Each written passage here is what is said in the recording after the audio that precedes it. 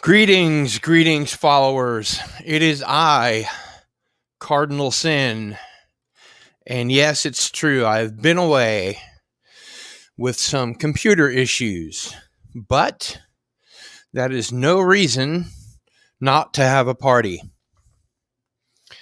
as the wise people say, whoever those wise people are.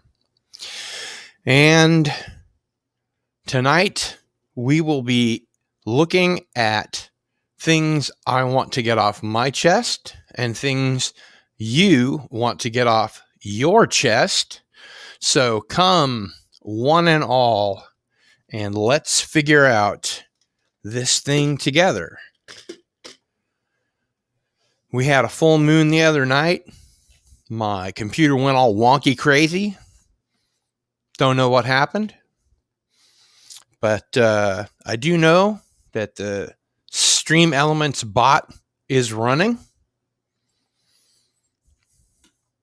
Heyo, Galgo13, aka Brandon the Infinite Wolf. Good to see you, my friend. The Stream Elements bot is running, but the Stream Elements tip jar is not. So you may tip me here at my 100% secure PayPal personal link. And I am going to go ahead and send an invitation to some folks here, and we'll see what we have in store.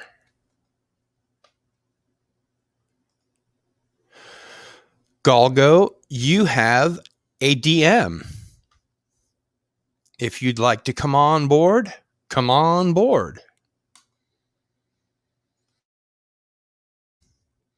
And you can tell me what's bugging you, or how great your day was, or what have you, etc., etc., etc. Because what's a party without friends? After all, I have good news and I have better news. Got to make sure the board bank is facing the right way. Soon, there will be a Cardinal Sin action figure. Thanks to my good friend Andy Masterson. How cool is that? It's actually a little self-indulgent, if you ask me.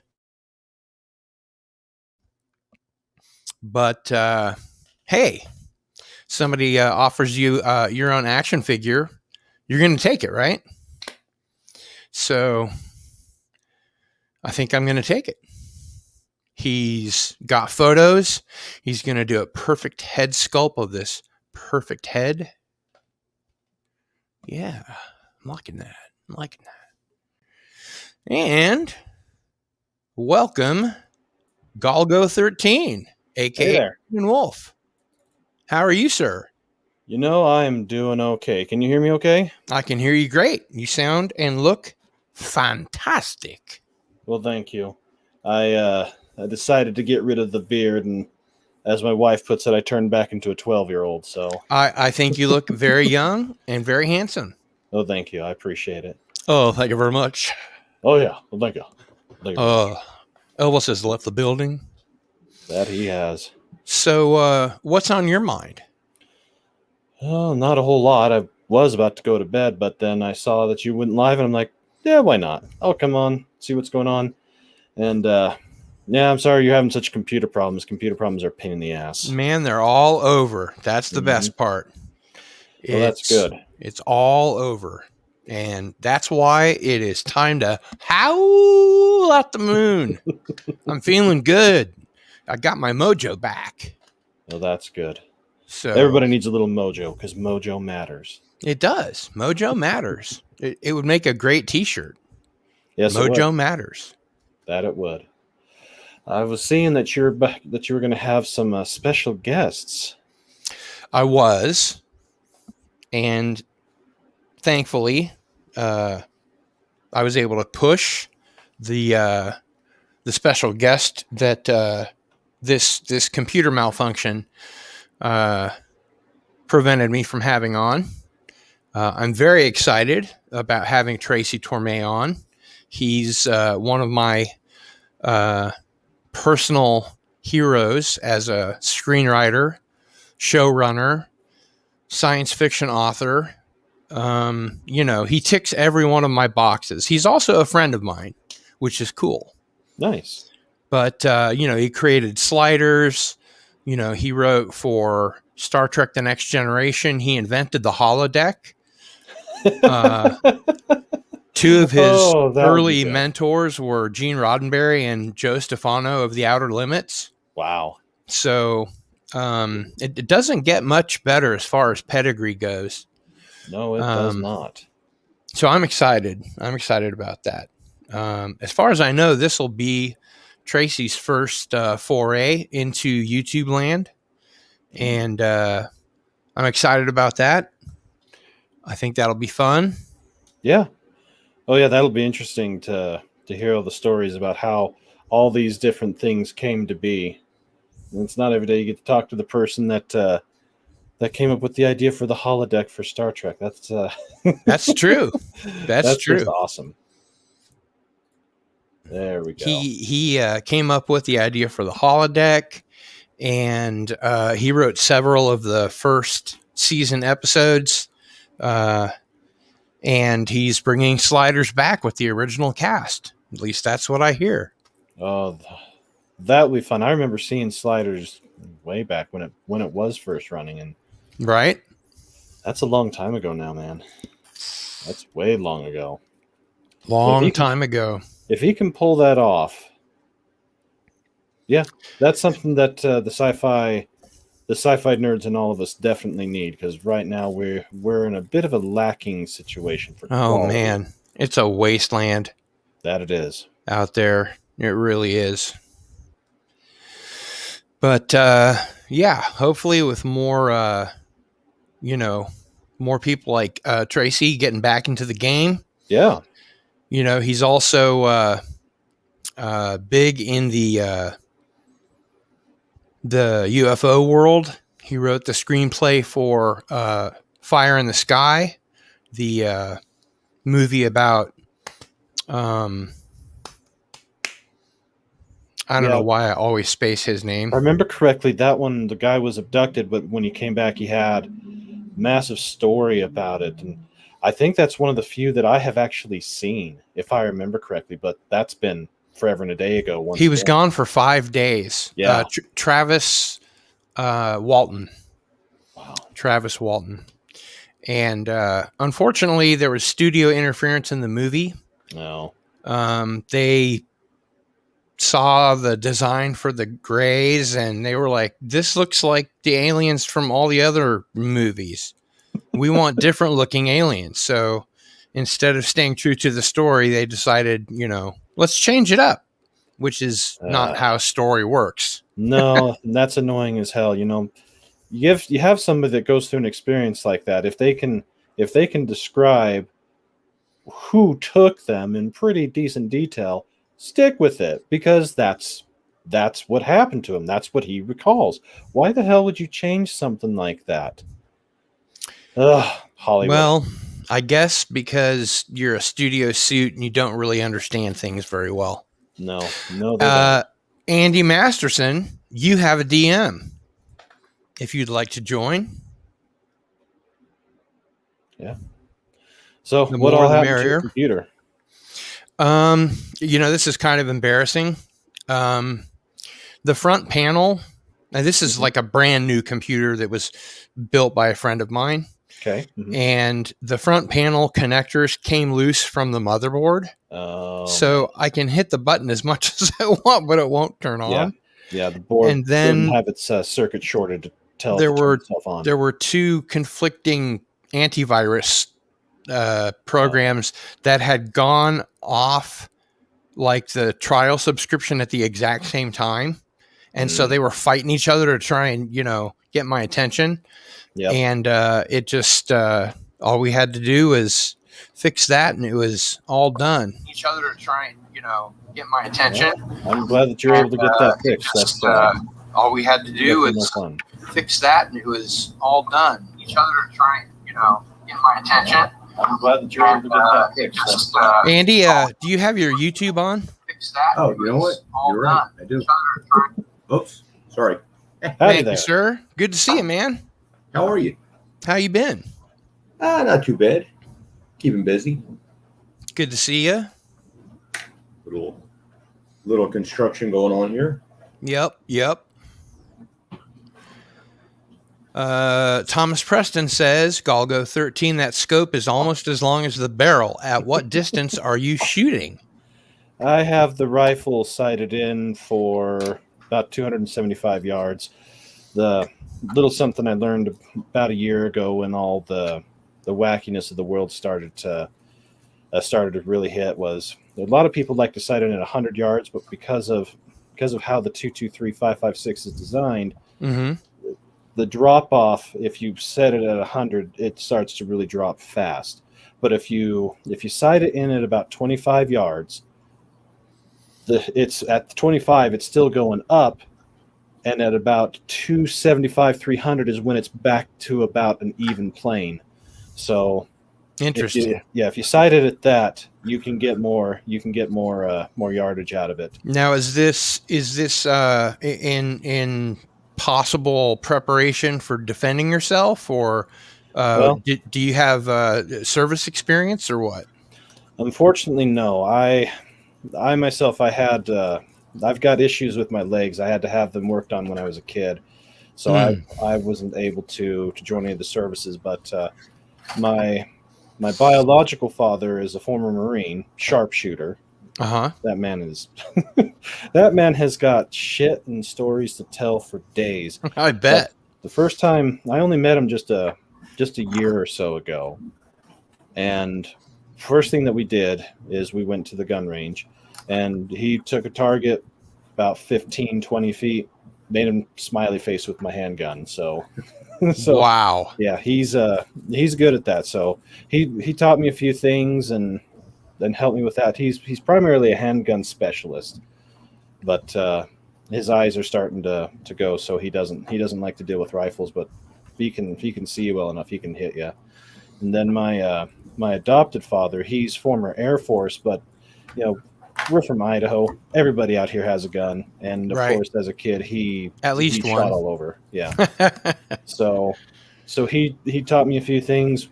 All of my grandfather and all of his brothers were either in the National Guard or actually landed or was over in Japan or over in Normandy. So wow. So yeah, we've got a lot of service history, but over the past 15 years or so is when I decided I better start taking this right seriously, because there are people that don't like it. So I started with handguns.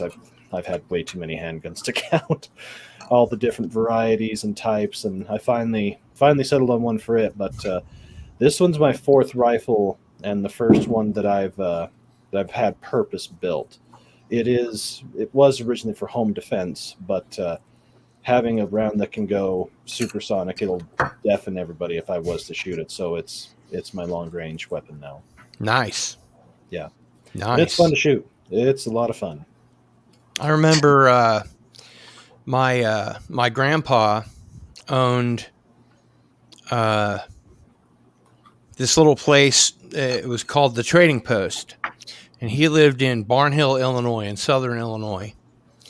And Barnhill had 50 people. That was the population, 50.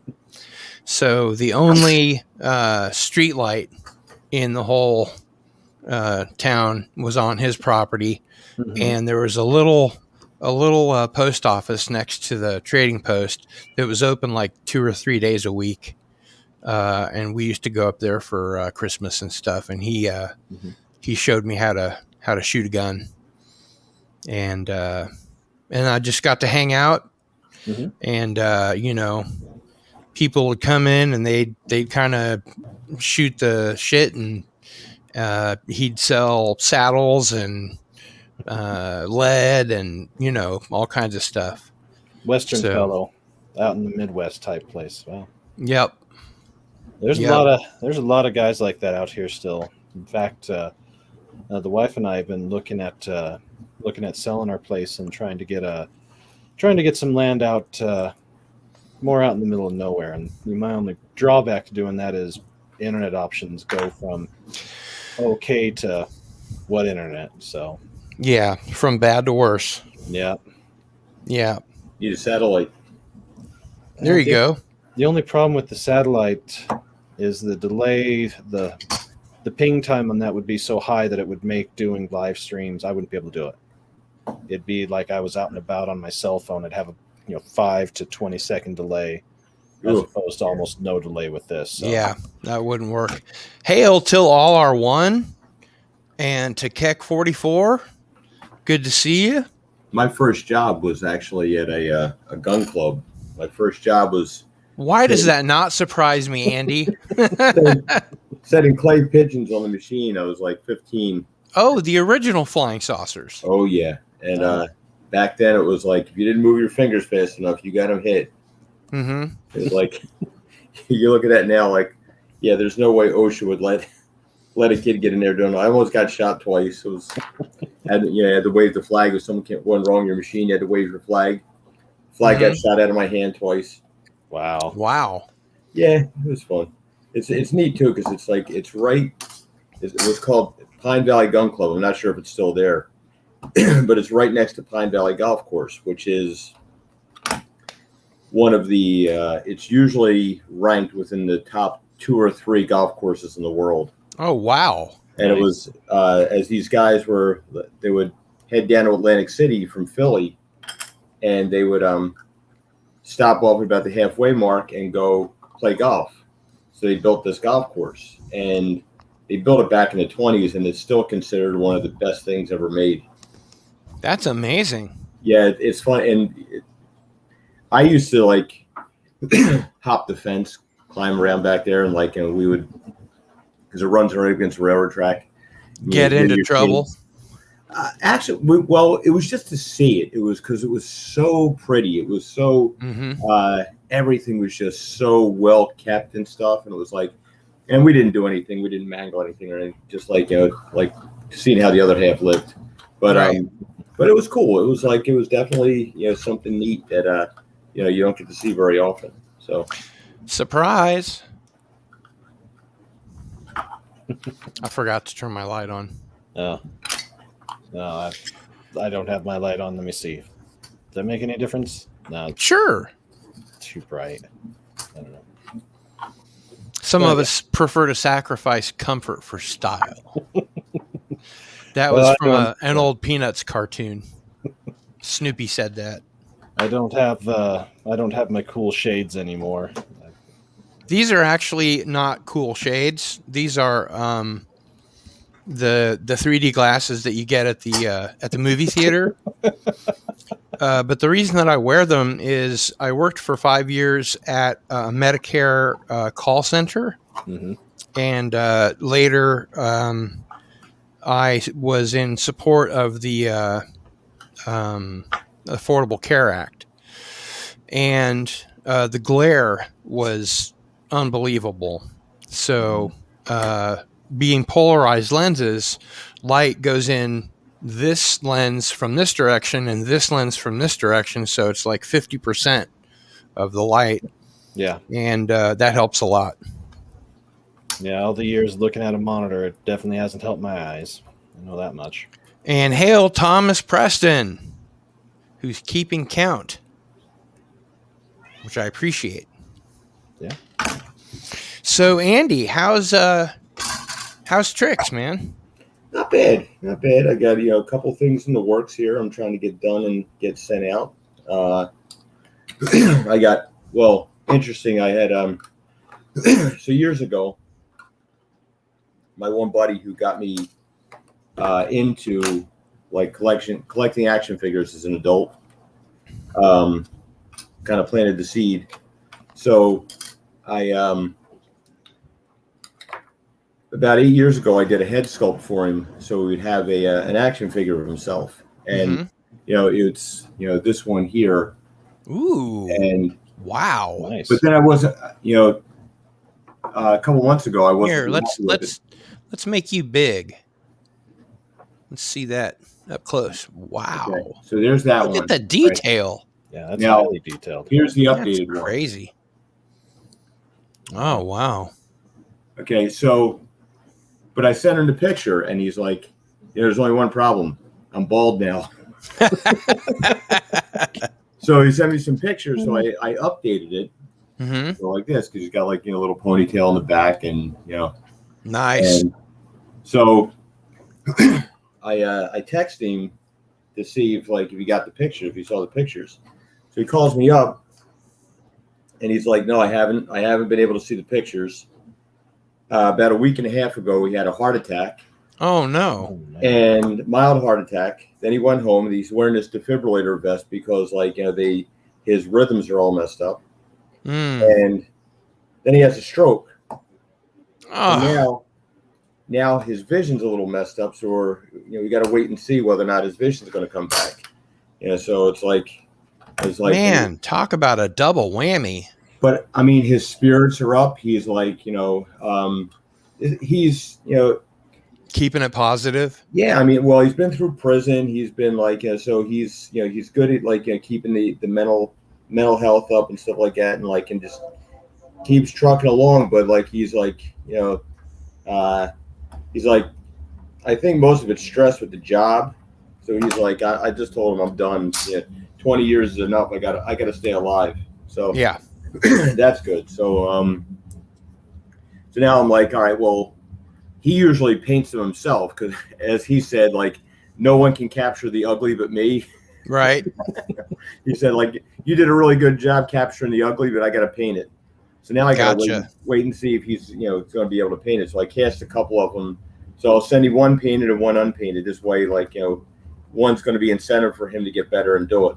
So I got that one. That's I got to wait until he gets home from the hospital and stuff. Obviously, yeah. Well, definitely our thoughts are with him.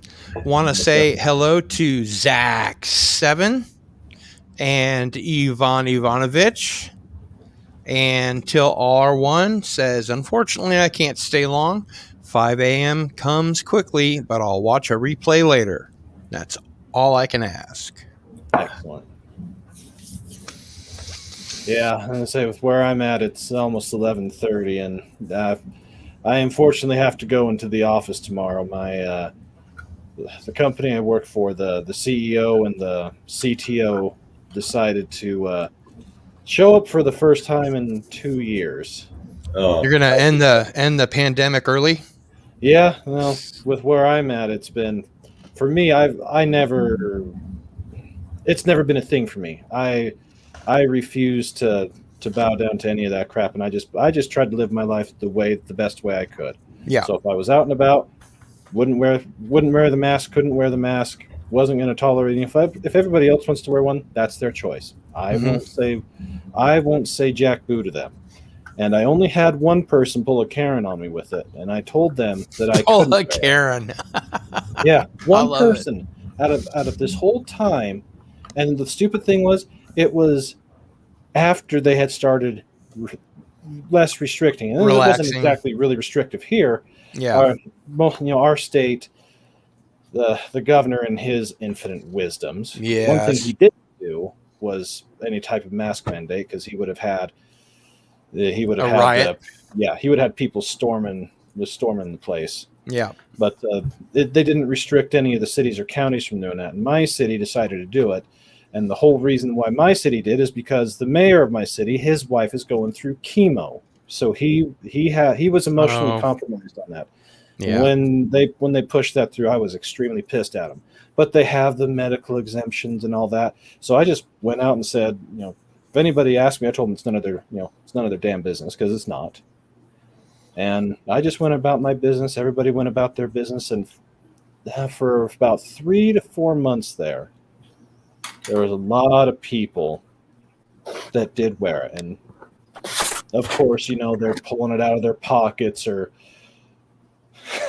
picking up dog shit and then putting it back on their face. The stupid shit like that really just makes you wonder. Yeah, I never closed down my business. I stayed open the whole time, just quietly. Good. Yeah. And so if anybody came by, I just had friends visiting. Right. Good. Right. Yeah. I'm glad that you're able to survive. Unfortunately, a lot of our businesses did okay. There was only about maybe a month where nobody was driving anywhere. But after that, most of our people said, screw it, and just did their thing. Mm-hmm. Back in December, my daughter caught it. And she's a gymnastics coach, and somebody came into work with it. And, so she had the sniffles, and so she stayed home for Saturday, December 11th. So for 1 day. Pardon? She stayed home for 1 day. Yeah. She was like, we didn't think it was anything serious because it was such a mild cold, because we were expecting something like. And later she showed that she had antibodies. Well, she had to get a test before she could go back to work. Mm-hmm. So Friday night she didn't feel good. Monday morning she felt fine. Mm-hmm. So she needed a test. So the earliest test we could get was Thursday. So the 11th she got sick. The 17th we got her a test. We got the results on the 22nd that she was positive. So we're like, all right. So we all got tested. My wife and me, my wife and my son, we all got tested. We came up negative. Mm-hmm. Meanwhile, girl my wife works with like this, and she had to tell them because she works over in Philly. So she went and got tested, and like a girl that works with her came up positive. So we're not sure whether or not my wife passed it to her, was asymptomatic or whatever. But I'm like, so first I'm like, you know what? Now I got a bunch of shit on Facebook about this because like my argument was like, so a few years back, my brother Ed died of cancer. He they had him on chemotherapy for 16 weeks, shrunk the tumor down in his neck to a very operable size. Then they had to cut off the chemo for 3 weeks to let his body recover for surgery. Oh, right. I remember that. In that 3 weeks time, the cancer like really spread. So my argument was that there's people that they're not getting diagnosed. They're not getting treated. Mm-hmm. So people are going to die either way. Yep. So when people come up to you and say, like, you just want people to die, you're like, well, which people do you want to die? Because other people are going to die. The suicides, the addiction. There are a lot of suicides, man. Oh, yeah. Since, this thing started, it's gone up like 400% or something. Yeah, it's crazy. In San Francisco, they said they had a year's worth of suicide calls to the hotline in 3 months. Wow. So I believe it. Yeah, it's crazy. And so then they then in here I had back in like April, I had 8 people out with it at the same time. Now as soon as the one girl, I have a woman, she's 73 years old, she got it. And she was in here with me, and it was just the two of us. And so I went and got tested. I came up negative again. And so your immune system will fight anything off. Well, that's the thing. Like vitamin D, zinc, which I've been on a regular regimen of for years. And that's the thing. It's like, but that's what we're not addressing. It's like the obesity, diet, exercise. Like people say, you have to go and follow the experts, listen to the experts, right? Well, you go see an expert once a year for your doctor's appointment, and he tells you to lose weight and watch what you eat and exercise. But you don't listen to that expert. You got to listen to the guy who tells you to wear 3 masks and stay away from everybody. Well, and I was like, if this is like that and that contagious, like, so why wasn't I affected? Why wasn't? And my one guy, his mom, 78 years old, with emphysema, she caught it. She's fine. Mm-hmm. The thing that really just weirded me out was that, there are certain people that while they were, getting supplemental oxygen, and stuff like that, then they caught pneumonia and stuff that you get in hospitals and stuff like that. And then they died. But think if you take care of yourself like you do, and you're in good shape and you're strong, you I think eat right and you take care of yourself, people react to it in totally different ways. I think when it's all said and done, we're going to find out there's a genetic component to this. A good friend of mine, he works in pharmaceutical advertising, so he has to do a lot of research on stuff. And they had there's a guy in San Francisco, and back in the 80s, and he walks into the hospital and he says, This sounds like the setup to a joke. No, seriously. You guys Guy walks into a hospital. You guys have to study me. And he's like, what do you mean you have to study me? Like, with this whole AIDS thing. Because all my friends are dead, and I've had sex with all of them. And oh, right. And he was immune to HIV. Mm-hmm. And here they think it's a throwback to the Black Plague. Like, his genes just had like antibodies in there that could fight off. And there's a certain amount of people that were like, I think we're going to find out there's a genetic component to this that affects some people for whatever reason, and other people it doesn't necessarily do that much to. And I would like to welcome to the panel the Wake Down. Greetings, sir. Wake Down. How's it going, guys? How are you doing? Doing great. Oh, not too bad. Not too bad. I've had worse days for sure. Good to see you. Good to see you. Glad Always you could a make pleasure. the after party, as it were. Yeah. We have 4 of the best looking guys on the internet. Hey. Well, thank you. I'll take that. I mean, I'm serious, can lie to the Brandon. chat if you'd like. The clean shaven look, man, can't beat it. No. Unless you're Andy, of course, in which case it looks fantastic. I had about 2.5 months growth on it, and my only issue with shaving, I've got such sensitive skin that if I shave too much, I break out so bad. So yeah, me too. It's a balancing act that I got to do, but the most I can shave is every other day, and that's if I have like brand new razors. Yeah. I hear you there. So, but wow. So Thomas point. Preston says 7 watching with 16 likes and no Karens. Woohoo! This And is hail a Darius Karen-free Munchausen. broadcast. What's that? It's a Karen-free broadcast. It is Karen free, absolutely. Karens are all in bed waiting to go to see manager tomorrow morning, bright and early. Yeah. They get their receipts ready. Yeah.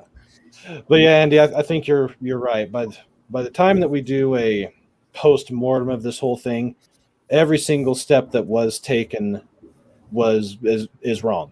Yeah. There are going to be a hell of a lot more people dead absolutely. From cancers or from all these other things. And here's my biggest fear.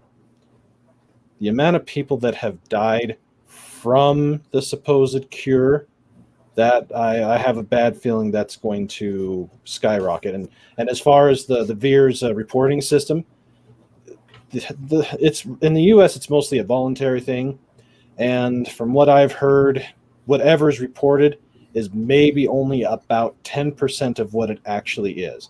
And the amount of people that have died from like the flu shots or that, it happens. It's mostly older people, but the amount of people that we know of that they're willing to admit that have died from taking the poke from any of them is it's upwards of about 4,500 to 5,000. And that's just what's reported officially. I have to point out what Ivan Ivanovich is saying. What would you say if it turned out that Chinese bioweapons are as poor quality as most other Chinese products? Now, what really got me was when they found out that this actually was created in a Wuhan bioweapons lab. Yeah. And that doesn't surprise me at all. The whole time it was like, you're racist if you say that, anti-Chinese and blah, blah, blah. And, it's the folks and the Yahtzees. Being kind of we don't talk baby talk on my channel. You can say Nazi if you are talking about, people from the 30s and 40s in Germany. Yeah. But I was just really shocked that, because I'm a trusting guy, I might be a little gullible, a little naive, but, hey, what you gonna do? Man, It's crazy. Well, some people, wow. Yeah. But I mean, I was really shocked because it was this whole thing of, we're, Yeah. we're not sure. There was this, what do they call the wet market? Wet market. Yeah. Yeah, and I was like, okay, they're eating bats or something, and this thing jumps from bats to humans. We know that that's happened before. Yeah. It's just the such avian a- flu. It's just such a I don't know. Like if I was the guy in charge of creating like the tagline for a conspiracy, I'm pretty sure I could do better than some guy in China ate a bat. Yeah. Yeah, Oh yeah. Yeah. You can Yeah. always tell when an official story is full of shit because of how stupid it sounds, and that one. That was about as about as bland as it could get. It's up there with weather balloons. Yeah. right. And temperature inversions. Yep. I shall return. All right. Yeah, I think Yeah. the whole thing with the the country that sent us bad sheetrock and toys with lead paint and poison pet food. Yeah, like we probably shouldn't trust them very much as far as imports. No. And yeah, so I wonder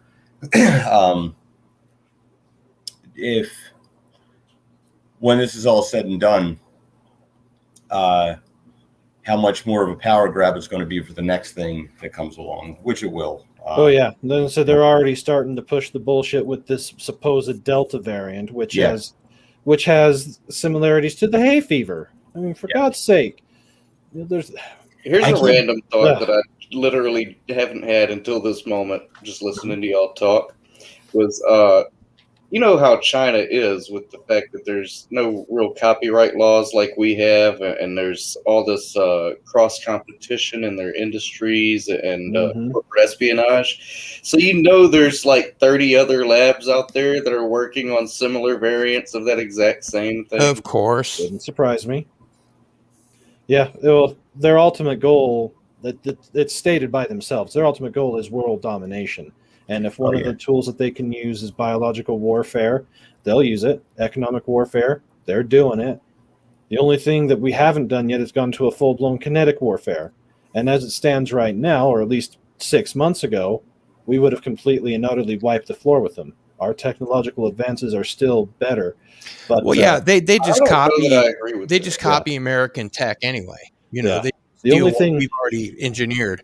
The one thing that I was always told by my dad was if we ever got into a full-blown war with China, A hot war. a hot war, the biggest advantage that they have is manpower. They can muster a 100 million man army like that. Over the last 30 years, I was in the Army, and I can tell you the American military has gone completely off the rails. I know, compared to right? what it used to be. And the technology that they're spending, that they're throwing all this rampant money at, there's some cool tech, but there's also a bunch of bullshit. Like, look at all the controversy surrounding the F-35 and how it can get outperformed by 30-year-old MiGs.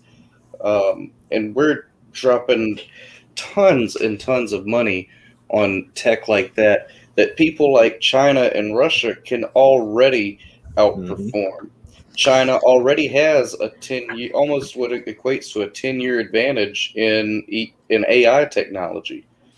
Well, the other thing about that is that the weapons subcontractors have so many years of stuff in the pipeline that they have to sell before they can sell the new stuff, that we still have an advantage over everybody else. But if we knew what was actually the most brand new stuff, we probably would not question the new what is it called? Tic Tac report or whatever, Welcome, Adega Outlaw. Hey, Howdy. gentlemen. I How's it can't be going? too loud. Hopefully you can hear me. I got people yeah. sleeping here. Can hear me Yeah, you just fine. sound good, man.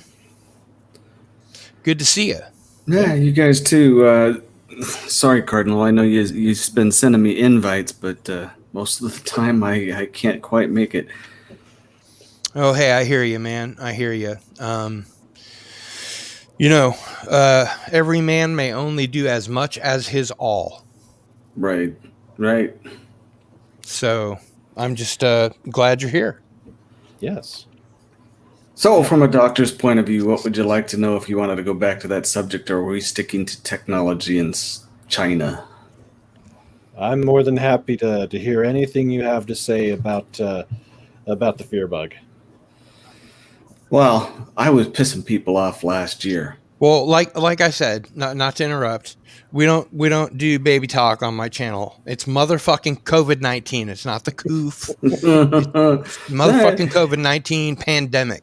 Yeah, well, like I said Because you last can't year, demonetize someone who isn't monetized, bitches. right, right. All men must die. Andy had it right. I was telling people this last year because I have a cancer, and it affects the immune system. And I deliberately went around without a mask, but I was doing the vitamin D, the zinc, all of that stuff, and I was proving to people, even with a morbidity, that this is completely beatable. You have to stay busy, you have to eat right.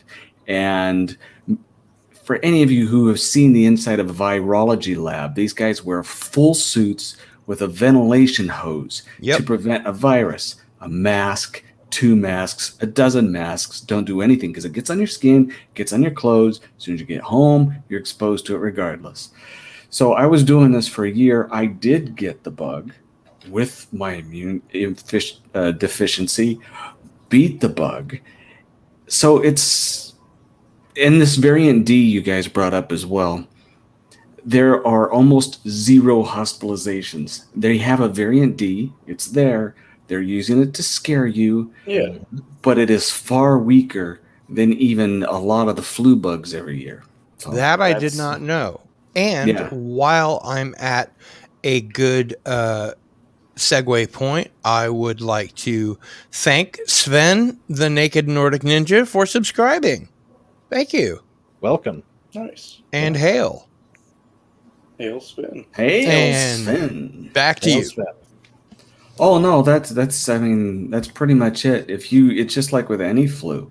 They about 15 years ago they did a bunch of studies, and this is something that from my field we've known for 100 years. When the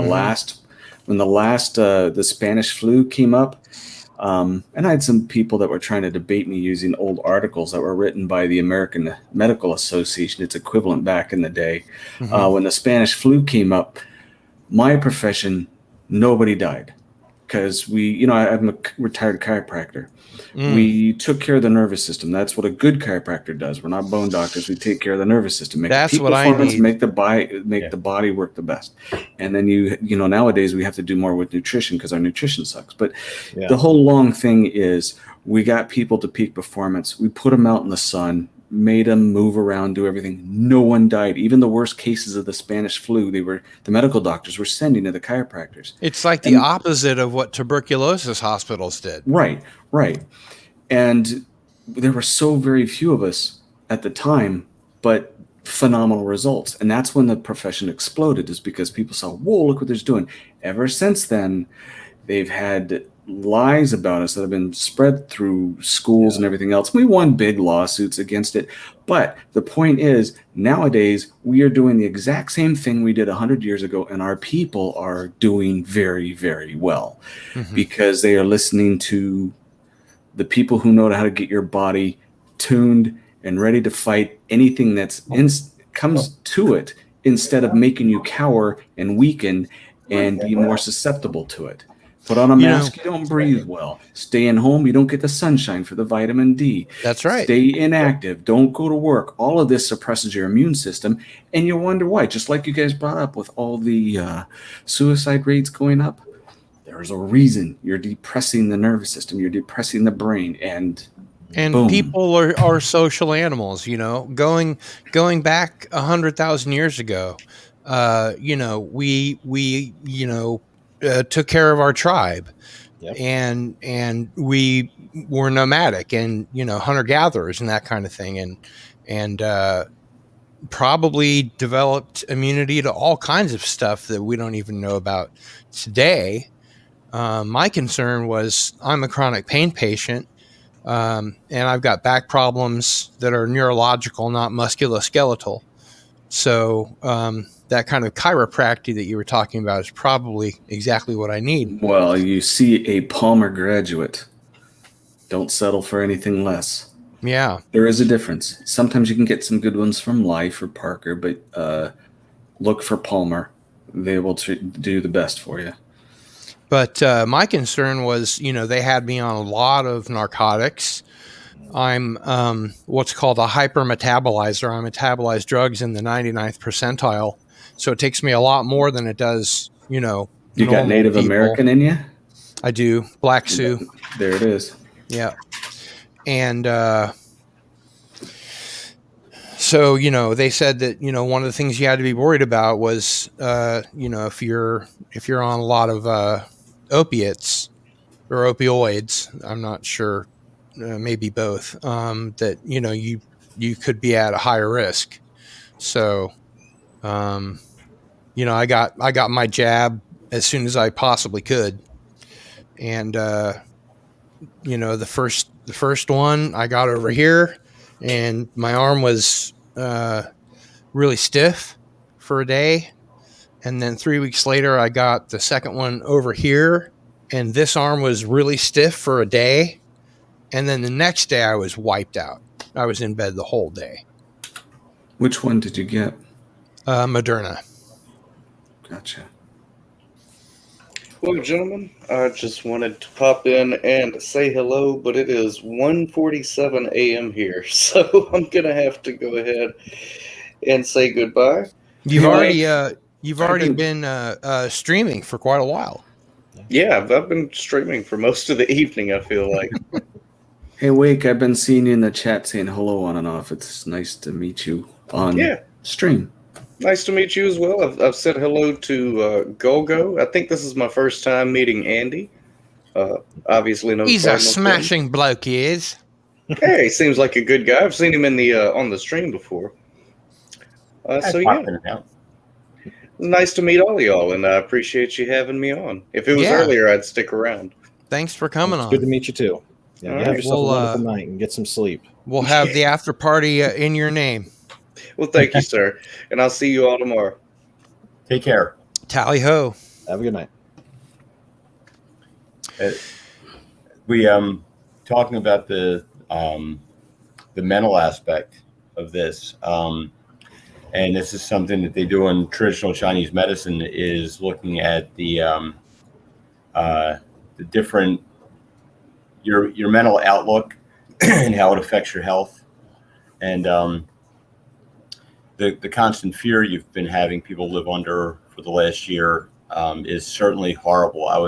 It would be interesting to see if there was a way to quantify the amount of psychological trauma, the outlook of the people that suffer the most from it. It's almost, if you expect to get sick, you'll get sick. If you expect you're going to get better, you can get better. When you were on the first time on the Cardinal and Friends stream, I was a little dubious. But as I got to know you better, and know about your martial arts background and just everything else, that you're as fit as you can be under the circumstances. I mean, if you were a professional bodybuilder or something like that, you could probably be more fit. But, you teach, you practice, and all that kind of stuff. And it really, as the days went by, I kind of mentally masticated what you were saying, and it made a lot of sense. I think it's like over the years, I've picked up a lot of things that were against the conventional wisdom. My brother Ed, he Oh started. hell, I've been doing that all my life. Well, we've been, well, when I was 16, I was a nerdy kid all my life. My brothers were, my one uncle was a professional baseball player for 16 years. Oh wow. He struck out Mickey Mantle 3 times. Wow. And my brother Mark was offered a position on the Cincinnati Reds farm team, but he was making more money at UPS, so he stuck with that. And we've had a lot of athletes in the family, and I was sickly. I was like allergic to everything when I was growing up. And then when I was 16, my brother Mark told me, come on with me, and we started lifting weights and heavy metal music to keep the blood going while you were doing it. Sure. Nice. So, but we lifted like everybody else did, and so my brother Ed, he really started looking into things, and he was a big fan of Mike Mentzer, and there was a feud going on in the bodybuilding world back in the 70s, and you had on the one side were the Weider brothers, and they had Arnold in their camp and so forth, and on the other side you had Arthur Jones. Arthur Jones. I remember that. Yeah, Arthur Jones he's the guy who invented Nautilus equipment. Right.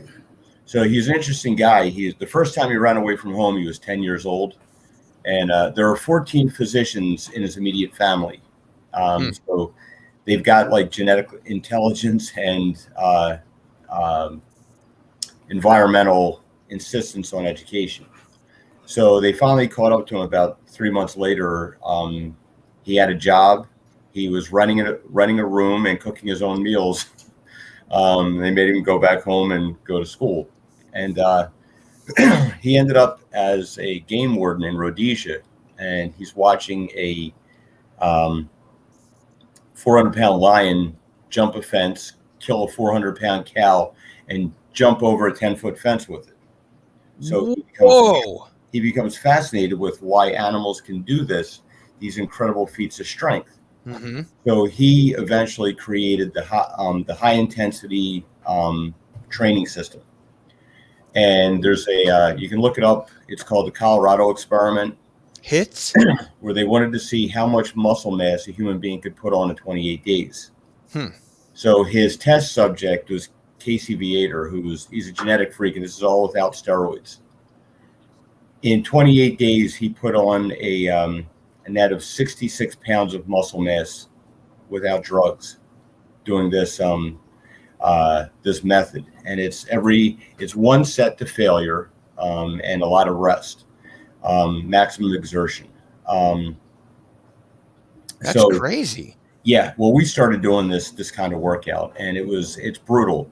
I should think so. I think Jones said that only 16% of the population is capable of getting through it, and another 16% is capable of having someone push them through it. I was in that group. My brother Ed was in the first group. Mm-hmm. And he, when he was 49 years old, he was squatting 810 pounds. Damn, nice. And I have a video on my Facebook page of it, like where it's a machine, but it's still there's 9 45-pound plates on each side of it. Mm-hmm. And he does 4 reps with it. So, what a beast! Well, yeah, but like he growing up, like he used a lot of the negative experience we had to kind of fuel those feats, and right. I think ultimately that's kind of like what fed his cancer. I think that negative outlook definitely plays a part, and it's there's an experiment they do in Japan where they have someone talk to the plant, ignore a plant, and yell at the other plant. Mm-hmm. And you see the difference in I've seen those results. Yeah. And I was just talking about that on a stream 2 weeks ago. Yeah. And it's like so things like that the high intensity training is not of the conventional mindset. The the diet approach. There was a guy, Jonathan Yudkin. He studied starvation in Europe after World War II, and with all the supply chains being cut, he there was a lot of the continent that was starving or malnourished. Now, what part of the continent are you talking about? Europe. He Just was in like, general? yeah, like anywhere, like throughout Germany, throughout France, like any place the war was really affecting. Russia. Yeah, It's pretty much all of Europe. Yeah. right. And so he, when they started this thing in the 70s with going after the fats in the diet, he was very insistent that, like, no, you're wrong. It's not the fats in the diet, it's the sugars. And if you think about it, like, sugar is very rare in nature. In fact, one of the guys I teach, he started his own cidery, hard Pretty cider. much fructose is it, right? Well, yeah, but oddly enough, the about the apples that we have now, the varieties of apples that were available even 500 years ago were nowhere near as sweet. No. We've done such a good job at breeding and growing sweeter foods. It's like, and then we had no way to keep the sugar, so like that's why like things like fruitcakes were so prized and stuff. That there's a story back in the I think it was the movie they made of Shackleton, who went down to try and find his way across the South Pole. And everybody came down with scurvy except for him, because someone gave him a jar of jelly, fruit jelly, and he was getting vitamin C from that, and that he was the only one that didn't get it. So Like pectin or something? yeah, so like the vitamin C that was inside of it, that's what fights scurvy. Right. So the idea is about like how rare sugar was. Now, sugar is an inflammatory substance. Mm-hmm. And Yudkin was saying that the sugar that gets carried through the bloodstream inflames the walls of the blood vessels, causing them to narrow because of the inflammation. It's a vasoconstrictor. Right, and that's why you have so many issues with, it's not the cholesterol and things. It's like, and now they just released findings from a study that the red meat has no bearing on your cholesterol. Here they started off with an assumption in the diet studies that, because they were listening to people and they weren't taking into account that people lie to their doctors.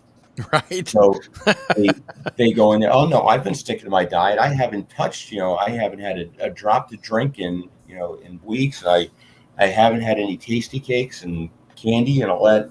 Right. But they lie. And so the dietary. So the data is skewed.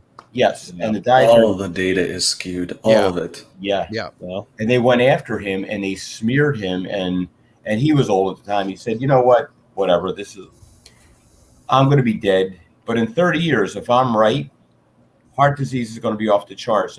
If you're right, heart disease will be non-existent. And where are we? It's Right. like, it's disease is sugar. off the chart. And it's like, and it's addictive. It's highly addictive. And I worked for 17 years in supermarkets, and people like to think that there's a big conspiracy about diet and stuff like that. You don't need a conspiracy. People do it to themselves. Yep. People sign up for all the sugar. They sign up for all the salt. They eat like crap. They don't exercise, and the mental health is one of the first things that suffers from it. Like we all know that if you exercise, your mental health improves. Yeah. Nobody wants to exercise because that's too hard. So I have a question for you and for Adega. Ivan Ivanovich says, my own experience is that carbs pack on fat. Oh yeah. Yes. True? Yeah. Yeah. Absolutely. I'm Well, not a carbs- doctor, and I can say that's true. Yeah. You got to think one of the best books if you want to read that. It's very simplistic, and you can get more complicated on it. There's all kinds of variants. But I read this book years and years ago, and like I said, it's become more complex, but it was called Fit for Life. And basically, I've heard of that. Yeah, basically what it talks about is the primitive diet, the way the body should eat, And people say, well, you shouldn't eat meat, or you shouldn't eat carbs, you shouldn't eat this, or Is this like the paleo diet? no, no. Basically, what it is, it's designed to. You go back 300 years. How did the people eat back then? And it's like what Andy was saying. Sugar was very rare. Mm-hmm. Fructose, not so much, because that's where it only comes in grapes. Everything else is glucose. Glucose is the bad boy, the real bad. I see. Fructose, you get in, goes out, you burn it up real quick. But even still, in excess, if you're drinking a lot of wine stuff. But anyway, this Fit for Life, and this is what I like to use against all these vegans who say the vegan diet's it. And I say, well, why do you have a third of your teeth designed specifically for eating proteins? That's not what's healthy for your body. And you have teeth that are designed for grinding. But nowhere in your mouth is there a tooth designed for eating high carbs. You could slide those things in without chewing. You can eat grains like nuts and those type of things, but the carbs are bad. And like Andy said, it's the sugar in the diet, and they stick it in everything. Yeah. What's funny is that now I started working in a supermarket in 1988. God, you're old. No, I'm kidding. But they you would see the healthy foods come and go, like, because they wouldn't sell. It was like back then, like we had all the green. You had like a little. Well, hell, let's put it this way. When I first started working in the supermarket, there was an 8-foot section in one aisle dedicated to bottled water, and who's going to be stupid enough to buy bottled water, because you can get water anywhere. Now you have like 2 or 3 aisles filled with nothing but bottled water. It's amazing. You must work in a really big supermarket. Well, around this area, it's pretty, there's a lot of business, and it's very competitive. It's very, and this is before the super Walmarts and stuff like that. Right. But I mean, even there, like you see, with this, it's like it gets wiped out, like especially like during COVID, all the shortages and stuff. Yeah. But the healthier stuff doesn't sell. People just don't want it because they're addicted to sugar. Yep. And if they're not willing to address the addiction part, and most people are self-medicating. Most people are doing something, whether it's sugar, whether it's alcohol, whether it's the internet, whether it's name your poison with sex. Yeah. Well, wouldn't that be Well, see, that's actually exercise. I mean, So everything really can be addictive. I mean, right. There's literally a point at which you can die from having too much water. Mm-hmm. Yeah. Theoretically. But that's the thing. You have to get people to realize they're in control of their life. They can be in control of their life. You cause most of your own problems, but you can also be the solution to most of your own problems. And it's so counterintuitive to what we do today. It's this whole, I do intermittent fasting. I was trying to lose 10, 15 pounds. And finally I started hearing about intermittent fasting. So I started doing it. And now when you say intermittent fasting, are you talking about maybe for a week or no? I do a month or I don't eat until about 2 or 3 o'clock in the afternoon, and I try to finish up my meals by about 7 o'clock at night. Yep. So just kind of lunch and dinner. Yeah, it's pretty much a small I'll make myself a scrambled egg and something for about 3 o'clock, and then I'll eat dinner, and then at night when I get done work, I'll usually come up and I'll have some have some form of adult beverage and maybe a little snack with that, but that's about it. What about brown rice? I really don't focus too much on. The only thing I try to avoid are I've got a sweet too tooth. much carbs. Well, my wife likes to, she'll bring in snacks and stuff that my son can pack for his lunch because he's super picky eater. So if it's sitting there and there's a cookie or a piece of cake, I'm screwed because I've got no willpower with it. Right. Right. But other than that, I'm usually pretty good. But it's that's the idea of this is it's not so much it's the calories really that we stick into ourselves.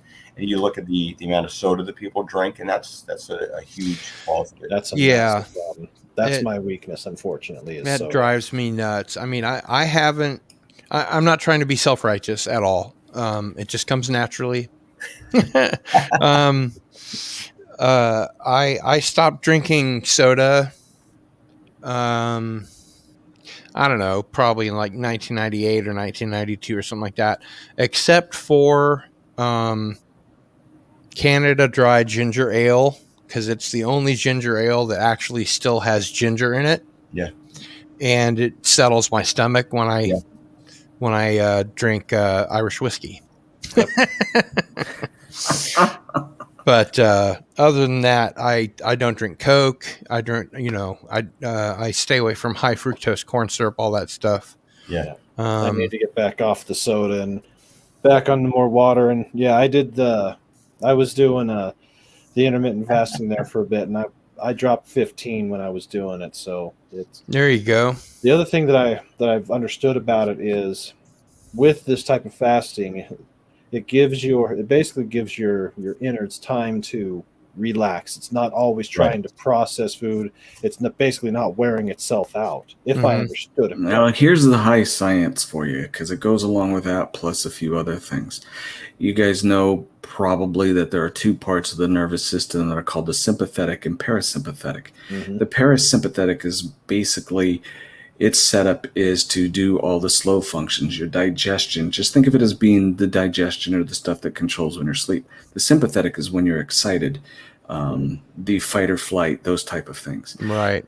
In our, when you do the fasting, it gives that parasympathetic a break to a certain degree. Here's the complicated part, and this is why exercise is partly it's hugely helpful, and it has nothing to do with burning calories. When you sit at a desk or when you do menial work, our bodies are not designed for that. We're designed to be on our feet for hours and hours and hours. Yeah. And what moving. it does is you would think it shuts it down, but it hyper stimulates the sympathetic nervous system. It makes you in the fight or flight, even though you're not running from a bear or you're not shooting at an elk. It puts you in that state and you don't get out of it, which causes an increase in cortisol. It drops your cell-mediated immunity, meaning you're more susceptible to diseases and various different stress things. levels go up. The cortisol changes to where your carbohydrates that you do eat do stick to you far easier. It makes you depressed. Pretty much the vast majority of the issues that we have is an imbalance between that parasympathetic and the sympathetic nervous system simply because of lifestyle.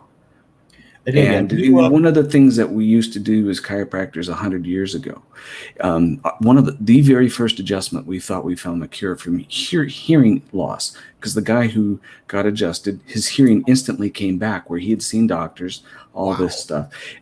We found all these things where we were curing stuff from cancer and everything else. But it wasn't us. What it was is the bodies were just needed to remove that interference with the sympathetic nervous system, freed it up, and they went fine. Nowadays, we are not living the same lifestyle that they did 100 years ago. We eat garbage. You can take an apple then, like Andy was saying, and an apple now. Then it was full of nutrition and a lot less sugar. Now it's a sugar bomb with some water in it. Yeah. You would have to eat 30 apples to equate what one apple back then was. So we're starving and we eat more and more because we're not getting the vitamin nutrition out of the food that we're supposed to. So we eat more and more and more and getting less and less and less. So we become more and more obese. Yeah. Well, again, back to like where we were talking, or Andy, when I first got on, I was hearing him talk about vitamin D and everything else.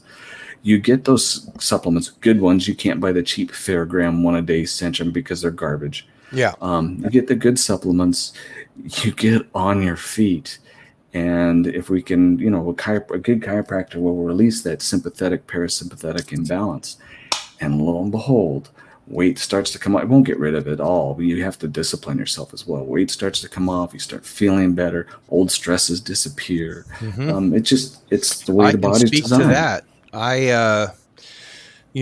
If you've watched my channel for very long, you've probably heard this story, but probably 10 years ago, maybe 8 years ago, I became really disgusted with my weight, and I grew up in a really athletic oriented family. My dad was the long jump champion of Israel for 6 years in a row. My sister became the discus champion of Israel for 7 years in a row, which made my dad really happy. My mom and my dad started the local track club.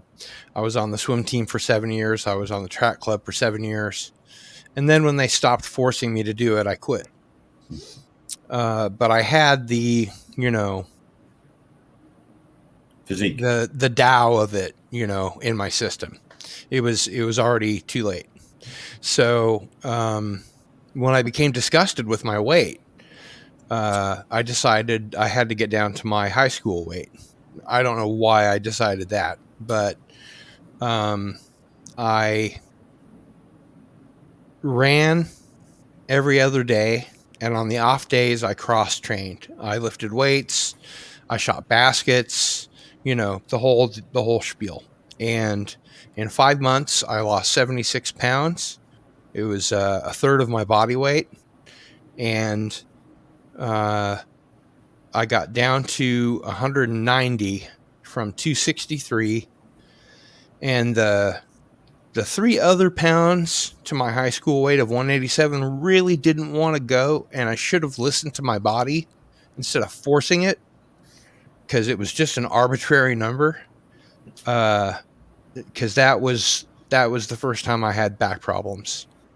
I had sciatica, and the way I found out that I got down to 187 was, I was screaming and crying, and they put me on this, scale at the hospital, and I'm like, I'm screaming and crying, and I look over and it says 187, and for like half a breath, I'm like,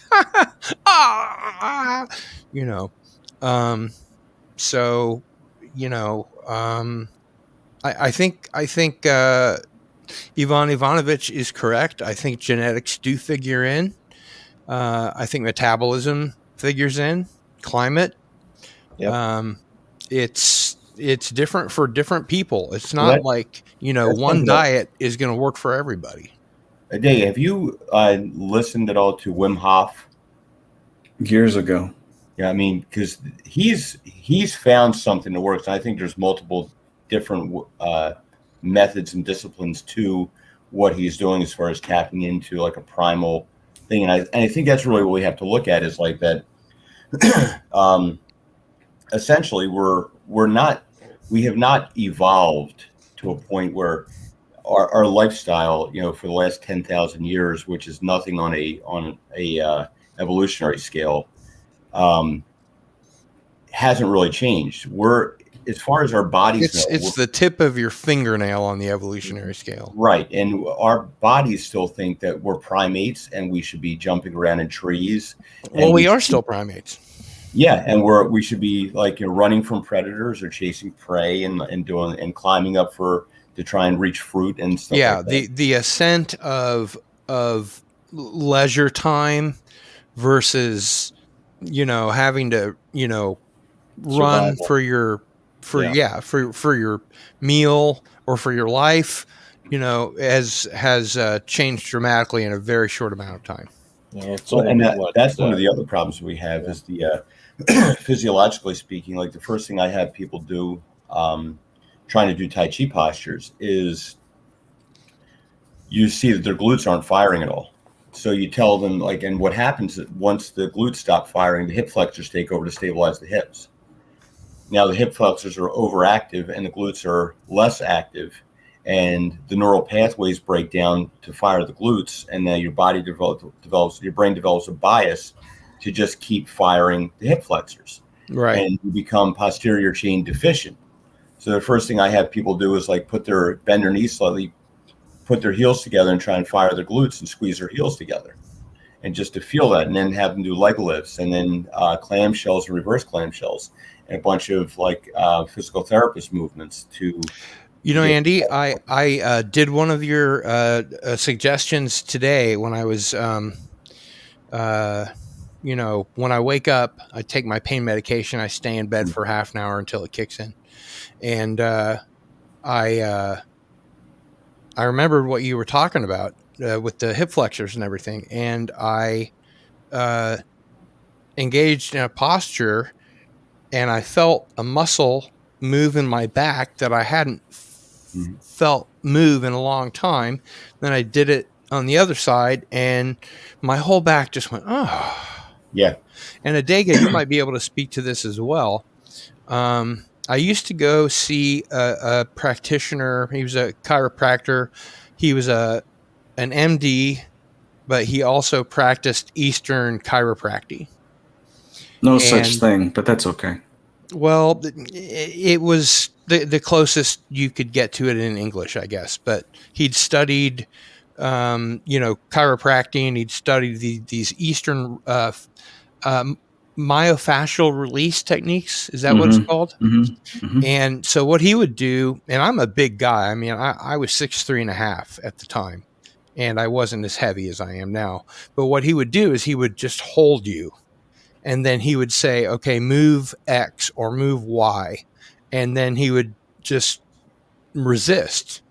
And then your body would move against him, and you would basically be doing all the work. And the first time I was done with my first session with him, I walked out of the building like I hadn't walked since I was a little boy. I felt like I was 1.5 inches taller. I felt like,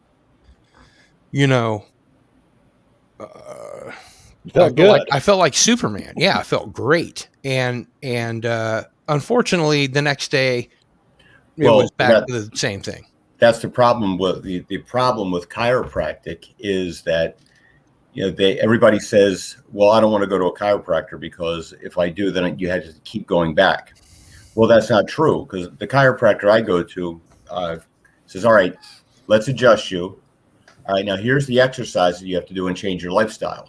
Right. And that's the problem. If you keep going back doing the same things, you're doing something wrong. Problems. So if you keep going to the same bar, you're going to get the same beer. It's like it's the same idea. Like if you keep allowing, you should think of chiropractic like going to a dentist. If you keep eating sugar, you're going to keep having screwed cavities. up teeth. Exactly. If you keep doing stupid things to your life, you're going to keep needing to have those nerves redone. Right. And myofascial release is done by several different professions.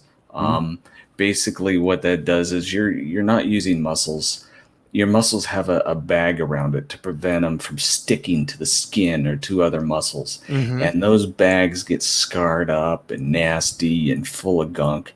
And myofascial release allows them to slip and start moving again. If you don't, all the little toxins, all the little stuff that's in there that cause the adhesions stays and it builds up again. And sometimes you're pretty sore the next day because it gets into the bloodstream and it feels like lactic acid. Yep. Yeah. It's a consistency thing. It's not a one-day thing. Right.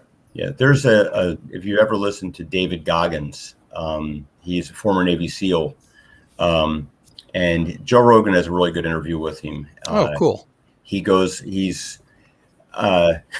Don't listen to it in public where people might be offended by strong language. No, it's because Joe Rogan's for home only.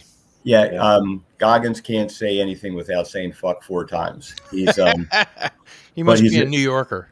He's I think he's from Chicago, but like he's got an incredible story. But he was former Navy SEAL, and he was having all kinds of issues with. He's one of the very few black special forces. He wrote that good book, didn't he? Yeah, and I know he is. So he's like, because blacks are negatively buoyant because they have a more dense bone structure. So they tend to negatively buoyant. Yeah. Oh, so okay. They tend to sink. Yeah. And so he went through 3 hell weeks. He was injured on the first BUDS training he went through. The second one, something else. Wait. The first what training? BUDS. It's the program they put you through for Navy SEALs. What's it stand for? Do you remember? I'm not sure. Okay. I usually listen to like motivational speak, Jocko Willink, Tim Kennedy, and some of these guys that have really, they're elite. And if the issue that I have with a lot of these guys is that they expect everyone else to be elite. Yeah. And because I have a theory that we all tend to see ourselves as average. Something makes sense to us, and we figure it should make sense to everyone else. Right. And we don't adjust and think to ourselves, hey, you know what? Maybe I'm exceptional in some way. Maybe I'm not able. Maybe these other people aren't able to do what I can do. And I think that's, or even in speech, you may be over somebody's head just by the way you're talking. Right. And you have to speak to a way. I run into this with some of the Chinese things, because I'll talk now. My teacher has a great command of the English language. He speaks several different dialects of Chinese, and he's very good at English. But the Western mind thinks differently. Alan Watts wrote this in his book, The Way of Zen, specifically speaking to why it's so hard for Westerners to understand Zen, because we don't think like Chinese think. It's a different. The language is very metaphorical. Like in Chinese, you don't say everything; you say the 10,000 things. Now, obviously, there's more than 10,000 things, but it's a stand-in. It's like, and everything takes place in the present tense. They don't, Right. have like a before and after. Right, and very weird to the Western mind.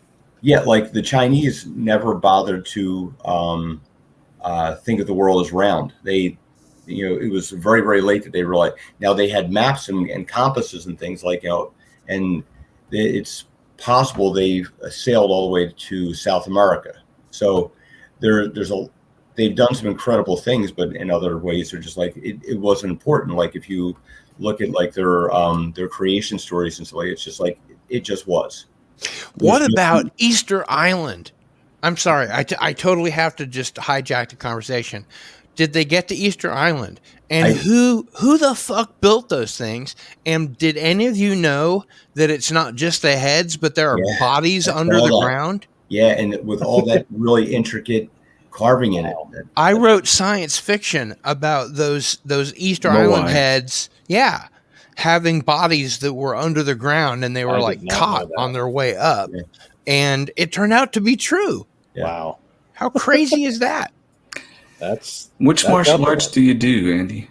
I started off back in '85, primarily doing Wing Chun and Chuan Fa, and then my teacher got into Yang style Tai Chi, and then he started training with, and he was an interesting guy. He went out to, he became a missionary, and so he was going out to school in Michigan.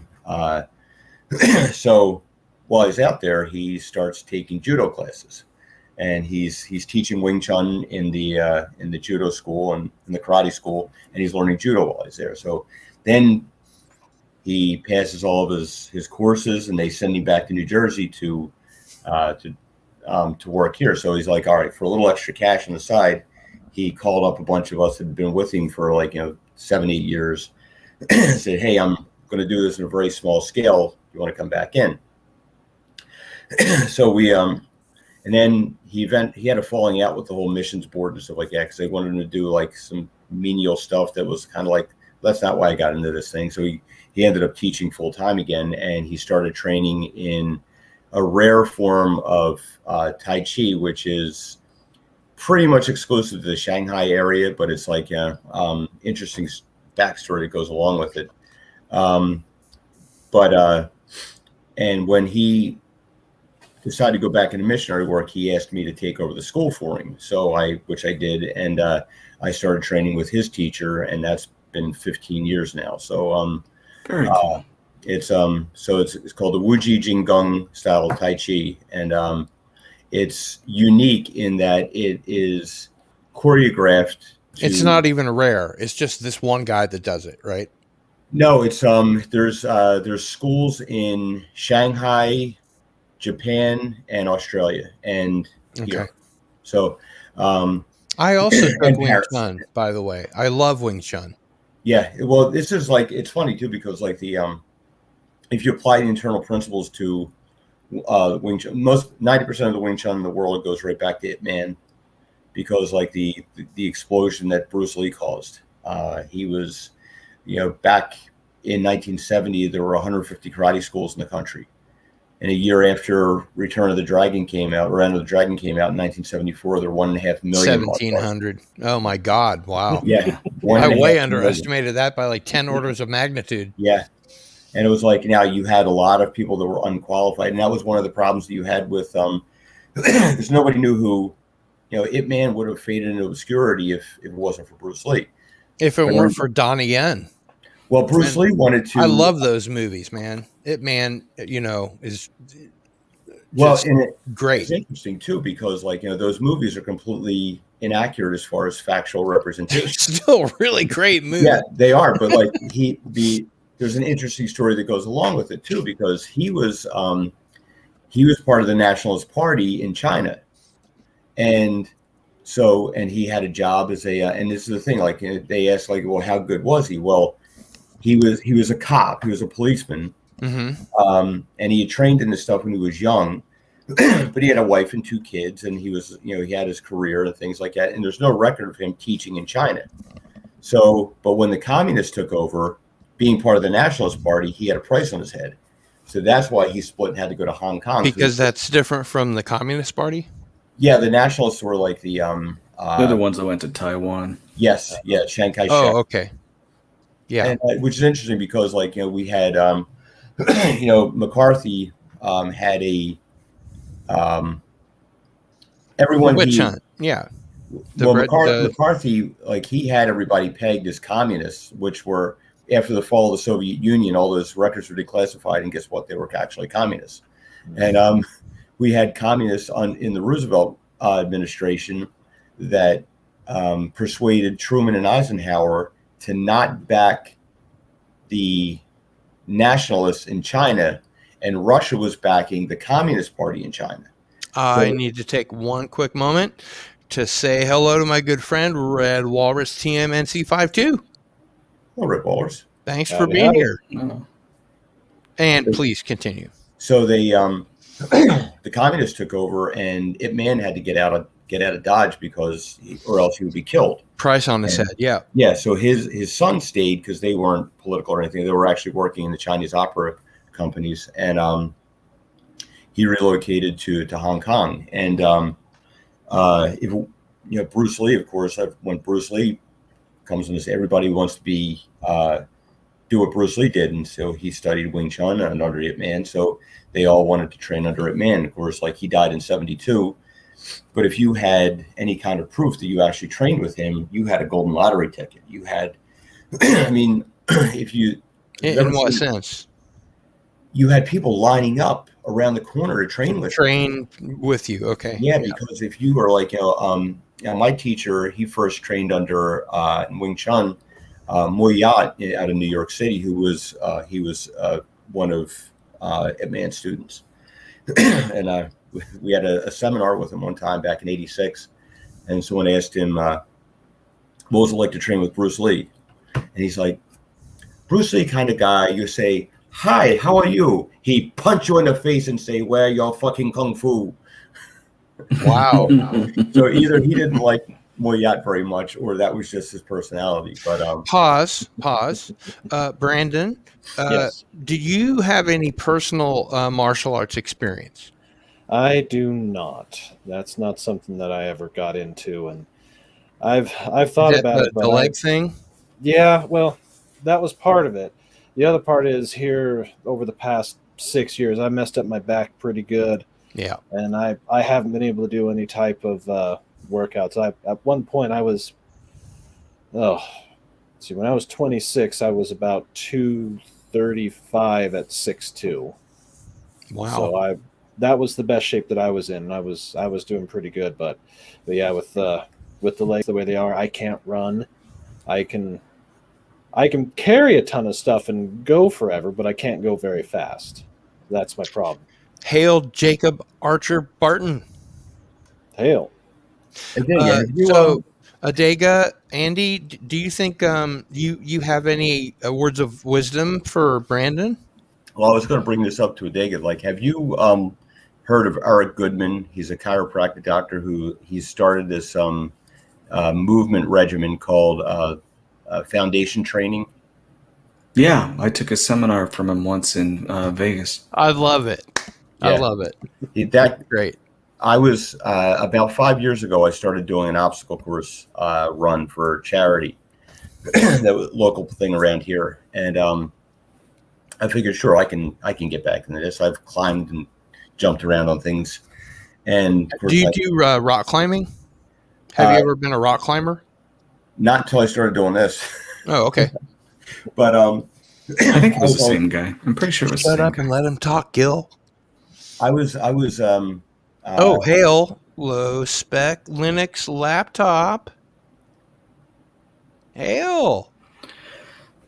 No, I had originally asked you about that martial arts because your whoever your teacher was is giving you the full package, and it's very, very evident that you know what you're talking about. So He it's knows good. what he's It's about. Yeah, He's a teacher himself. He is. Right. It's And then called- you mentioned all those martial arts. I had a personal experience because I was very, very fortunate when I went to a chiropractic school. I was one-on-one. My best friend was a fifth dan Shorinji Kempo. And if you know what that wow. is, that's Japanese Kung Fu. Yeah. So he's It's, he was way up. And we were good friends. And early on, it was kind of one of those honor things. I'd be honored if you taught me. So he taught me one-on-one for 4 years. Wow. And he had me teaching other people. And so the thing is, when I graduated and then I went to where I was practicing, there was a Shorinji Kempo group. And I thought, well, cool, I'm going to join these guys. You know, I got in, got my gi ons all, and I just started noticing this is not what he taught me. Yeah. And they're going, you don't know what you're talking about. And I'm saying, last time I'm coming here, boys. Because I was doing things, you can't do that. And I said, why not? It worked. Hail, Kip Ellis. We have a very popular stream this morning. Well, I'm going to have to jet. It's getting quite late for me, but Well, Yeah, please, I at gotta- least finish your sentence. no, I interrupted Andy. I interrupted you. Well, I It was just going. basic. I was going to suggest to these guys, like with the back issues, I started doing that Goodman's training, and 'cause I started getting sciatic pain, and I'd never had sciatic pain. When you started the training? Yeah, this is like 5 years ago. Like, because I started working out to do this obstacle course race, and I was pushing myself. I jumped in, started doing squats again, and next thing you know, my back's locking up, and I do have the disc between L5 and S1's in pretty bad shape. Yep. But Cranial sacral. I also had that. yeah, this stuff that he did, like the sciatic pain went away after doing this exercise 4 times in my kitchen. Mhm. So You do those unwinding stretches. it's They take basically like 5 minutes. it's basically engaging the posterior chain, like just to flex the glutes, the hamstrings, the QL muscles. It's like and anybody that has back pain, like and what happens is with back pain is it gets you into a cycle where things hurt, so you start moving less. Yep. And then the less you move, the more the pain increases. So That's that's like one of those frozen things. shoulder or any of those, or a frozen shoulder or any of those things. Yeah, you're exactly right. The thing is, though, just a heads up, they work to a point. Whatever caused it to be that condition first, it isn't resolved. You're just allowing your body to function at its best peak as it can with whatever injuries in there. So a combination of one, eating the proper nutrition like you talked about, so your body has the proper fuel to fix it, and getting that nervous system and the spine adjusted so everything works right. Yeah. I have seen, and I have MRI evidence in my records, because I retired, but you have to keep things for a while, where I have people that had blown discs, immediate surgery candidates, and they are perfect now. And the doctors were yelling at these people saying, you cannot do what you did. And, they come to me and say, this was fun. And I said, well, but the thing is, you got to be committed. So they didn't get surgery. You got to be committed. They did not have the surgery. No. What did they do? They came to my office and they did the exercises I gave them and they got adjusted. I see. Because so even if you have discogenic pain and the discs aren't compressing anymore, there's ways around that. There is limitations of matter. It just depends on how bad you are. But for the majority of the time, there are ways to eliminate the vast majority of pain and disability, but it takes time and hard work. There's no Right. quick fix. Sure. I have a photo of me standing next to my master, and he's a little bit shorter than me. He's like I'm 5'10", and he's about I guess about 5'8" or so. But when you look at the photos of us, his torso is much longer than mine. Mm-hmm. And his spine is never compressed because of, he started doing Tai Chi when he was 14 and he's 70 now. Wow. And he's like, I've seen this guy move just a couple months ago, like, last month, like on a Zoom class, watching him move. And I can't believe that I just saw a 70-year-old man move that fast. like across the room or just movement? It's a Tai Chi posture where you're like, it's turning. So he's going here like this. He goes here, and he's starting here, going here, and stepping all the way through and coming out with a punch. And it was so fast that I'm like, it's like a blur. I could not, and I've seen him like being in class with him where he'll hit 3 times. So it's a punch, elbow, and a palm strike.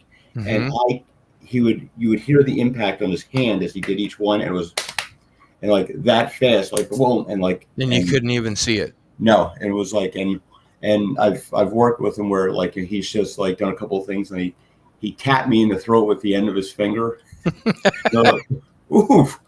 So it was pretty interesting though. But it's different. It's but yeah, there's with the things like that, you're expanding your spine. You're actually your posture, and what you're doing is like you see this with us. What I was saying about David Goggins, he does yoga and the lymphatic flow. It's right. It's like you're opening a lot of that stuff up, and you're helping it along there. So you do need a multifaceted approach, and you're going to have to fix the original cause. Between you, Andy, and you, Adega, I bet you guys could come up with some amazing stuff. Yeah. Well, both of us are talking stuff that people have been preaching for years and years and years. So it's not coming up with anything other than just being the best human you can be. Yeah. Anyway, I got to scoot, gentlemen. Thank you for having me on. Hey, thanks for coming on, man. Really good to see you. Good to meet you. Great talking to you, and hope to catch you again soon. All right. Good night. Yeah. Take care. Yeah, I got to get going myself. I got work here at sooner than I want it to be, but yeah, I hear you. I definitely got to do something about my back, and it's finally actually feeling better. We've been working on getting the place cleaned up to possibly sell it, and a few days there, I couldn't go for more than just a few minutes before either my left muscle group on the left side of my spine or the right one or the spine itself at about right about from the kidneys down to my tailbone just kill me. But Brandon, yesterday it hasn't bothered me nearly as bad. Check out on YouTube, look up Dr. Eric Goodman, and he's got a TED Talk. So it's a 15-minute TED Talk. Watch. Yeah, that's right. You reminded you said that before. Yeah, and then go to he's got a tutorial. It's called the Pre-Founder, and he walks you through how to do this exercise and things like that.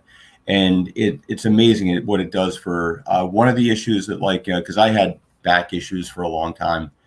And were they musculoskeletal or neurological? Little or both. both. It's disc compression. So working in supermarkets and things like that, unloading and unloading trucks and in tight corners, on improper lifting, and all the stupid things like crashing on motorcycles and things didn't help. But you beat your body up enough, and it's like, all right. Well, anyway, so this stuff here is really helpful because it's showing you how to build up the musculature that's not getting affected in normal activity, because we sit too much. Muscles turn off. Your quadratus lumborum muscles, the glutes and the hamstrings will, if you start working them, you should feel an incredible difference in your back. Okay, And I think I found him on here, so yeah, I'll have to look it over. And I gotta do something because Yeah, it's not good. I've ballooned up way too much, and I need to shed the pounds before. Yeah, before I it gets can. to the point where you're just disgusted with yourself, and you've got to, for me, the first thing I got to do is get into the water. I was a swimmer for a long time, a competitive swimmer. I know I can, start, even being in pain, I can start movement. And welcome Darius Munchausen. Hey, what's up, Cardinal? Andy Good to see you, man. Golgo. Hey, yeah, sorry for the delay. My help was needed with something. No worries. Glad you're at the party. Good to meet you finally. Yeah, nice to meet you. You shaved a beard. Yeah, I decided to. Well, as I mentioned earlier, my the company I work for, the CEO and the CTO decided to make their presence known for the first time in almost 2 years. So I thought, I better shave. So I started over. Look, About 2 months, it'll be back to where it was. So Don't want to go in with a COVID beard. no, definitely don't want to do that. Yeah. Well, we're half and half again because I have a beard. You just can't see it. Yeah. I have a beard. You just can't see it because I shaved it. Yeah. But it's growing back. My You got daughter the used to. invisibeard. My daughter used to ask me to shave it for her birthday every year, and I was like, "All right, that's enough." I can shave. Oh, it makes you look old. I said, "I am old." The thing with me is that when my beard grows in, I have have you ever seen like the old Doctor Who with the Master? Yeah. Roger Delgado. It grows in white, like right here, and so I look like 80. Yeah. Oh, know. I know him. I Yeah. don't know why it grows white right here, but I It was can't funny. shave. The last time I shaved my beard, I walked, and my son says to me, "Oh, you shaved your beard." It's like, "What's wrong with that?" It's like, "I don't know. I kind of like being Obi-Wan's son." Being what? Obi-Wan's son. Yeah. Obi-Wan Kenobi. Now, Yeah. I heard that behind Andy's beard, there's no chin. There's only another fist. The way of the three fists. Chuck Norris taught me that. Yeah. All right, guys, I got to get my butt to bed. So Okay, Oh, Brandon. thank you, Hey, man, moderator. thanks for being on. yeah. Good to see Let me you. know if you run into any other computer things or if you need to get that button pressing disabled. That's a fairly easy fix. So Oh, the if you accidentally press the power button, it the shuts Stream system Elements down. thing. No, You mean on the on your computer? Yeah. No, it's all ready to go now. It's Good. embarrassingly silly how easy it was. I just Yeah. lacked that knowledge set, But Alrighty. I'll see you guys. we'll Thank see Don't you. too brief. Have a good Take night. care. Yeah. So You guys were making me hungry earlier. I had to get some food. Yeah. Talking about different diets and things like that. It's probably no secret that I'm a vegan. I was a vegetarian for a long time, and then I went to a working visit at PETA, the People for the Ethical Treatment of Animals. Mm-hmm. And you didn't have to be a vegan to work there, but you had to eat vegan while you were in the building. And it just stuck. I started like a week before I went, and I just cut out all the animal byproducts and everything. And by the time I came back, they had me in the writer's room. I was writing, brochure material and stuff like that. And I came back and I was just that way, I didn't feel the need to, stop being vegan. And for a long time, I didn't realize that there were, vegan ice cream substitutes and things like that. I totally lost my sweet tooth. I didn't consume any sugar at all, just fruit. And I really don't to this day very much. I'll eat a Cliff Bar every once in a while, but Gummies aren't vegan, right? What's that? Gummies are not vegan, right? Depends. Gummy bears are vegan. Jelly babies are not vegan. So it depends on what side of the pond you're on. I think it's probably about time for us to switch to a different background. How about that one? Just for shits and giggles. So I cut out the cheese and the milk and all eggs and everything, and I don't miss it at all. I mean, to be honest, the technology for making faux meat and faux cheese and faux milk and all that kind of stuff has advanced so much since I became a vegetarian when I was 16. It's just mind blowing. Yeah, I have a friend who's a vegan. He's an actor in Greater Los Angeles, and he's he told me about all the just all of the food products and like the meat substitutes that he enjoys, and it's way more sophisticated than it was even when we were kids. Yeah, I mean, when I became a vegetarian, my best friend, who became a vegetarian before I did, he was my Sponsor. my pusher Sponsor. He gave me this bacon to eat, and he said it was all natural. It was not meat. And after I ate it, I was ready to hit him. And it turns out it was called fakin' bacon. Mm-hmm. And at that time, in 1985, God, I'm old. It was like the most advanced, meat substitute. Product, that there was. And now, I mean, my God, you've got seitan and all these things they do with, not Satan, seitan. Okay. It's a fermented tofu. So it's really has a really interesting texture. It's thicker, harder. When you cut it, it's more like cutting steak than cutting tofu. Okay. So you can do a lot of things with it that you really can't do with tofu because it's too. It's not firm enough. But SEITAN. Yeah. And it still takes on the flavor of whatever you cook it with. I start just about everything I cook with sautéing garlic and onions in olive oil, and then I decide whether I'm going to have Italian or Mexican or whatever. And I've always been a pretty good cook. I worked a lot of food service jobs, when I was younger. And I imagine it's a necessity for a vegan.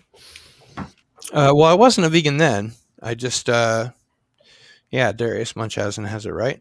Mm-hmm. Depending on where you live, maybe in San Francisco, there's more vegan options that you could go out for. But like around here, and there's vegetarians.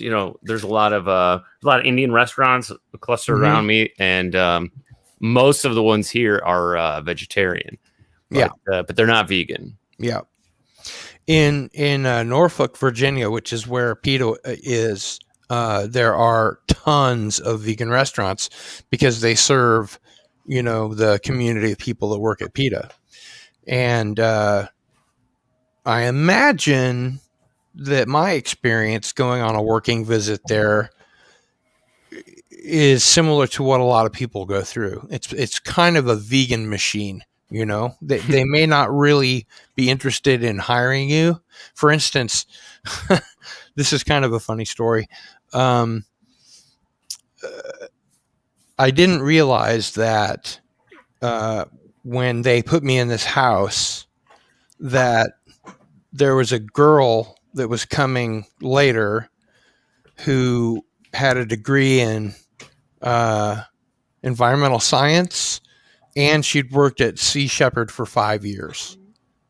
And she had like 2 degrees, a master's degree in something. And so, I mean, it literally was like Big Brother. I mean, I've never watched that show, but I know what it is. You know, people get kicked out of the house, and I was the guy that got kicked out of the house.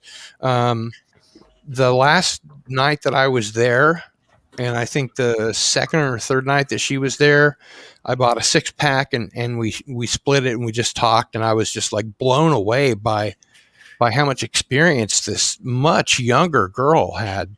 You know, she was pretty much fresh out of graduate school and had been with Sea Shepherd for 5 years, and I was like, I had no chance. You know, they didn't tell me that was going on. They just wanted to convert me into a vegan, and it worked. And you never went back. Never went back, never looked back, and don't miss it.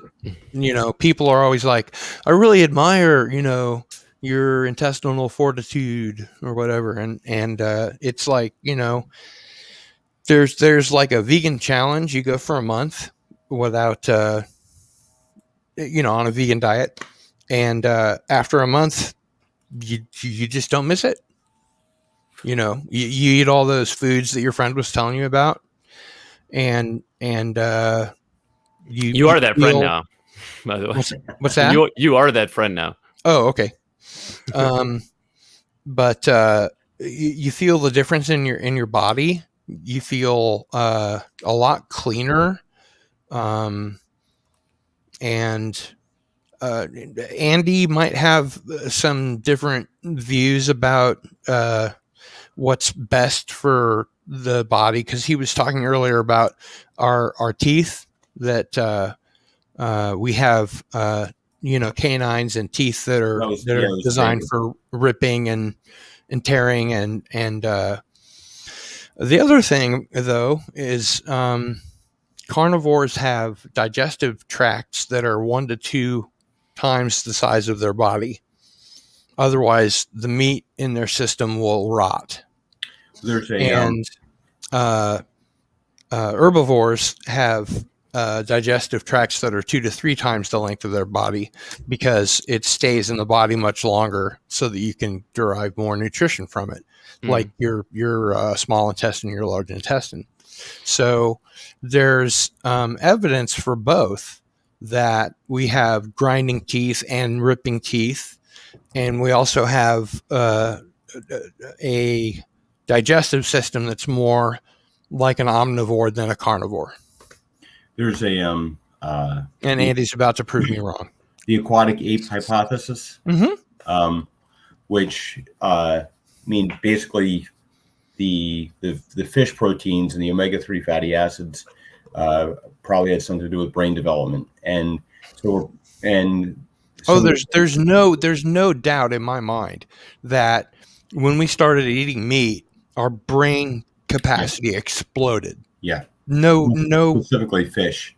That was like, it's like the old saying that, you know, fish is brain food. But it's funny too, because it's like you see all these things that, like, you know, the wisdom of the ages, like, you know, even, you know, biblical things like of not eating pork, not eating shellfish, kosher.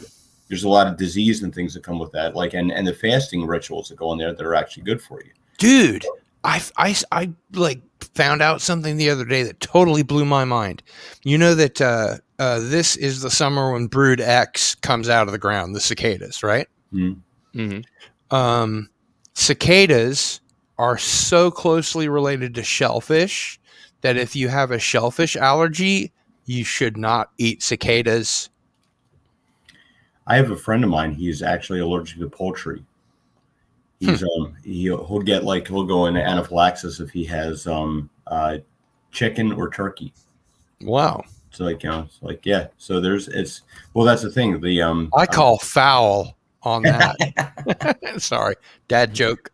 But yeah, like diets are like, there's a my brother Mark is doing this thing right now with it's called a blood type diet, and he's everything on his is like, you know, vegetarian. That he's doing.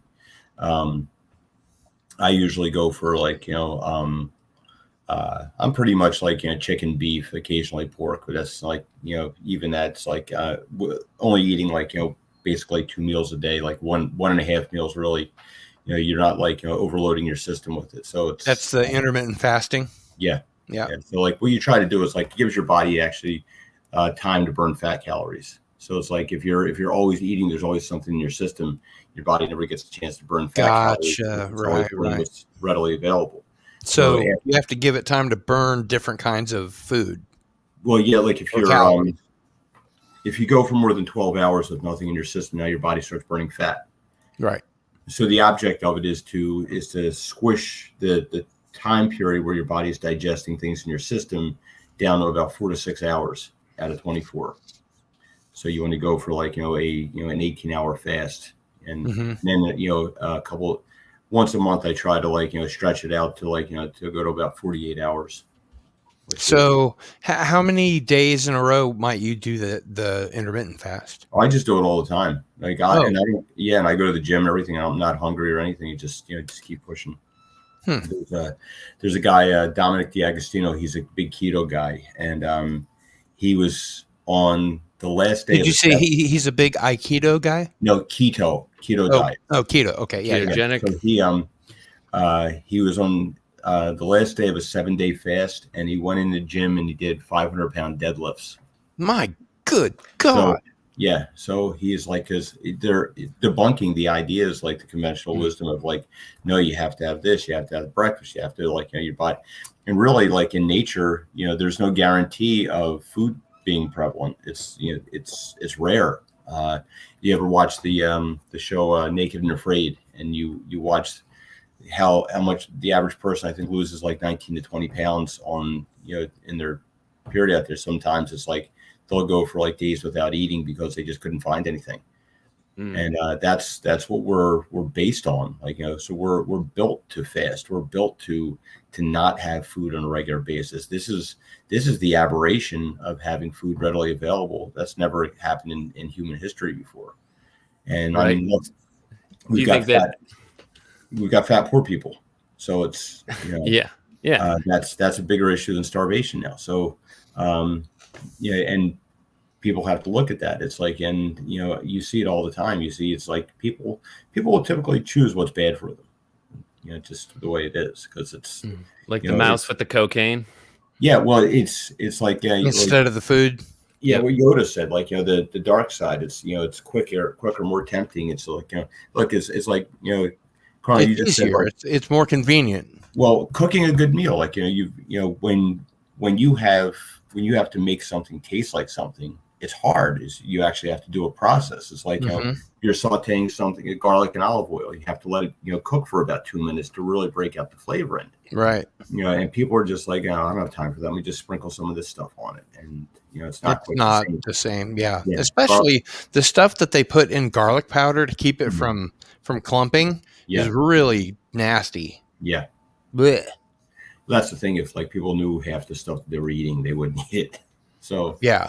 Well, you know who pushed through aspartame, right? Through the FDA. Yeah. My wife used to get terrible mood swings and headaches, when she was on that, and then she Donald Rumsfeld. What? Oh yeah. Yeah. He pushed it through. Just don't worry about it. Don't worry about it. Don't worry about it. He pushed it through, and it turns to formaldehyde in the blood. Yeah, I've heard that. Yeah. It's nasty shit. Yeah, it's the Diet Coke. No. That's the thing. If you really can't find it in nature, why don't eat it? So that's and we eat so much processed food as it is. When they label something diet whatever, people just tend to go for it, and they don't look into it. I find myself at the supermarket being like the only person reading like the ingredients of what I'm buying. Yeah. Have you ever noticed that? Yeah. And people just grab whatever and put it, and then nobody's looking at the label. Yeah, I do most of my shopping on the perimeter. You go. Yeah. Produce, the meat aisle, in dairy. It's you're really not going in the grocery aisles, because the grocery aisles are that everything's going to be processed. Yeah. And processed food is the bane of our existence, but the raw foodist approach isn't necessarily the right thing either. I Right. mean, Yeah. there's too much of a good thing. Well, and also, going back to a psychological thing, you have Jacob Archer Barton says, I eat a lot of chicken and salad. I don't drink diet soda. There you go. there you go. But like, the joy of eating things, it's like, that if you're only eating to sustain your body and you're not really enjoying it, then you have to have like something that you like in it. And if it's like, I have a friend of mine who her favorite thing in the world to eat is raw Brussels sprouts with a little bit of balsamic vinegar on it. And I'm like, okay, I don't know that I could do that, but I can kind of see the appeal. I have a friend who I think literally eats his pain. He's morbidly obese, and I've known him since junior high, and he's always been like a big guy, but he lives a really sedentary lifestyle. And I used to do kata with him. I mean, we used to train together. He was a martial artist, and he just he let himself go, and he makes these shakes, these protein shakes with soy milk and all the stuff that bodybuilders drink to put on weight. And he thinks that it's good for him, and I can't convince him. You got to stop with these milkshakes, man. Yeah, calories are, and then your body, the insulin resistance that your body builds up because there's too much sugar in your system. It's terrible. Let me ask you, Andy, about your sound setup. You don't have headphones or earbuds in. How do you keep from echoing? I have no idea. You have your speakers on? Yeah, it's just my regular computer, my laptop. So I don't know why, but I wonder what the secret is. Must be this magical kitchen. Yeah. What do I think of the Impossible Whopper? I have to crash because it's 3:00 and I have classes in the morning. Oh, okay. To teach, guys. right? Yep. All right. Well, thanks for having me, Andy. It's been fun, Andy. Darius. Have a good sleep. Bye bye. Have a great See you night. next time. So yes, the question again. What do I think of the Impossible Whopper? So is that like the Impossible Burger at Burger King? Yeah, I believe so. Well, I haven't been to Burger King for like 35 or 40 years, so I don't know what I think of it. I never go there. Yeah, the idea, I guess, is that it's a Whopper that people can't tell is a Whopper. Oh, I don't know about that. Or that they can't tell that it's not beef. Yeah, that's not beef. Sorry, I was looking for something. Yeah, no, they eat it and they don't realize that it's there's no meat in it. And like, wow, this is amazing. It tastes just like a regular Whopper. And somehow I kind of have a hard time swallowing that. Pardon the pun. Yeah. It just doesn't, compute. I mean, like earlier we were talking about food technology, right? Yeah. I don't think that a lot of that is designed to make things taste more like meat. I think they're designed to make things taste better. Mm-hmm. Which is a better goal. Yeah. And Thomas Preston says, I am back. Yes, you can tell it's not beef. 7 watching with 25 likes. All right. Thanks for keeping tabs. I get these coupons where I shop, Kroger, Dillon's, and once in a while, because they know I eat exclusively vegan food because they track everything that I eat. So they once in a while will, give me a coupon for Dr. Prager's blah, blah, blah, or whatever, some different kind of faux meat. And I've seen the Impossible Burger on the shelves, but it's really expensive. So it must be pretty good. I mean, if they're able to sell them for, I think I saw one today when I was shopping for $7.25 for 2 quarter-pound patties. Is that right? I think that's what I saw, and it's like, wow, it better be pretty damn good, because you can get Morningstar Farms or whatever, Boca Burgers, etc. for $3.99 for 4, and they're tasty and they're nutritious, and as long as if you're a vegan, you have to watch your dietary supplements, take your B12 and all that good stuff, like what Andy was saying, and the Dega, get your vitamin D, get plenty of sun, work out, etc. Move. I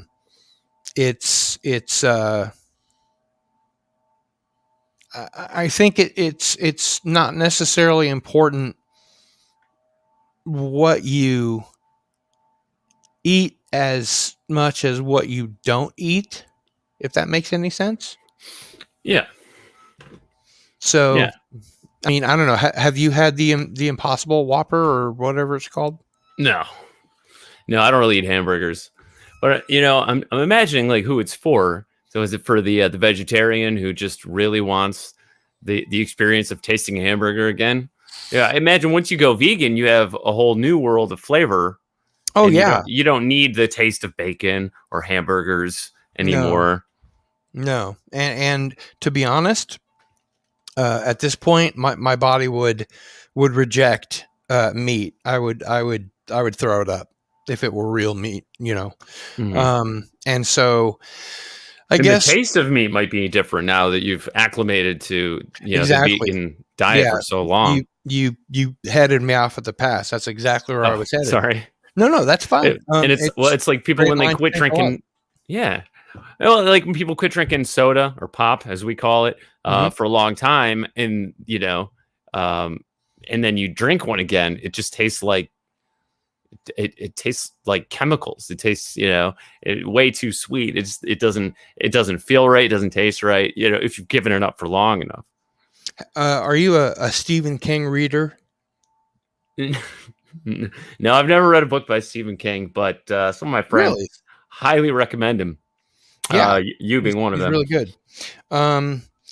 He wrote I think it's a short story about a gunslinger or a cowboy or something like that. It's in one of his really early short story anthologies, like Night Shift or Graveyard Shift or whatever it is. But he's been shot. He's experiencing blood loss, and there's some sort of a Twilight Zone kind of a time differential, and he comes forward in time, and he's able to get a Coke, and he drinks the Coke, and he's totally like energized and able to finish his mission and get medical attention and find his way back and all that kind of stuff. And I think the point of it was it was so different to what he'd experienced in his diet, that it gave him the sugar rush and maybe an adrenaline rush to be able to power through his being wounded and the blood loss to get medical attention. I wish I could remember the name of that story, but it obviously made a big impression on me. And this was back before New Coke, Classic Coke. It was just Coke. So yeah, well, I remember being surprised when I learned about MREs that there was like chocolate in them. But all MREs. Well, I don't know. I haven't had all of them, but or even like in survival meal kits, that there'd be like a like a chocolate bar or a Snickers bar, and I'm like, wow, why is there candy in here? Like, Mhm. well, you might end up needing those calories, those carbohydrates. Sugar rush, yeah, Mhm. a boost, or it's also for morale. Um, chocolate was really big in World War II. I know, that the American GIs would trade chocolate for all kinds of stuff. Like in France, Mhm. uh, they would get like champagne, really nice bottles of wine, um, just for giving out chocolate bars, which were part of their rations. So let's see. Thomas Preston says not all MRE have chocolate, but all have candy. Mm. Did Thank not you, know that. Thomas. Yeah, didn't know that. I have to admit, I've never had an MRE. Although I understand that there is a variety, at least, that when you expose it to air, it warms up. So it's hot food. Really? Yeah. That's I pretty don't cool. know how much of that, is the case, but, they say an army marches on its stomach. Yeah. Hot food certainly, would be good for morale. And God, I watched. Have you seen the Pacific? The movie? Yeah, no, the TV show? TV series. No. Here, let me make myself big here. Like I need to make myself any bigger. So it's made by the people that made Band of Brothers. Have you seen that? Yeah, long time ago. Yeah, Band of Brothers is awesome. So this is like a steel box set, and it's Tom Hanks, Steven Spielberg, somebody else, producers, and you take it out of the box, and it's got all these freaking discs. Oh my god, Oh wow, it's way longer than a Disney Plus miniseries. it's huge. Now these are Blu-rays, and they're dual layer, so there's like 2 episodes per disc. And watching these guys go, Wait, 2 episodes per disc. Is it in 4K? to Wake Island and Midway and Iwo Jima and all these little islands where the Japanese have advanced so that they can, creep up on the United States and their positions. That much harsher than the European theater. Mhm. So that's what it is. And Then it's like it's the Pacific answer to Band of Brothers, right? Which was in the European front. yeah, it's literally made by the same people. Mhm. And the special features actually have interviews with some of the guys that were alive when they shot that. Oh, I love those. That were still, in I forget the name of the company, but I love hearing from World War II veterans, which Yeah. there's not as many of left now. Like when I was a kid, it wasn't uncommon to meet an older person, or to have met an older person who had fought in the war. Especially in my church youth group, we'd go visit, elderly shut-ins, and a lot of them had fought in the war. yeah, I remember my mom did Meals on Wheels when I was really young, and she used to take me with her, and I had platinum blonde hair because I was swimming all the time and I was in the sun all the time. So I had basically the chlorine in the water bleached my hair. But that's interesting. Ivan Ivanovich says, I have that one on Blu-ray. It was a gift. I don't have a Blu-ray drive, so I've never watched it. They're not really very expensive these days. And to be a World War II vet today, you have to be at least 93 years old. Right. Well, my youth minister's father was a paratrooper. He actually landed in D-Day. Wow. Yeah. Yeah. Watching Band of Brothers, seeing most of those guys miss and hit the water and like drown, was like just a mind blower, like a third of the people that they had Deployed as paratroopers made it to land, and the rest didn't.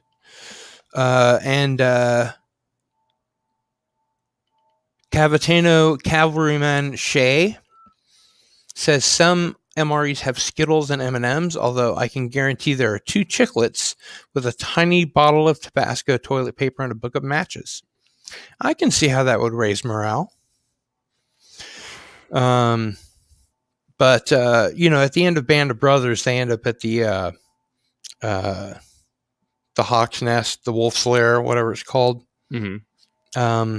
Yeah, took 3.5 years of German, and I might as well not have taken any. I don't remember any of it. The Wolfenslaw. I don't know. But they're busting out, really nice wine and taking these paintings off the walls that are, incredibly valuable pieces of art. And their captain catches them, and yeah, that's it. Berchtesgaden. Thank you, Ivan Ivanovich. Berchtesgaden. Oh, okay. And he's like, put that stuff back. There are no spoils of war here, and they're all like, caught half a bottle of champagne open, empty. So, I mean, gosh, between what the Nazis stole from, well, let's just face it, the gold in the Jews' teeth, all the works of art from all over Europe that they stashed in salt mines and stuff like that. It was, they raided Europe. They didn't just attack the people. They attacked the culture. There's I mean, it's difficult for me to put into words. Being raised in a Jewish household, we had a survivor here in our community, and when he died, he was the last, survivor in our community who had been, involved in the camps where they make you concentrate. Mm-hmm. But he had, the tattoos on the arm, which I don't know if a lot of people know this or not, but they corresponded to IBM numbers with the early computers. I didn't know that's how they kept track of how many prisoners there were, and how many they put to death, and all that kind of stuff. So the United States was complicit in so many ways. The United States absolutely knew what was happening. I mean, have you seen the movie Casablanca? Oh yeah. Did you know that it was a propaganda film? For us? Yeah, OSS is heavily involved in making Casablanca. Came out in 1942. It was shot before the United States entered the war, but because Japan attacked Pearl Harbor, we entered the war earlier than they expected, because it was supposed to, get people patriotic and all this kind of stuff. It's a great movie. It's one of my favorite movies, and I think it's one of the greatest movies ever made. But there's no doubt that it was a propaganda film. It was designed to raise the morale and the patriotism of not only Americans, but Britons and French and, all, people all over the world.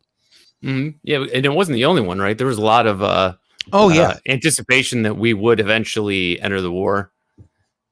Even Captain America was punching Hitler. There you go. Or punching the H man. I have a comic around here somewhere where I've got I don't know if it's Captain America, but Hitler's really big on a page, and somebody's beating the shit out of him. So it must be Captain America, but it's a really old comic. It's like from the 40s or the 50s or something. But yeah, was it most Americans wanted to remain neutral? Yeah, having had their fill of Europe's war, World War One. It's perfectly understandable. Good night, Sven, the Naked Nordic Ninja. Thanks again for subscribing. And yes, The Great Dictator by Charlie Chaplin, great film. Also propaganda. It was hilarious, great movie, but also designed to raise the ire of the British and the Americans to get involved. So, I mean, and it's continued until the current day. I mean, Black Hawk Down, you name it, are you a Stargate SG-1 fan by any chance? Oh, yeah. Big time involvement with the Air Force. Right. And they had to win them over, didn't they? No, not at all. No, I heard that at first they were skeptical, but the show won them over. No, nope. They didn't just participate in the establishing shots of Cheyenne Mountain, where the Stargate program is. They had full bird colonels in the show, playing themselves. It's really crazy. But you can shoot a film or a TV show and get a great deal of assistance from the military if you play ball, or you can not. For instance, Independence Day has Area 51 in it, so they didn't get any help from the military. Because at that time, Area 51 was an unknown base, was not publicly, acknowledged. People knew about it, of course, but now they've moved everything from Area 51 to the Foreign Technology Division at Dayton, Ohio. So it doesn't really matter what's in Area 51, other than the chemicals that they burned, which was totally against the law. They burned waste materials, nuclear waste and chemical. It was just horrible. And Cavatino Cavalryman Shea says Zero Dark 30 is pure propaganda. I don't doubt it at all. I do not doubt it. That was Catherine Bigelow film, right?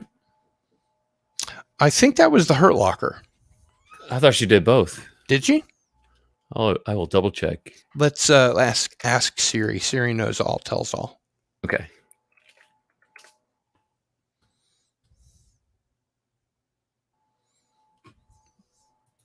Come on. Oh. Hello, computer. Well, I beat her to it. That's weird. Who directed Zero Dark 30? Zero Dark 30 was directed by Catherine Bigelow. Hey, Nailed there it. you go. I've never seen it. I've never seen Saving Private Ryan. Oh man, that one has a brutal intro. I don't know why. It's not because I don't like war films. I mean, I just never really got around to it. Let's see. Ivan Ivanovich says a friend was in a bomb disposal unit and hated the Hurt Locker. I can understand that. Wasn't that Jeremy? What's Renner? his name? Renner. Yeah. Yep. Yeah. I thought he was really good in that. It may not be a realistic depiction, but it was an entertaining film. But that's, a movie where you have to sort of wonder which side did it fall on. Did they get assistance from the military or not? Right. Because they're dealing with, at that time, an ongoing, military action, whatever the hell they called it. And they just bombed Iraq again the other day. I mean, God, for fuck's sake. When are they going to learn? Who, we did? Or Yes. our government? We bombed Iraq to protect American lives because we have soldiers over there that shouldn't be over there. Mm-hmm. And we also bombed Syria. So, happy Independence Day. Wow. Back to happy back. 4th of July.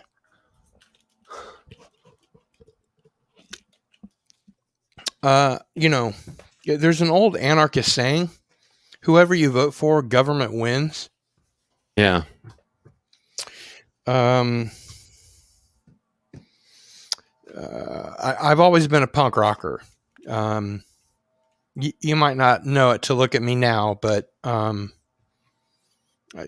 been in between 2 and 3 dozen punk bands. I've got fanzines from when I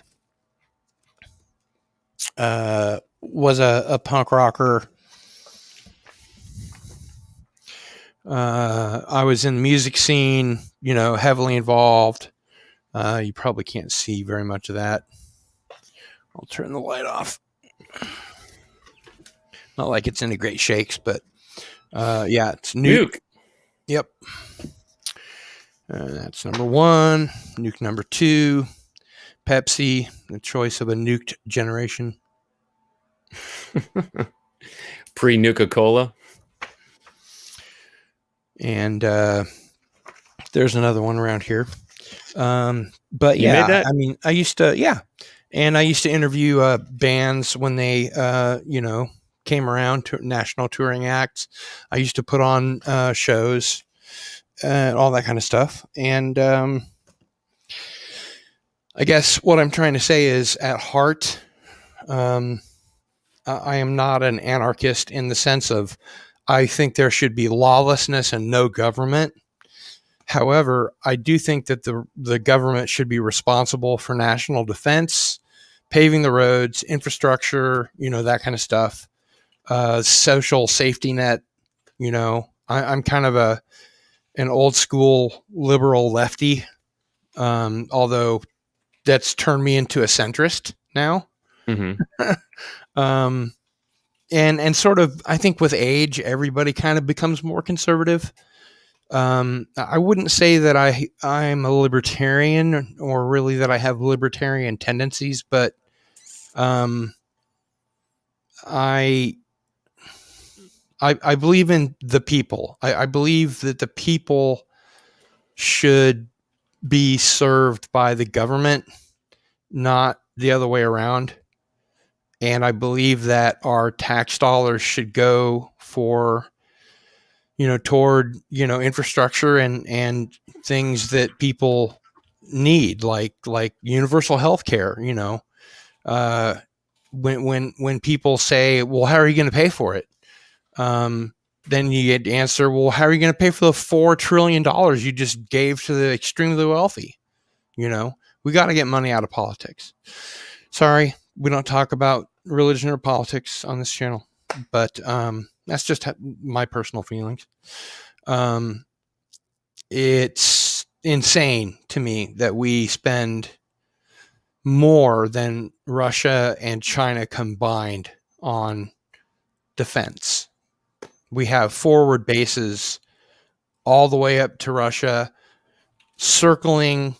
It's called the Pearl Necklace around China. We have a spiral of bases around China. It's provocation. There's no two ways about it, and it's like we're itching for a fight. Biden is a war hawk. He's a chicken hawk, just as much as Dick Cheney or anybody else. He's a corporate Democrat, just exactly the same as a corporate Republican. They're exactly the same. They're served by the same donors.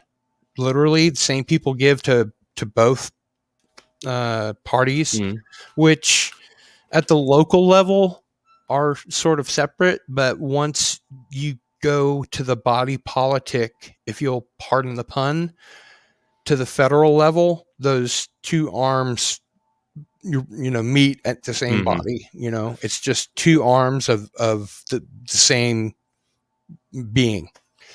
I have a friend who worked at GM, and he said they would contribute to both parties, in every election, and it would be the same for both. And it was a surprisingly small amount of money considering how many billions the company, deals with. Oh yeah, and how big their margins of error are that they just write off, of many millions of dollars, and the amount that they gave was like tiny. Another really surprising factoid is it's a lot less expensive for companies to let chemical waste run into the rivers and streams, because the fines that they're made to pay are infinitesimal compared to the amount of profit that they make. So it's it's a slap on the wrist, and they just keep doing it. And all the while, the people are poisoned. The food that we eat, the air that we breathe, the water that we drink is poisoned, and it's getting worse and worse. And I don't see it getting better, anytime soon. Let's see here. Jacob Archer Barton says, my favorite war movies are Black Hawk Down, Platoon, Full Metal Jacket. I've seen Platoon and Full Metal Jacket, although I need to see them again because it's been a long time. I saw them when they came out and I was really young. Ivan Ivanovich says, I like The Longest Day because the stories are genuine. Only a little artistic license used. That makes sense. I doubt Biden knows what day it is. You're probably right about that. Ivan Ivanovich, it's Jabrak Ojama Day. Okay. It's Jabrak Ojama Day. Whatever. It's a joke on how he can't pronounce Barack Obama. I voted for him twice, and he's a war criminal just like the rest of them. Who, Barack? Yep. He could have done really serious healthcare reform, and just caved. Public option. It's got to get money out of politics. We have to do a 28th Amendment to get Citizens United out of here. Treating corporations like they're people, making it so they don't have to pay any taxes. Like Amazon pays 0 taxes, and the way that they treat their workers is unbelievably horrendous. I think we need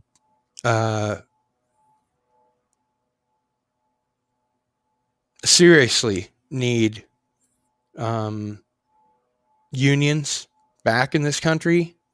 We need to protect the workers. You probably heard the news, I don't know, a month ago or so, that they found a Amazon worker, I think in Alabama, in the bathroom dead. Mm-hmm. I mean, they're working these people to death, and Jeff Bezos is buying a $500 million yacht that has its own yacht. I mean, how much money do you have to have? More is always the answer. Yeah, and it's insane. I mean, the wealth inequality in this country is through the roof, and in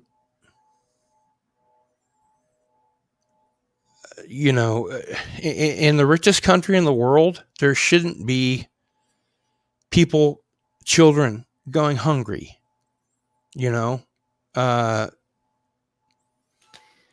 There's no reason, especially during COVID, there's no reason not to have universal health care. I mean, they came up with however you feel about it, they came up with a vaccine, 3 or 4 of them, and Russia came up with 1 or 2, and China came up with 1. They all work. They're all free. That's pretty much socialized medicine, That's universal health care. Just for one thing, you ask me, health insurance companies, gone. They're completely useless. They're strictly there to make profit and to deny people benefits, and people die because of it. And it's unconscionable, in my humble opinion. You may feel differently. No, I generally feel like insurance is a racket. Yeah, it's a horrible racket.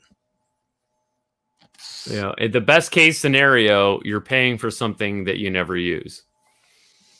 In the best case scenario, yeah. Now, like I said earlier, I'm a chronic pain patient, so I use my insurance.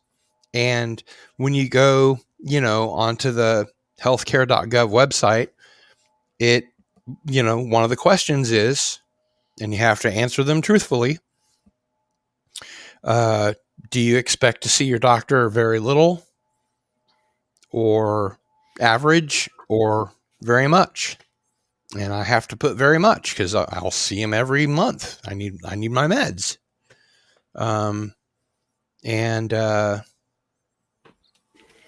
Yeah, it's a total racket. I mean, you know what the funny thing is? I have ADD or ADHD or whatever, and because I'm a hypermetabolizer, I metabolize drugs in the 99th percentile. We went through, Adderall and whatever the other one's called, Vyvanse. And then eventually I was able to convince my shrink to put me on dexedrine, which is pure amphetamine. However, because I have a chemical imbalance in my brain, it doesn't make me act like I'm on speed. It helps me focus and stay, on task instead of bouncing off the walls.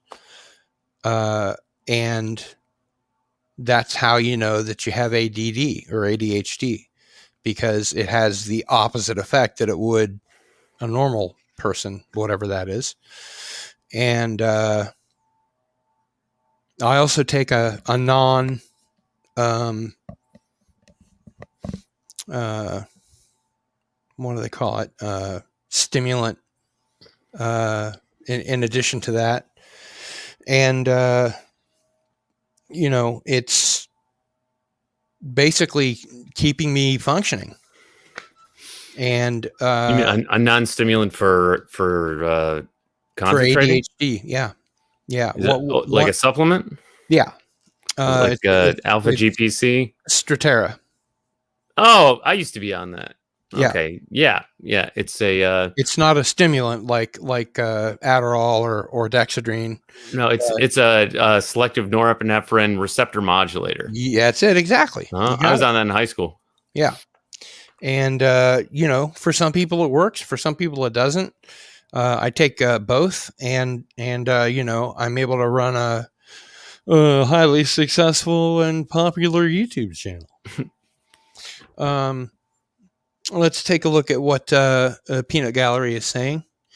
Ivan Ivanovich, I would never want government health care. We're talking about the same government that employs Anthony Fauci. Yeah, Fauci's a liar. He's been caught lying way too often.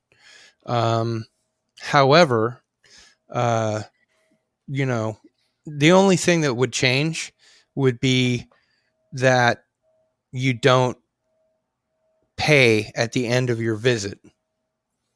Like I said, the health insurance companies are just gone. That they're the middleman. They're out of here. The bill goes to the government. And like I said, when people say, well, how are you going to pay for that? How are you going to pay for free college? How are you going to pay for universal health care? Well, how do you pay for $8 trillion going to the extremely wealthy? I mean, we've just seen over the last 10 years the largest redistribution of wealth from the poor to the extremely wealthy in the history of this country, probably in the history of the world.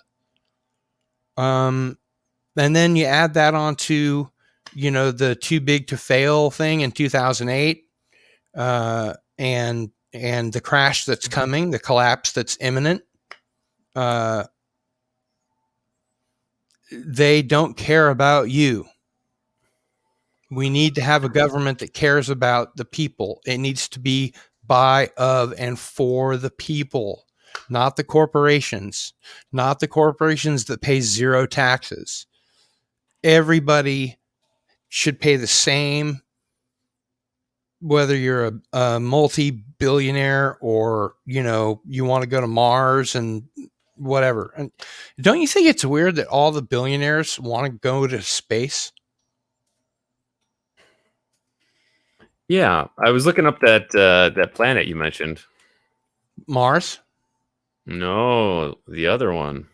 Well, what other one? You said it was called Gliese B. Oh, yeah, that was A couple weeks ago. Yeah. I still have the tab open though. Now I couldn't find specifically Gliese B. I found there's a few different Gliese C's. There's a list. Gliese A is a star. Gliese B is a planet. Mm-hmm. And I was really just using it as a sort of science fiction concept. But it's interesting that you remember that, and I'm flattered that you did. It's not necessarily the one that I'm thinking that, the way they treat this planet, it's like they've got another one to go to, and it turns out, well,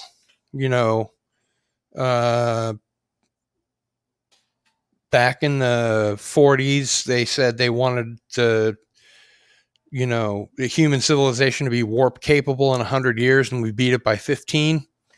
That's true. That part is true. The part about having a planet to go to, I don't know. I'm just playing with science fiction ideas. I'm a science fiction writer. That's what I do. But I will tell you one thing. Are you familiar with the Oort cloud? Yeah. So the Oort cloud is at the very edge of the heliosphere around our solar system. Mm-hmm. And it extends for about I've heard it's as much as 2 light years. About 2 light years. Yeah. Now the nearest star to us is Proxima Centauri. Mm-hmm. And it's 4.23 light years away. Right. So if it also has an Oort cloud, and there's no reason to think that it doesn't, mm-hmm. then they probably get pretty close to each other. Yeah, I knew where you were going. I have had the same thought. It sounds, My mom didn't raise no dummy. Fits together pretty close, huh? Yeah. And who's to say that maybe our solar system didn't steal a planet or a comet from its Oort cloud or whatever, and vice versa? Sure. We wouldn't know the difference. How long have they been this far apart? Maybe they were closer earlier. Maybe they were further away. I don't know. Right, 'cause at that scale, stuff moves around pretty quickly, right? Well, I mean, it's all relative. I mean, again, pardon the pun, relativity. We're on a planet that's, rotating at 17,000 something miles an hour Mm-hmm. in a solar system that's going, 28,000 miles a second through the western spiral arm of the galaxy. It's moving at even more bizarre speeds and etc. So, I mean, whenever I actually do like science fiction writing, I always have a search window open. So if I don't know the science, I can look it up and write and do the science at the same time. That's the responsibility of a hard science fiction writer, as opposed to a fantasy writer or soft SF or whatever. So I haven't studied that particular interaction. It may be that our solar system is here and Proxima Centauri is here. I don't know, but it seems to make sense to me, like you intuited, that they would probably at that distance interact at least a little, right? So if the matter that's all the way out at the edge, the far edge of the Oort cloud, is still gravitationally bound to our sun, then why wouldn't it gravitationally interact with the matter at the edge of the other Oort cloud? Yeah, exactly. And so we have some comments here. Red Walrus TMNC52 got to head off. Thanks, Gil. Entertaining as always. Good night, chat. Have a good night, Red Walrus. Have a good night, Red Walrus. Darius Munchausen also wishing a good night. Thomas Preston, maybe they both came from the same star explosion. It's possible. Kind of doubt that. Yeah. Kind of doubt that. I do have some basic astronomy. Cavitano Cavalryman Shea, I have government health care and it is socialized, except dental is not included. Scheduling appointments with specialists have variable timetables. Yeah. Ivan Ivanovich, where I live, we have a huge modern hospital paid for by medical tourists, mostly from Canada. Interesting. That's interesting because in Canada they have more socialized medicine. Yeah, but wealthier Canadians may want, American care for medical tourism. Yeah, sure. Now, I don't know if Ivan is in the U.S. or Russia or wherever he is, but no, he's in the U.S. Okay. He's won giveaways from Into the Fringe, so I happen to know that he is in the United States. But if I can find my way back to my point, it's getting harder and harder these days. Socialized medicine. Oh, have you ever seen the movie Sicko, the Michael Moore movie? No. So in Sicko, he takes a group of veterans that are really, really ill, because they all they have is the VA, which is garbage. And for everything that we've put our veterans through, they deserve the best health care there is. Like Congress gets, like the Senate gets. Everybody deserves the same amount of health care, the same kind of health care that they get. there's no reason not to. I mean, we could cure homelessness, solve hunger, and still have the biggest military in the world. It's just a matter of political will. And is it on the agenda? Does it get anything done? When politicians are corrupt and they're, in the pocket of big business, and Citizens United allows corporations to give to political campaigns as if they are people,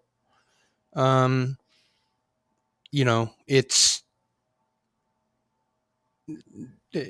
an oligarchy. There's no way around it. We live in something that is not a democratic republic. It's not anything close to what the founding fathers imagined. We have to have a really serious political change in this country to the 28th Amendment to the Constitution to get money out of politics, to overturn Citizens United. It's just bad for everybody. Universal health care would treat both Democrats and Republicans alike. I'm from, and the city that I live in is kind of a little lake of blue and a sea of red, because I live in a college town. I live where the University of Kansas is. Mm-hmm. And so it's like the Des Moines of Kansas. I guess. I used to live in Des Moines. It didn't really seem particularly democratic, but sure. Oh man, it did when I stopped in there. When I was there, it was like if you were into heavy metal or insurance, that was your town. Otherwise, it was just a wasteland, tumbleweeds rolling across the prairie. But people were nice enough. I liked the people there. But people in Kansas have been voting against their own interests for 80 years, other than the little bubble that I live in. And they don't get that what raises one of us raises all of us. When one of us is better because we help make them better, it makes all of us better. Mm-hmm. And that sounds like Star Trek. It is. I mean, it's how Gene Roddenberry, was thinking when he came up with a post-scarcity environment. You can't have a country that has 5% of the population of the world that uses 25% of the world's resources. It's not, equitable. Not only, and then not equitable, it's not maintainable. I mean, mm-hmm. you can't expect to sustain. It's unsustainable. And, pretty soon we're going to be fighting over water. The next war is going to be a water war. It's not going to be for oil. It's not going to be for, the minerals or whatever that they have in Kazakhstan or wherever it is. It's going to be over water. The Bush family bought land, a very large parcel of land in South America. I think it's in Brazil. That's over the largest freshwater aquifer in the world. Did you know that? I did not. So it's another case of I got mine, Jack. Right? Mm-hmm. It's amazing what science fiction has predicted, isn't it? It is. And it's, the dystopia is real. It's Well, it's we're crazy. Seeing cyberpunk come to fruition very rapidly. Let's go back to the Twilight Zone. The Obsolete Man. Have you seen that with Burgess Meredith? I don't think so. Obsolete. You are obsolete. It totally come to pass. So much of the Twilight Zone, so many of those movies. You know, I was watching a stream earlier. It was talking about Demolition Man being, you know, coming true. That all these movies where it's so PC, you know, politically correct. Because he got a fine every time he used a bad word. Or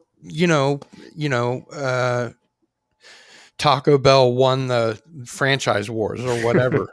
You know, in the future, all restaurants are Taco Bell. Yeah.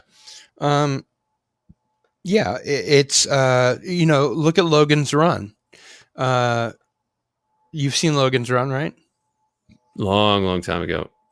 I read the book because I was too young to see the movie, and I was too young to read the book because the book was more salacious than the movie. In the book, on your 21st birthday, your gem light starts to go off. In the movie, it's when you're 30. And in the movie, in the book, there, you know, a couple of women are walking by and talking about what great sex one of them had with an 11-year-old. And I was 11 when I read it, and I was like, "Whoa!" You know. Whoa. I read The Omen by David Seltzer.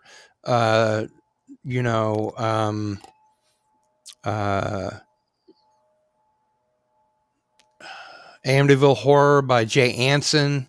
These are all huge literary heroes of mine. But I was reading these books long before I should have been, you know. But you know, I really enjoyed them. And like Alien, I read the book, and then I saw the movie, and I knew it was coming. And in the books, you know, the novelizations, you get a chance as a writer, as an author, to really flesh it out, to make an hour and a half film make more sense. And having read all these books when I was a kid, Alan Dean Foster wrote the novelization. Exactly. Alien. I forgot about that. And so when you read these books when you're a kid, and then you see the movies later, you sort of kind of are able to fill in the gaps because, you know, you've already consumed that material. Okay, Ivan Ivanovich has been busy. Yes, but if you're a Canadian and you want cancer treatment before you die, you go abroad for it. Fair enough. Back to Sicko, the Michael Moore movie. So he takes these veterans to Canada, and they get medication, and it's free. And this is stuff that they charge out the wazoo for. If you have type 1 diabetes and you need insulin to live, it's $9,000 for a 90-day supply. There's no reason for that. It costs 2 cents to make. It's ridiculous. The health insurance companies have to get out of the way. Get out of the way. Out of the way. You know, there's no reason for this. People are dying so other people can make profit. That's wrong. And that's when was it Martin Shkreli became persona non grata, for raising the price of a medicine. Right, he raised it like 1,000%. Yeah, I mean, AIDS drugs used to be like that. I don't think they are now, but when they made AIDS drugs, you know, and I knew some people that I still know people that have to take anti-HIV meds, and they live fairly normal, regular lives. But, you know, those pills were thousands of dollars when they first came out. And there's no reason for it. You know, the R&D compared to how much profit they make. You know, it's just, they don't care about you. You know, all they care about is the fucking bottom line, the almighty dollar. That's what it's about. And that's got to stop. That's got to come to an end. It's not sustainable. Okay. Ivan Ivanovich, our politicians are too busy laundering money. Can I get an amen?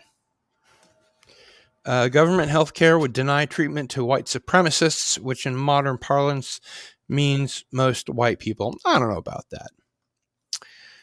We're in sort of a reverse Logan's Run where the old oligarchs are killing off the young people. Yeah, that's kind of true.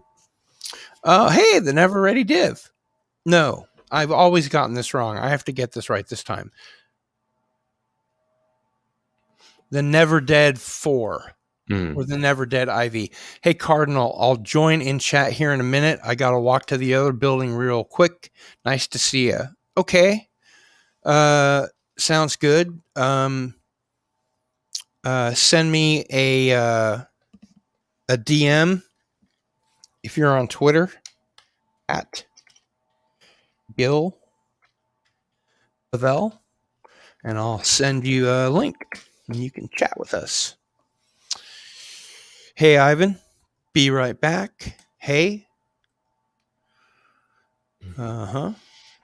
And there's how to contact me on Twitter. Or if you're not on Twitter, and a lot of people aren't these days for good reason,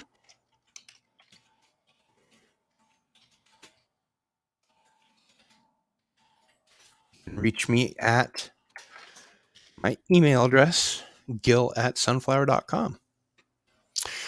Jacob Archer Barton, Money Talks and Bullshit Walks.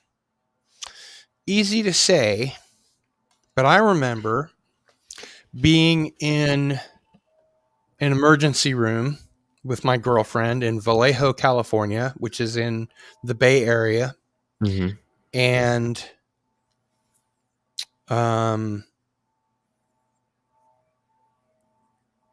it was surreal. It was just bizarre. Gil Bavel is our Superman. Just passed my 4th anniversary of being locked out of my Twitter account. I heard that Az was banned from Twitter because he said something that was in Game of Thrones, all men must die. Which is basically the same thing as Memento Mori. Always remember, you will die. You will die. We will all die. So in Game of Thrones, they say all men will die. And somebody took it the wrong way. Right. Yeah. I think it's like never happens on Twitter, right? Well, right. Yeah. At first I thought it sounded like like an AI flag, but it looks like someone reported it. I think you're right. I think people are ganging up on YouTubers in particular. People, are just on the lookout for. I mean, the identity politics thing is just getting out of control. The intersectional feminism and everything is just, everybody, live and let live. Like, keep your politics and your agenda out of my entertainment. Right. And I kind of expected that there would be more reporting and more flaggings coming after that Rewriting Ripley article came out, because it was a sign that Rewriting Ripley.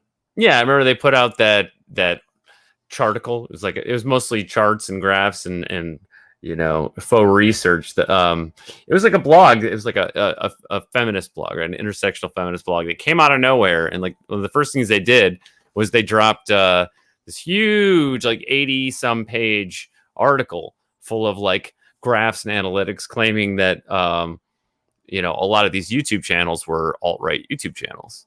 Yeah.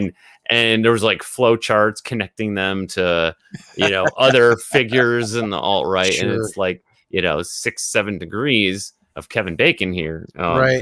Kevin Bacon was not pictured, but and so it was clearly a push by the people being criticized, i.e. Disney and Lucasfilm, Mhm. trying to discredit the YouTubers and label them as basically as Narcissists. well, right, as the alt-right, which is a really nebulous term. What does that mean? Well, Yeah, people it's know what it means. And how it's do you the same prove? thing as Black Lives Matter. There's no organization of Black Lives Matter. There's no movement. It's just an idea, Mhm. The Right, or we same can call thing. anything the alt-right. Yeah, I mean, like I said, I'm an old school lefty liberal, which Mhm. these days has swung me to the center. And like I said, as you get older, I think people become more conservative anyway. But I still cling to my my lefty liberal ideas and the things that were important in my youth. When I saw the I was just thinking about this today when I saw the trial of Oliver North. I worked at a record store, and there was a bar next door that had a TV. So the owner let me, go watch the Senate trial of Oliver North, and that was when Reagan was saying, "Oh, I can't recall," and I can't recall, and all this kind of stuff. That was Iran Contra. Yeah. Yeah. Rod Thunderheart. Hey, What's up, Rod? he's up. Welcome. He would love to contribute. All right, then. Well, let's get you a link. All right. I was going to go to bed, but I will wait a moment to say hi to Rod.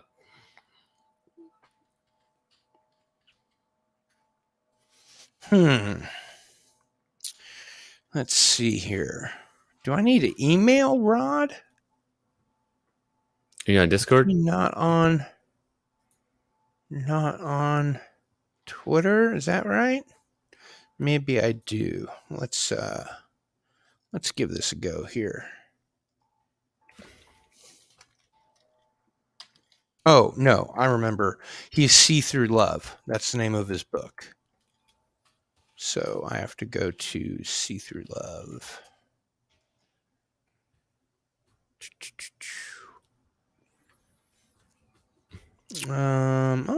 Andrew Skinner retweeted Midnight to Midnight. Thank you. That's very nice. Sounds like a nice guy. He is a nice guy. He's a very nice guy.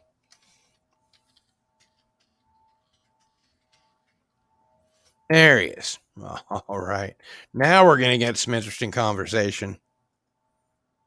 All right, Rod, you now have a DM. Hail, Darius. Darius, you've been to my my streams when I do Into the Fringe, right? Yeah. Yeah, that's what I thought. Have you ever won one of the giveaways? Yeah. I won a DVD from Peter Robbins. Did you get it? I got it. Did you watch it? No, I haven't watched it yet. Oh man. Okay, that's all right. That's cool.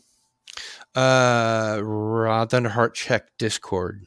I don't have a Discord. Discord confuses me. Although it is confusing in nature. I know that counterintuitive. You can have actual watch parties, which I think is fantastic. Yeah, I've done a few of those. It's pretty cool. Sometimes it's a little quiet, watching a movie. Yeah, well, I mean, unless you're gonna MST3K or Riff Tracks riff it, it's supposed to be a quiet movie. Yeah, we sometimes on Thursday nights they'll do like an X-Files watch party, or Deadwood. you know what? I was such a big fan of the X-Files. There is a tavern here in town, an Irish pub called the Red Lion, and we would all congregate there, and you had to be totally quiet during the show. You could only talk, during the commercials. And the Kansas City news came like once a year and would take video of all of us watching the X-Files, which was kind of surreal. And then once Dean Haglund, the guy that was one of the lone gunmen, turns out he's a stand-up comedian. He did a lot of improv and stuff with patrons. And I have a photograph me with my arm around him, although it's cool. like first generation digital camera. You can't really tell who it is. But and they got their own show for a minute, right? Yeah, Lone Gunman? and their own show predicted 9/11 because one of the episodes was about trying to unlock the steering of a plane that was on autopilot that was heading for the Twin Towers. And there was also a video game of some kind that had a plane heading for the Twin Towers, which I sold on eBay, and I don't remember what it is. And of course, there's Illuminati New World Order, which predicts everything. Mm-hmm. The card game. Yeah. Yeah, even just the cards they show off in their, on their Amazon listing are pretty spicy. I have so many Inwo cards. When I think about how many hours I spent playing that game, I could have gone to college. I mean, I went to college, but I could have graduated college. Rod, Mr. Thunderheart, if you would love to contribute to this, you have a DM, sir. There he is. Welcome, Rod. What's up? Hey, I made it, guys. Yes, you did. And just in time. Because I am going to... sign off. I get it. Yeah. No. I am going to take a quick break. Oh. Okay. What's up, Rod? Hey, thank you for coming on my show. Oh, I'm going to take off for a little bit. No, it's good to see you. Oh, no, you just hit the 3-hour mark. And I was like, well, I should probably try to go back to bed. And but then I wanted to stick around to say hi. Oh, thank you. Thank you. I really appreciate it, brother. I really do. That's awesome. I can hear myself in the background.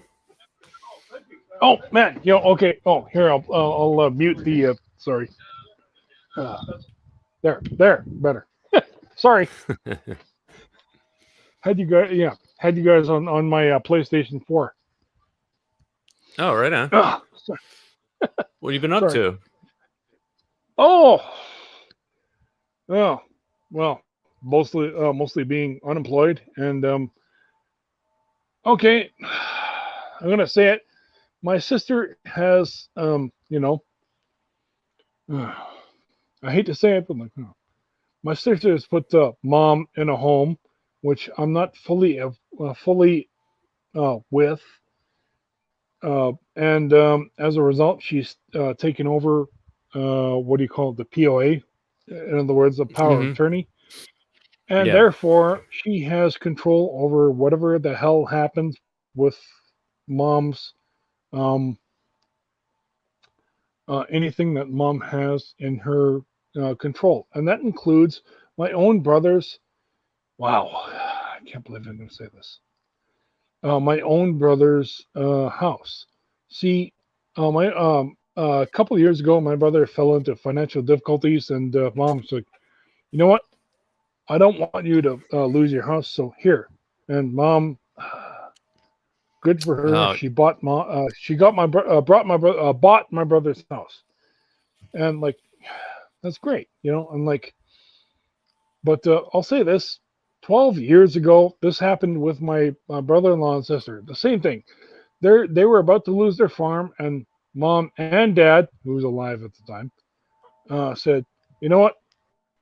Never mind. We just want to make sure that you have something to some place that you're, gonna die, and here's your farm," and like, they bought the place, and like, again, good for them. Props to them. And then they turned around and like, my sister, this is the part where I'm kind of pissed off about. My sister, she is the one who holds the power of attorney. I know. Here I am. I'm bringing garbage. I'm sorry. I'm bringing personal garbage on. But my sister, she has the power of attorney. But like, in 2012, after my dad passed, my sister turned around and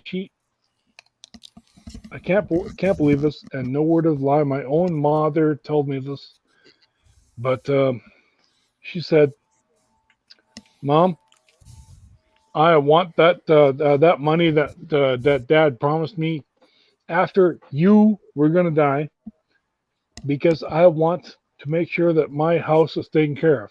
So what did my sister do? Well, because she's got a condo, she turned out and she's like, "Mom, I threatened I'm gonna sue you unless you give me the amount of money that Dad was gonna give me after you die." Oh, wonderful. I know. Families are fucking wonderful. Hey, by the way, Rod, how you doing, man? It's Yes. good to see you. Oh, fantastic. Otherwise, How you been, my brother? Family's being pretty good. Otherwise, the fact that my family is being split into two, but Well, in I'm that okay case, with that. Otherwise, I'm gonna have to change the background. It's things like that do make me feel a little better about being an only child. Yeah, you're well, a bloody goddamn lucky guy, man. I promise you. That's what they tell me. didn't have to deal with hand-me-downs. No, that's right. Well, and I'm the yeah. last child too, by the way. And I just Yeah. turned 50 too, by the way. Hey, Happy birthday. happy birthday. Oh, You actually, have 3 months another ago, but 50 yeah, thank years. you. I think I I'm did wish you a lucky, happy but birthday on yes. your birthday. It's Oh, like thanks, guys. I appreciate it. it's like Brian Setzer says, "We got 60 years on the planet. We got 60 years on the planet. We got 60 years on the planet." And I forget how the last part goes. Oh, that's funny. It is truly good to see you, my friend. Yeah, no. Oh, thank you. Thank you, sir. I And know, 'cause it's been like you sound and a half really or good. Your image is coming through well. I think this new phone of yours might just be the ticket. I appreciate that. And like, yeah, this will probably make you mad, but like, mostly because we Make might me mad? be listening in on them. Yeah, because of the Huawei phone. The Huawei phone? Yeah, which is aka a Chinese phone. Oh. But Thomas I'll tell you, Preston says they're we have 4 watching with 27 likes. What do you guys think about that? Is that good? It's gone up by 2. Yep. Well, the likes have gone up by 2. The watching has gone down by 3. Ivan Ivanovich, well, good night, gents. Need some sleep. And one more. It is late, though. So Good night, Ivan. Thanks Good night, for Ivan. hanging with us. До свидания. До свидания, indeed. Oh, yeah. That's what done, yeah. So, Rod, So- that avatar just needs a little like kokanee in his hand. Oh, that's Rocker Robin Hood. He would never drink. I promise. A you. little no. what? A little what in his hand? A kokanee I beer. said that's Rocket Robin Hood. Yeah. Oh. No, yeah. no. Trust me, I would drink, but Rocker Robin Hood would never drink. So No. you said you would love to contribute to this. Rod, what would you love to contribute? Okay. Oh, so you guys are saying like about Yeah, you live in Canada. okay, You Steve. can tell us about all this socialized medicine, right? You know what? We have What? you know what? Even though we have socialized medicine, but like and even though I have everything that's available to me, we do have what you would call subsets, and this is Subsets? partly because of drug. Yeah, in other words, for example, I'm a member of Blue Cross, but I have not had any for like 6 months now. Mm-hmm. But Blue Cross is you pay like I can't believe I'm going to say this, $192 for every 3 months. It's great, but it's also like if you need to pay like a certain amount of medicine and all that, Mm-hmm. they will pay. They will pay it, and like you wind up paying like maybe $6. I mean, don't get me wrong. I'm not knocking it. It's great, but I mean, like, if you need it, but at the Sounds same a time, lot I mean, better like, than our system. yeah. But at the same time, like, But if I what was you're saying is like, you've got private health insurance on top of socialized medicine. that's right. That's Yeah. what I'm trying to say. You know. So, You Darius, what I was saying before about Sicko, the Michael Moore movie, was so they took these veterans that were in really poor health, and they went to Canada, and they got free medicine, and then they went to Cuba, and this was, of course, when there was a ban on going to Cuba, and they went anyway, and they filmed. You know, Michael Moore's a documentarian. He makes documentaries. Oh man, yes, So heard in about it. Sicko, they go to Cuba and they get X-rays. They get he'll be back. They get CAT scans, whatever. They find out what these guys need. They give it to them, and at the end, Michael Moore says, where's the cashier? Where do we pay? And they're like, you don't pay. And he's like, you don't pay? You just gave these guys everything they needed. You don't pay? No, there's nowhere to pay. You don't. It's free. That's in Cuba, communist state, right? Now, Yes, people actually. at this point would say, "Oh, but Gil, Cuba has horrible medicine, and their medical technology is way out of date, because they drive cars from like the 40s and stuff like. Well, it's total bullshit. But they still look good. They filmed state of the art equipment that they have in Cuba for healthcare. There's nowhere to pay. There's no cashier. You walk. You're done. You leave. Same thing as in Canada, except I guess you can have private insurance on top of it, which kind of makes sense, I suppose. But the thing is, in the United States, we should not have our health insurance linked to our jobs, because we might stay in a job that we hate just so that we have our insurance, and you might pick a job that you don't want over a job that you do want, that might maybe let you express your creativity or whatever, because one has insurance as a benefit and one doesn't. And the one that has insurance as a benefit generally is pretty shitty insurance. So, as you were. Somebody say something, please. Man, you're freaking No. me out. I was trying to look up I'm- images of his Cuba trip. I'm weirded out You know here. what? I don't know what I'm supposed to say next. It's crazy. Wowie, wow. Okay. Okay. You gotta listen, help me out, man. I don't know about Darius, but like I've actually been to Cuba, and I'll tell you one thing. You've been to Cuba? Several times actually. I cool. freaking love it. I bet they got some hot So, my little brother- chicas, is what I've heard. I've heard Oh, they actually, have yeah, some actually- hot little chicas. Mhm. Man, Yes. for a hoofer Yes, like absolutely. me, that could be Yeah. serious situation. You know. Yeah. Wow. No, I just saw it when Conan O'Brien went there after it was finally legal, and the guy in the street was teaching him the clave. No, my friend, you need to know the music is based on the clave, and he's trying to get the rhythm right. It was like he couldn't quite get it right. Yeah, Conan O'Brien pretends that he doesn't have any rhythm.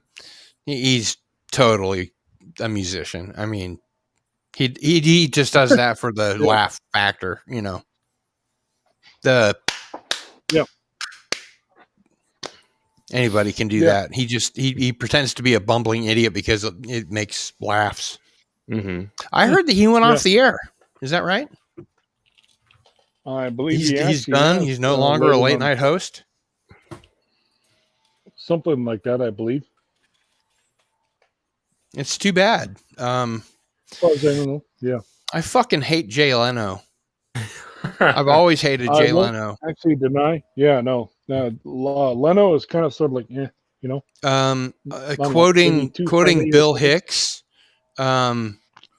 when Jay Leno decided to do a Doritos commercial, that's when he started sucking Satan's penis.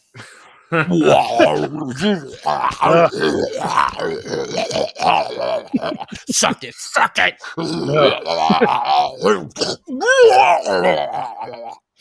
I need a clip of that. You got it. Yeah. There will be a rerun. Yep. So, anyways, It's not nearly as good as how Bill Hicks does it, though. the second time I was in Cuba, I'm completely, I second totally forgotten my. I forgot. totally You can go forgotten from my- Canada to Cuba. Oh, you know why? Because Pierre Trudeau, Justin Trudeau's dad, yes, that's him. He became Fidel Castro's best friend in the early, yes, actually in the early 70s. Yeah. In fact, Hey, between you look and me who's and the here. Don Everett. Howdy. We're done. Oh. Yeah, weren't we talking about that Right. previously? About whether or not Castro could hypothetically have been Justin Trudeau's biological father? Yes, Actually, see, that's what I'm trying to say. It's like, Did you know Yeah. that actually, before Castro went to the Soviet Union for help, for financial aid, he came to the United States and we turned him down? Did you know that? yes, actually, Darius? No, Your mouth There is is. open. You're agape, aren't you? You're I It can't was. believe- It was Oh. actually. I knew it. I knew it. But no, I Yeah. don't think I was aware of that. So Fidel Castro is Trudeau's father? What?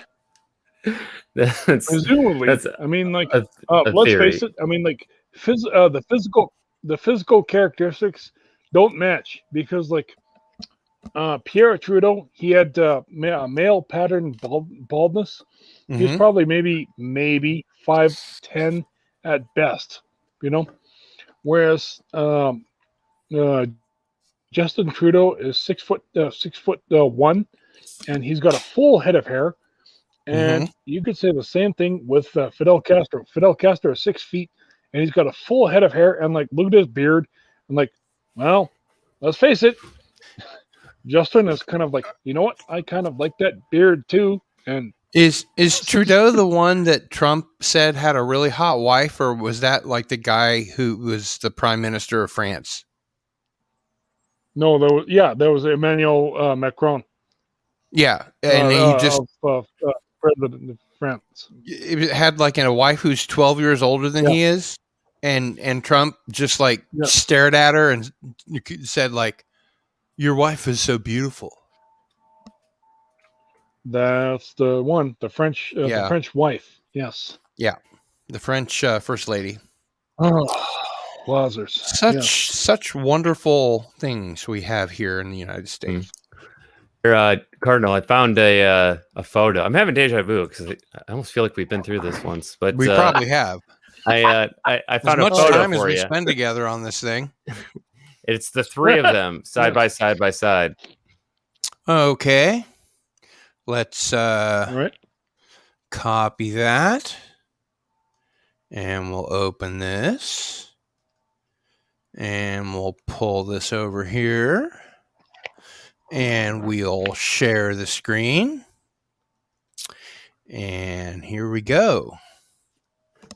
So you have Pierre Trudeau, yeah. Justin Trudeau, and Fidel Castro. Yeah, Yes, exactly. I can see the resemblance. Exactly. Fidel Castro is smiling in this photograph. I don't think I've ever seen him smile. Who's this over here? On that the left? would be Pierre Trudeau. And that's this Pierre guy's alleged dad? Alleged is the word. So what's this guy's name? Justin. Justin Trudeau, Justin Trudeau. Pierre Trudeau, Fidel Castro. Yes. Right. Yeah, this is scandalous rumor. I won't have it on my channel. That's No, I what's see going the on. similarity. Everybody says. I see the similarity. And Justin's still Prime Minister of Canada, right? Yes, he is. Actually, he's called an well, he has not said it, but every indication says that he's going to call for an election. And since he apparently, and I say apparently, will not step down, it sounds like he probably wants to consolidate his power, because what he has right now is a minority government, which is he's got enough. There's enough votes. He's put together a coalition government, right? Right. That's what it is. Exactly. Yeah. Just like the Israeli Knesset. Yes. Exactly. Hey, Bibi Netanyahu's finally out. How about that? They call him BB? Bibi. Yeah, that's his affectionate name that Jews call him all over the world. Benjamin Bibi. It's a Hebrew thing. Oh, you wouldn't understand. Netanyahu, whatever. Netanyahu. I just outed myself as a goy. That's all right. I expected you were a goyim with a name like Munchausen. Come on.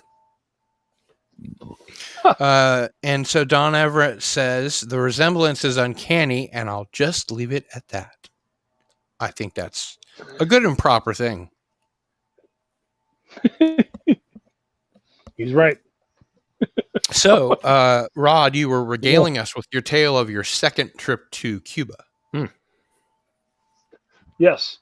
Actually, I had totally forgotten my sandals. So all I had was a pair You've of. forgotten your sandal? I know how bloody stupid is that? I'm like, man, I'm like Sandal? Literally, we're like half. Like Yes. so the thing you wore on your foot? Yes. You forgot your sandal? Yes.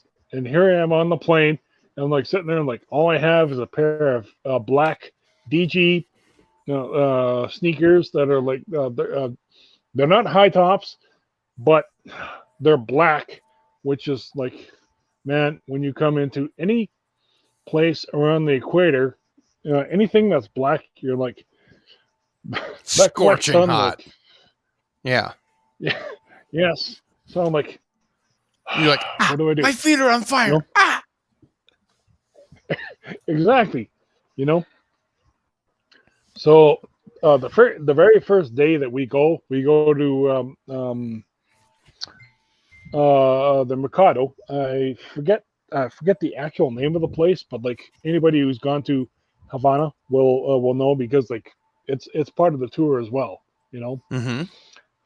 You can go there and you can get all kinds of like awesome paintings, shirts, T-shirts, whatever. You know. And That's I walked in and like, it would be a big Yeah. tourist area if we would let it. oh yes, it is actually, and like it's literally right by the waterfront. And again, Which you know, one? Which one do you guys like yeah. better? This one, or this one? This one, This one and or Which this one? one? Midnight to midnight, no, the UFO or the or the Oh, in the UFO? corner. Yeah. I kind of like the you know- UFO, even if it's not like topic specific, but you know. But on I'm the other so hand, going. like, That's all Midnight there is to it. probably is- Mhm. You've totally convinced Don Everett, Rod, to go to Cuba. I hope it's Oh. legal. That's all. Mhm. I hope it's legal. Cardinal, I like the well, Midnight if to he lives Midnight, in if Canada, that's the then show you're yes. doing. Yeah. But I also like the UFO if we can get the alpha channel to work around the edge. So The that it just Alpha looks, channel. yeah, so it just looks like a cutout instead of the I'm white not- box. Yeah. I'm not sure I can do that, but I can do this.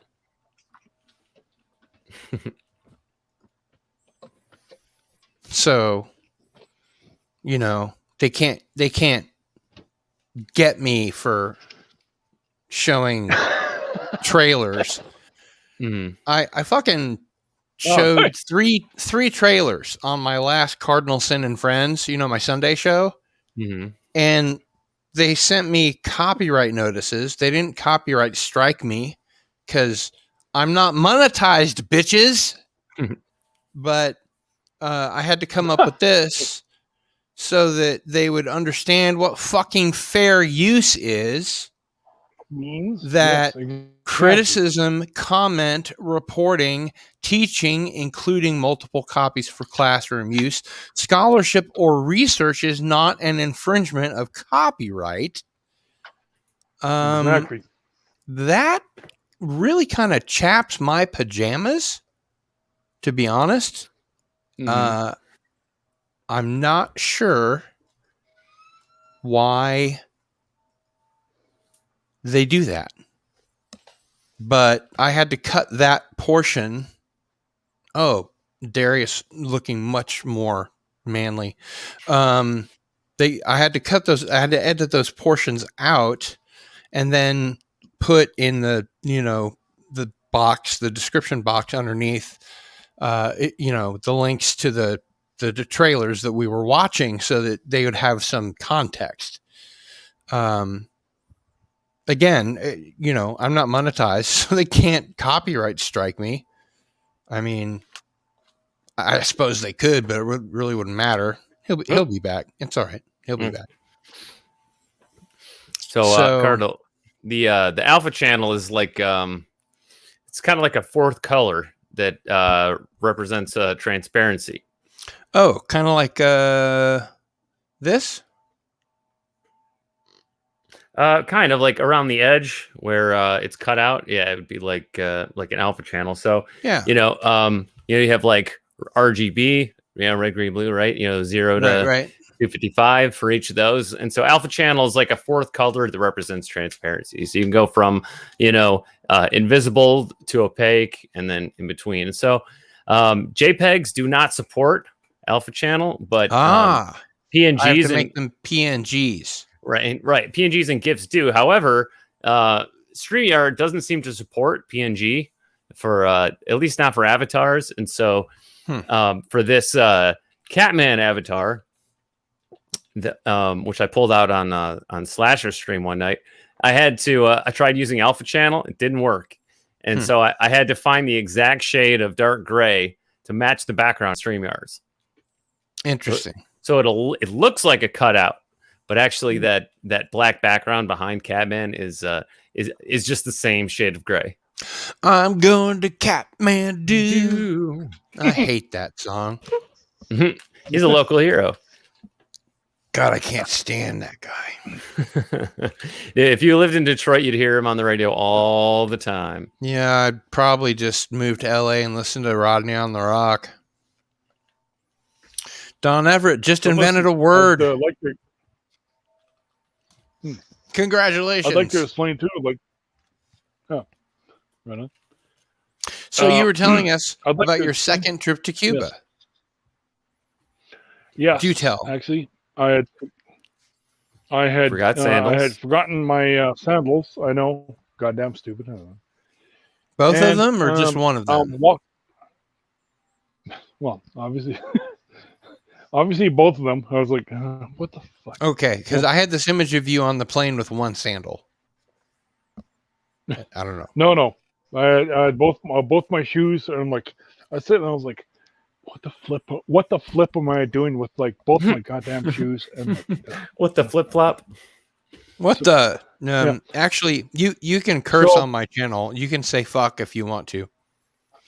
If you'd rather not, that's cool okay, too. good. Is Awesome. Darius? Awesome. Is that the bunny from Donnie Darko? No, it's RoboCop on fire.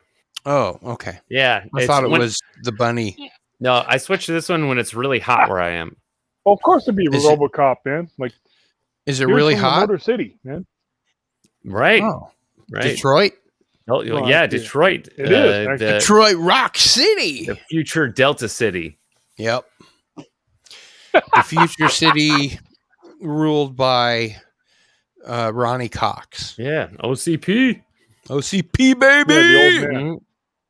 Yep. And like I always say, welcome to the future cyberpunk dystopia. RoboCop He was the president in Stargate. That's right. Oh yes, that's right. I love Actually, Ronnie Cox. yeah. Actually, he's a folk singer and guitar player. He's actually like the sweetest guy in the world. But the roles that he plays, he's just like the hardest ass motherfucker. He's great. I love Ronnie Cox. Right. Yeah. You have 4 seconds to comply. Yeah. What did you think of the RoboCop remake? I didn't Meh. like it. Meh. No, No. I didn't like it either. I mean, Didn't capture the magic. I liked it. I liked it for what it was. I could sit there and appreciate it, But like, honest to God, I was like, no. Compared to what it was, compared to the first one, I'm like, God, no. It's not even close to what like. It wasn't even as good as the second one. Didn't have that. Yeah. No, it didn't have the right tone, and it didn't capture the magic of the original. It didn't have that Paul Verhoeven sort of sarcasm, that irony. Right. And he ended up looking like I don't know, like an iPhone upgrade of RoboCop, with the that real smooth black man. or like RoboCop made by Huawei, and it was like he was all yeah, smooth exactly, and black metal with the little like LED in him. I was like, no, man, no, it looks like rather than selling toys, like they're just going to try to sell us an actual RoboCop. I did kind of like the beginning though, where you had the the OCP manufactured like actual police robots, or they were like military And now robots. they've come true. Right. That part I liked. They're for that basically reason. Daleks. In the UK, they have these anti-personnel robots that roll around, and they're basically Daleks. Mm-hmm. Except they don't say exterminate and then go. Right. And when you see that in the RoboCop remake, you feel like the movie is going to say something topical, something prescient, and something sci-fi about and it culture. And then it doesn't. So what about Dredd with what's his name? Carl Urban. Carl Urban, yes. Good Lord, I love it. Did you guys see that? I love it. Absolutely. He's Loved seen it. it. I haven't seen it I'm yet, but waiting I'm for quite Dread sure I'm 2. going to love it. I I'm promise so you, you will, man. disappointed in you, My Darius. God. Hey, I'm not going to lie to you. I'll tell you if I haven't seen it. All You could right. be disappointed, but Hey. you'd be more disappointed if I told you I'd seen it and then you found out I was lying. Well, that's true. Lena Headey's in it. Uh-huh. This is the drug kingpin of the Mhm. block. Oh wait, yes, that's right. She Yeah. is, yeah. She's actually I didn't kinda hot. realize that was- Mama. You know what? She's actually always been I was kinda going to hot, mention but this yeah. like we've been going for 3 hours, 44 minutes, and 25 seconds. I was going to mention this about an hour and a half ago. The character that she plays in Dread with Carl Urban isn't so different from the character that she played in Game of Thrones, Cersei. No, you don't think so? Basically, she's just a ruling bitch at the top of a castle. HBIC. HBIC. No, What's it's that? not that far different from 300, but yes, actually. Was Kinda, she in yeah. 300? Yes, actually, she was She a was- queen in both 300 and 300 Rise of an Empire. I don't think I saw the second one, although I did see the movie that was the I promise you, we didn't miss much. parody of 300. You know, with the really fat guy. Oh, I don't remember Oh, what you that was mean, called, but um, so Don Everett uh, says the uh, Carl Meet Urban the version Spartan. was a definite improvement Meet the over the Spartan. first one. Say again? Meet the Spartans. Oh yeah, Meet the Spartans. That was the parody. That's pretty funny. And Oh. and he really wanted to go. He really wanted to go, but Leonidas wouldn't let him. He was like, "I'm sorry, you're too heavy." That was great. Yes, exactly. I generally don't go in for Didn't that have kind the of abs humor, painted on you him. know, but that was really fun. Meet the Spartans. You know, to be honest, I mean, I like to meet the Spartans, but personally, I still kind of like sit there and I'm like, slapstick humor died with a superhero movie, and that was the last good slapstick movie that was based on like a property, you know? Right. Like in the Because vein of otherwise, The Naked Gun or Hot Shot. Scary Movie, that kind of stuff. Right? Scary Movie. That again, Scary Movie was okay, but that's where Scary Movie began to denigrate it, because like it was I in thought the movie, Scary Movie mood was really of, like, fun. I mean, if you've seen The Scream first and Scream two. 2 and Scream 3, all the Kevin Williamson films, Scary Movie's hilarious. Plus, Anna, what's her name? Ferris. Anna Faris. Anna Anna Faris. Ferris. I think she is the smokingest hot girl on the earth, especially when she's being funny. She is just like smoking hot. I wouldn't Which deny is that. why I mean, because I like, assume why they put her in the movie. and don't but- forget, that's why she was like Chris Ferris's Chris Pratt's wife. Who? She was married to Chris Pratt for a while. Oh, really? Wow. Yes. Wow, quite the Hollywood couple. And then actually, like that's when Chris Pratt became elevated in the MCU. Mhm. That's sort of where they went separate ways. Well, Womp womp. life ends in tragedy, doesn't it? Oh man. The question is, was it worse for Chris Pratt or for Anna Faris? Because I think Anna Faris is a pretty hot property. Don't get me wrong, I agree. I totally agree. So, Man. Like she's like Who Who lost You know? more, Chris Pratt or Anna Faris? And on top of that, whose idea was it to get a divorce? Mhm. I can't see Chris Pratt I don't kicking wanna- Anna Faris out of bed for eating crackers. You know?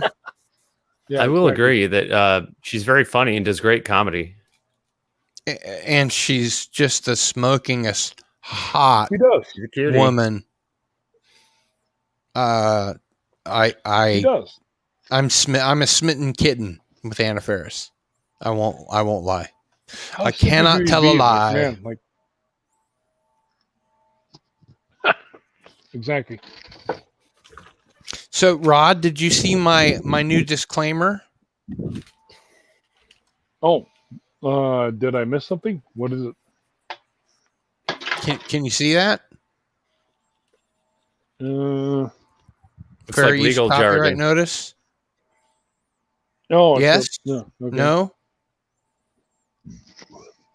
Can you see the it? old, fair use thing, eh? Yep. No, I can watch it. I can Yes, see it. I can Okay, see it, he yeah. can see it. All right. I can see it. Yes, absolutely.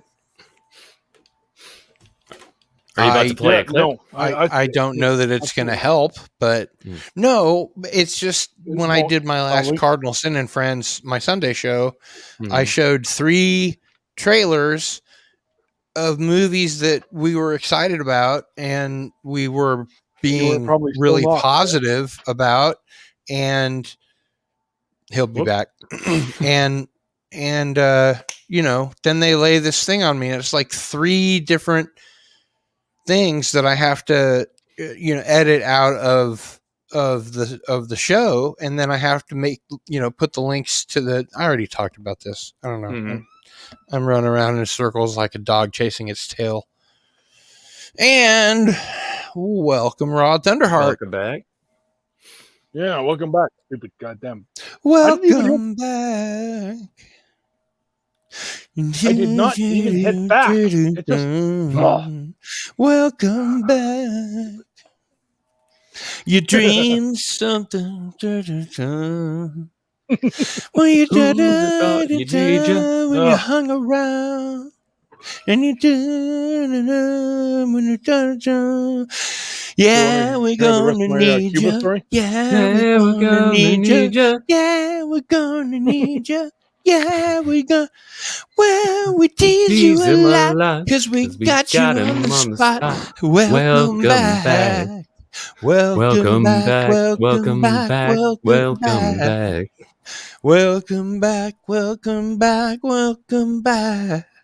Now that's why you needed the disclaimer. So you got me on the back. You want to hear shitty singing coming up? The story. Yeah, we got to the shoes. Oh, right. The sandals. Sorry. Go ahead. Cuba. You went to Cuba, sandals, and. Yes. Plain and simple.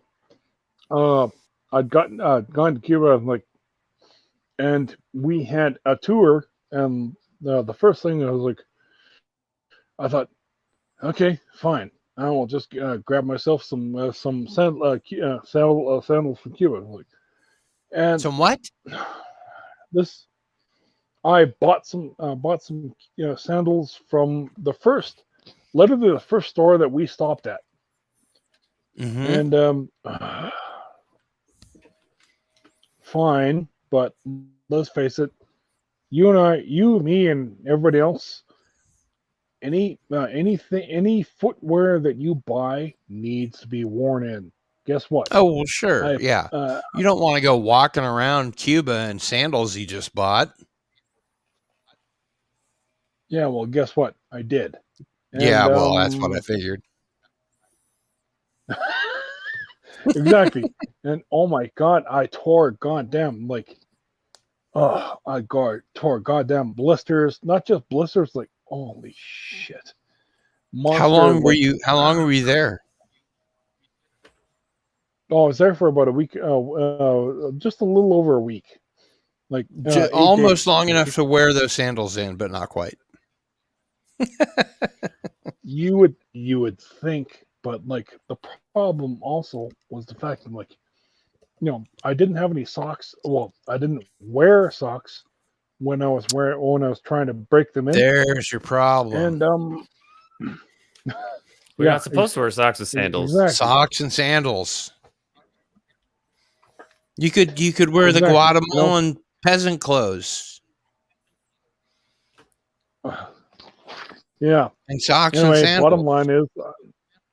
bottom line is I had these giant goddamn blisters. Not just blisters, but they broke. I'm like, holy crap. My God. I had these giant Oh, so you remember sores. earlier I was talking about this show, The Pacific. I remember. Okay. Mhm. Gonna make myself big here. All right. So in this TV show, The Pacific, because they're lazing around and they don't have anything to do, they make them go on a 100-mile hike carrying 40 pounds on their back. It's 100 miles there and 100 miles back. And this is after they have defeated the Japanese, and they're in Australia. And they are so shagged out from all the fighting and the mud and everything that they go to a football stadium, a soccer stadium, and there's beds laid out, and most of them just collapse into these beds. But a couple of them are naughty, and I'm pretty sure this is from real life and not creative license.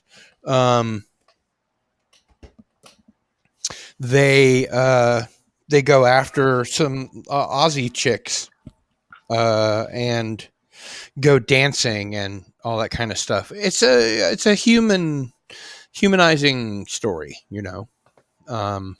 after all these, I mean, they are heroes. They saved Australia from Japan in the Second World War. So it really is like, they're greeted as heroes, but they're all just like, they're so worn out. And so they have this whole stadium filled with beds just for them to just sleep like for a week. And some of them decide to, go take the train and go into town and look for adventure, if you know what I mean. And I think you do. Mm-hmm. And it's I haven't worked my way through the entire story, but it's fun. I'm currently on this disc 3, and so far it's at least as good as Band of Brothers. Rod, have you seen Band of Brothers? Yes, actually. Good Lord, I love what a one of those movies is like that makes you feel so good inside. Like, man. Are you talking? It's really hard to hear you. Oh, sorry. I said, good Lord, Band of Brothers. Yes, it's one of those movies that like makes you feel so goddamn good inside. Wow. Yes, indeed. Yeah. So the 100% Pacific is made by the same people that made Yes. Band of Brothers. And it's just about the Pacific theater instead of the European theater. And Right. 2 thumbs up from Cardinal Sin. 2 thumbs up from Rod Thunderheart. Oh, you've seen it? 100%. Loved it. Yes, actually. Pacific? Yeah. Oh, cool. Well, Yeah. I don't know what we're talking about then. Why'd you bring it up? Me? I didn't bring it up. You didn't bring it up. No, you brought it up. Me? I was actually talking about Cuba, actually. Oh yeah. Okay. So tell us about Oh yeah, Cuba. and you the had and the no sandals. blisters on the feet, and the Yeah. blisters Ah. popped. It was like the Bataan Death March, except in Cuba.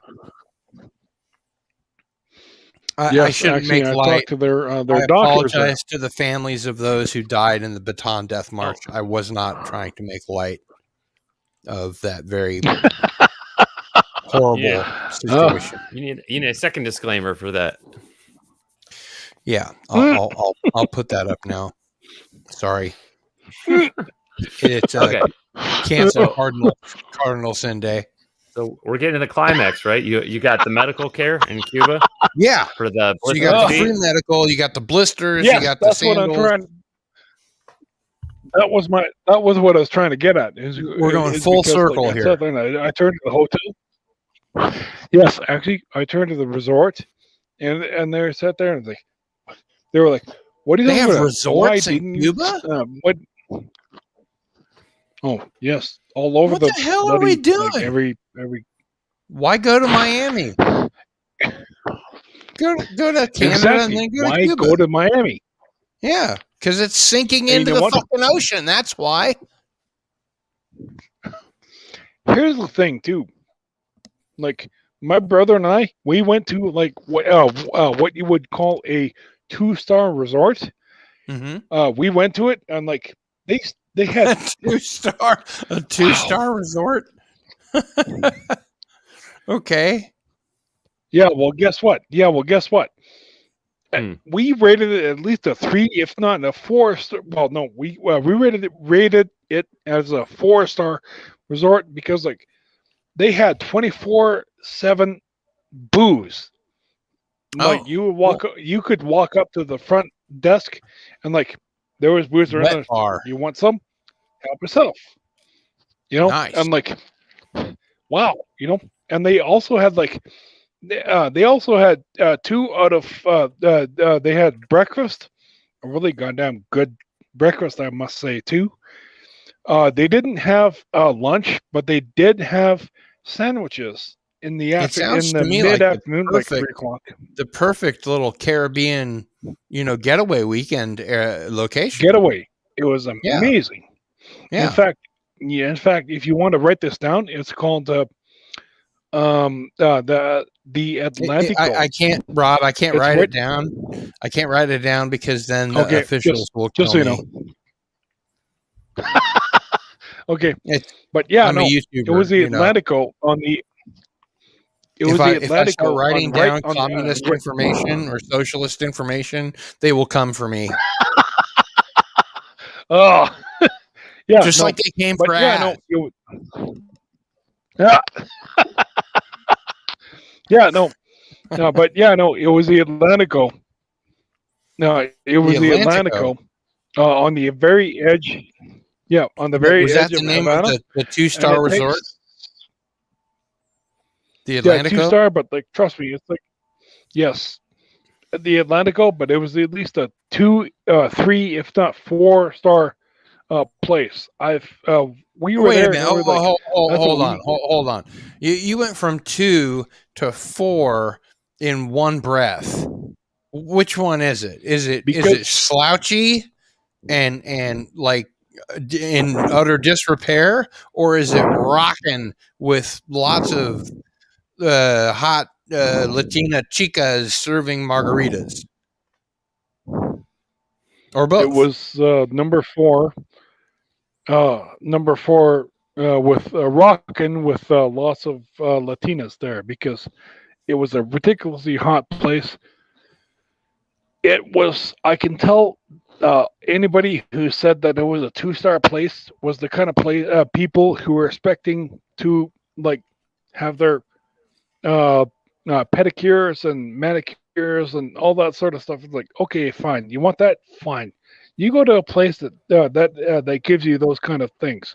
But like Atlantico, they gave you a breakfast and a supper, like a full breakfast and a full supper, and like Okay, wait. they give you When a you say medium supper, lunch. when you say supper, it could be dinner, or it could be lunch depending on where you live. So, what time of day was supper? 5:30. Was it at okay, it was at 7:30. dinner time. Okay.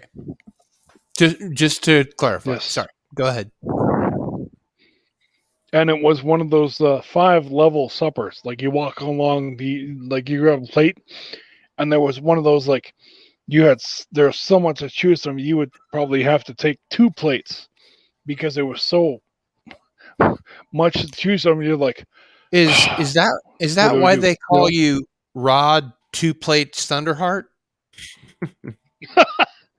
No, I'm actually only 1 plate because Because you can go trying to back keep as many trying to times keep as it you shape. want. Yes. Yeah. Yeah. And actually, you probably see my picture, like not Rock Robin Hood, but like, no, seriously, I can do the splits, and I can still do the splits at 50 You can years do old. the splits I can do the splits. like Van Damme. Can you like hold yourself up against like the Van Damme. walls while people walk underneath you and then attack? Because man, that would be like Van Damme. fantastic. That'd be amazing, man. I don't know if I could even imagine. That would be crazy. I don't know. That is I'm the lost. one thing that I've always. No, trust me, that is the one thing that I've always sat there and I was like, you know, there's 50, 60 other people that are muscular and like they're like whatever. Like none of them can do the splits. So that's where I'm like, you know what? I'm gonna have this on them. All right. So So you did the splits and then I can still do the splits. It has not done anything for me. I wish it had, but you know, Wait, that did is you sort have of to do it in Cuba? anticlimactic. no. You didn't do the splits in Cuba? But you know, I thought that No, I was the did whole all the point time, of your actually. story. Yeah, That was the denouement of your. what? I thought that was the denouement of your story. What? How did that happen? I'm like, that was not even my point. The point is, sorry. Okay. Okay. You know, okay. Go ahead. Clearly, Okay. I've had one too many Heinekens. Getting back to like, no, it was a trust me, it was a great place to stay at, and like the Atlantico. Anyway, I sat there and I pointed out to my feet, and I was like, you know, I had the big bloody blisters. Let's all say good night to Don Everett. Had fun, boys. I need some sleep. Good night, Cardinal Sin, Darius Munchausen, and Rod Thunderheart. Good night, Dan. Chat soon. Oh, Sweet what a dreams, guy. Don Everett. Okay, Yeah. please continue. Anyway, yeah. Anyway, like no, I went to the hotel. And I was like, I pointed out to my feet, and they said, "Oh," and they sit there and they turned around and like they turned around and they didn't ask me nothing. They turned around and like they ran, and like point is like they asked the doctor, and like the doctor came up and like he sat there and he told he came up to me and like he said the best He thing just I gave you probably Sal. He gave me some salve, but then like he said after about 30 minutes, then he said the best thing for me would be to keep walking. walk out and like into no. Oh, Actually, okay. like rest my feet into the sea. Actually, Oh, yeah. All that salt would be good for your feet. Yeah. actually, and it was actually, Hmm. and about 2.5 days after I'd come back from Cuba, my feet had healed back into. I cannot even tell that there were blisters or anything on Wow. on the edges of my feet. So That must have been some salve. Some seawater. But it's probably the the seawater is really what I was. I don't know. Maybe it might have. The salt could have helped shrink the inflammation, I probably would have recommended a course of staying inside the hotel room with a lot of ibuprofen and all the bourbon you could drink, which you probably did anyway. Which actually I did, actually, because of 24/7 bar, actually. Yeah. Yeah. Yeah. I'd like to go to Cuba, but it's It against was the fun, law. I promise you. You know what you should do, Cardinal? What's No, that? go up to fly up to Toronto, Mhm. then fly to Cuba. I would love to just go to Toronto, to be honest. That's awesome, but no, now go to Toronto, then go to Cuba. Because once once you're in Toronto, they're like they wouldn't question it, like, yeah, but okay, the guy's going to Cuba. They would not sit there and no, I was like, oh, he's American going to Cuba. They're I sitting there might like, I might actually spend whatever, more he's time going in to Cuba. Toronto than I would in Cuba. Cuba. Cuba Libre. Cuba Libre. That yeah, free Cuba Cuba. Libre. That's exactly what it means. Cuba Libre. A Cuba Libre. Those are good drinks, actually. Those are good drinks. And if I were to go to Cuba via Toronto, I would probably stay in Toronto for a good week or two and just kind of get my bearings, look around and experience Toronto. I've heard it's a really clean city. I've heard that the people are really nice and that it's not really very cold, and that there's a conspiracy of people in Canada to make Americans think that it's so cold up there that they won't want to go. And the draft dodgers in the Vietnam era went there and stayed and didn't come back. And so that further ramifies my theory that it's a conspiracy to make Americans stay here and not go to Canada. Actually, yes, that and Cuba. You're absolutely right, bro. I can tell. Because then we might start singing, "Oh, Canada, My home and native land. my home and Yeah, native land." I have no idea how it goes or what the lyrics are. Thanks for sticking around, Darius. By the way, I really appreciate it. By the way, I really do. I had to hear the end of the story. With the sandals and everything with the Cuba Libre. Wow. No, I mean, seriously, Obama opened it up, right, a little bit, Mm-hmm. and then Yes, it got closed again. What is it? That sanctions? They have sanctions against Cuba? Is that yeah?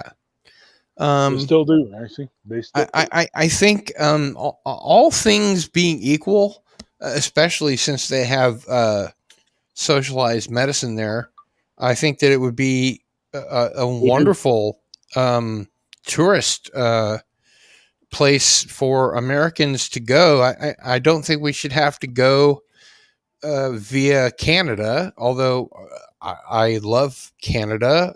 I've never met a Canadian I didn't like. I would love to go sometime. I understand it's beautiful. Canadian Spider-Man sent me a photo of where he is, and you got to stop that, Rod.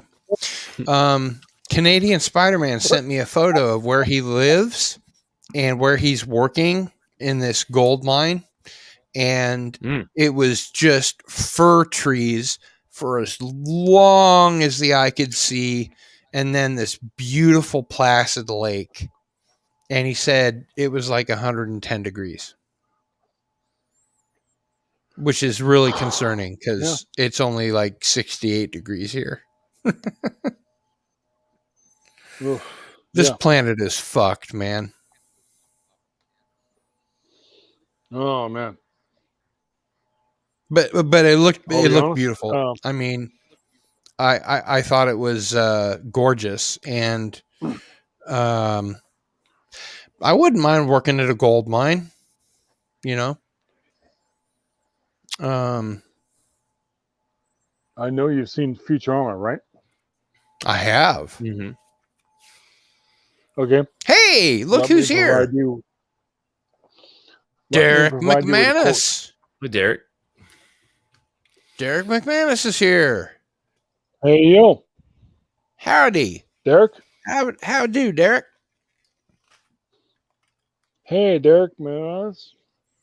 McManus. In fact, what we'll do is No. we're just gonna shoot him. Now, well, we don't want to shoot that to him. That'd be the bad thing. When I was still brand new, I think people would occasionally read my name as Derek McManus because they weren't sure how to pronounce it yet. People were reading it real quick. Yeah. There we go. But That's anybody what who's we seen want. Futurama? It's like, I don't want to live on this planet This anymore. planet anymore. Yeah. Oh yeah. Professor Farnsworth. Yeah, I it's become a whole don't meme. want to live on this planet anymore. Good news, everyone. Good news, everybody. Good news, everyone. Be careful Well, with yeah, that diamond filament fishing line. It's unbreakable. Well, then why do we have to be careful? It belonged to my grandmother. Okay, so Good. You cut out. You cut out, Rod? Are you there? Eric McManus, you have a DM, my friend. And I promise once you're here, I'll stop doing this horrible Scottish brogue. It's absolutely horrible and probably very offensive. Wouldn't he be Come, Irish? join us. No, he's not. No, he's not Irish. That would be a fine thing, but he's not from Ireland. No, but like Mick Can is you Irish, right? Can you honestly not tell a Scots accent from an Irish can. one? I can, but Scottish would be Mac, right? Irish is Mick and Scott is Smack. What? Smack? Mac, M-A-C. Oh, as opposed to Mick? Right. I don't know. Oh, yes, he is. He's from Northern Ireland. He is from Northern Ireland, and he has a link. So Nailed it. Oh. Well, technically Nailed it's it. different. Technically it's a different country, but nailed still, it. it's different. Nailed it. Nailed Good it. news, everyone. The university news. is uni- Good news, has everyone. approved I've got enough beer for us to do this for 2 days straight. You have Whoa. any kokanee? Yeah, me too, actually. Do I have any what? Any kokanee beer? Kokanee beer. Oh my God, that's all I'm drinking. Actually, okay. Actually, I've got kokanee and the kokanee beer beer? outside, and the fridge outside. I've got Schliemann in the fridge beside me here. Well, Cardinal, I know of kokanee as the beer that Rod drinks. 'Cause, yeah. I haven't had it here. I don't know. I haven't bought beer in like over 5 years, so I haven't. I don't know if they sell it, but I don't think I've seen it. What, you So- just bum it from other people or what? No. Hey, greetings, Derek. Good morning, gentlemen. How are you? What time is it where you are? It is 10:15 in the morning. Oh, well, that's a reasonable Oh my hour. God, awesome. Very good to Well, see you, No, sir. how's things? Oh, always good to be here. It's an No, honor to meet I got up and I was fittering about in the kitchen and I saw you were the notification and I thought, these guys will still be live, so I must jump on, see how things are. Awesome. Pleasure. Well, to meet hello, I'm- Derek. Good to see you. I'm well. Yeah. Good to be here. you. Likewise. It was my birthday on Monday. I'm 49 How was now. it? How old are Happy you? birthday. Oh, 49, getting old. happy birthday, sir. 49? Yep. Well, happy birthday. Thank you. Thank Many you. happy returns of the happy day. birthday. Happy birthday. And I promise we Thanks. won't 3 months sing is to only a you. year and a half. No, don't sing. Purple Valkyrie sang for me right enough, which was very pleasant. You know, She sang I've been Happy trying to Birthday. get Purple Valkyrie on my channel since the last time she was on my channel. And she's always wrenching for somebody else. So She's busy, but she's a good girl. So I'm sure she'll come on if you can get a she's time that super suits. nice. No, I love her to death. But she came on once, Oh, I think, amazing. because whoever it is that she normally wrenches for happened not to be, streaming that time. And it was great, and we had a lot of fun. And I always think that, my live streams could use a little more female energy. It's a bit of a sausage fest, Not that I mind, but Sometimes the girls we come could on. use a little more female energy, is all I'm saying. No, And it's Purple nice. Valkyrie is a Hey. beautiful person, and she's a redhead, and she's a wrench, and so many wonderful things to say about her. Well, I she's can't. into all the topics too. Like she likes her comics and she's knowledgeable about them. Yeah, And yeah. she likes her movies and her Well, to TV be honest shows, with and she touches on that, the woo-woo, the UFOs and the stuff as well. So Really? Well, she's God, good- she'd be good fit. perfect. Now, next time I'm talking to her, I'll remind her to get in touch. Oh, please do. Yeah. She wrenches. She does her own show 3 days a week. She wrenches for Loki, and that's Yeah. 5 days a week. And then Yep. she wrenches sometimes for Az. Yes. Heels versus Babyface. No, she's a busy bee. That's for sure.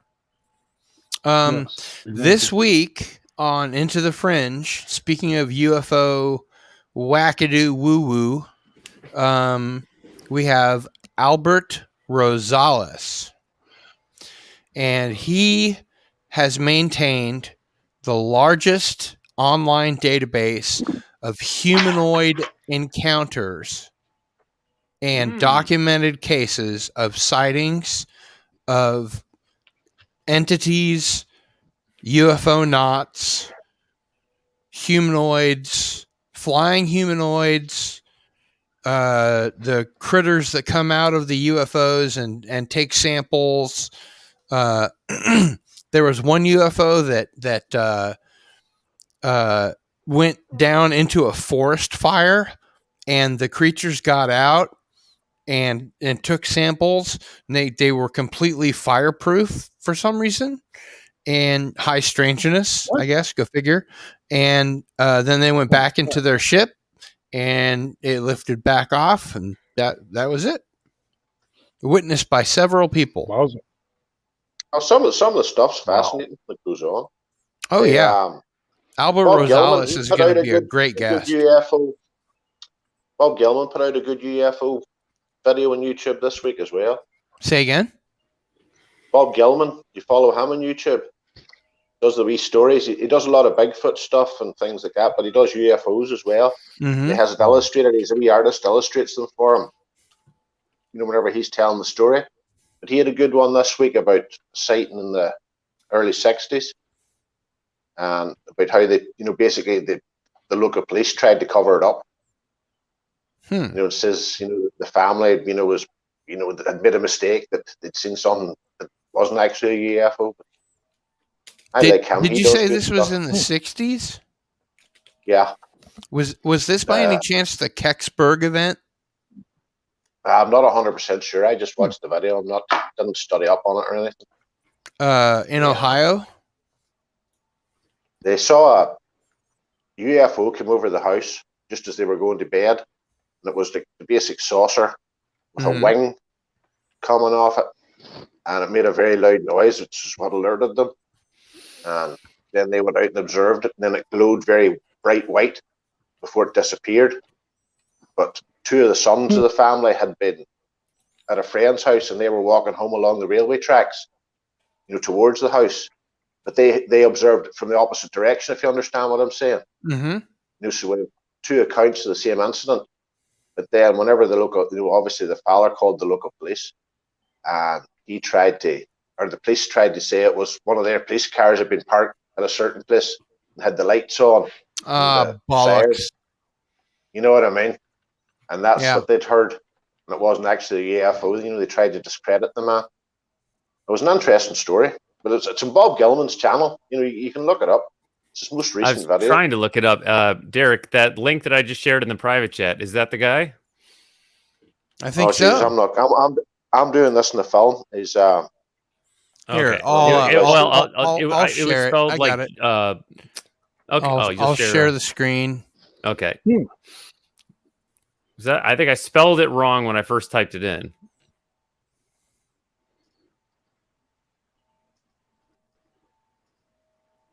Is that the Oh guy? wow, really? Is that him? Derek? Did we lose Derek? No, we lost Derek and Rod. I'm It's I'm all my fault exposing too somehow. much. I'm exposing too much truth. Yeah. Somehow this is Bing. my fault. Bing. So is this Sorry, the guy I'm you're bad. talking about? that's the guy there. Yeah. Yeah. Okay, He does cool. some great stuff. Cool.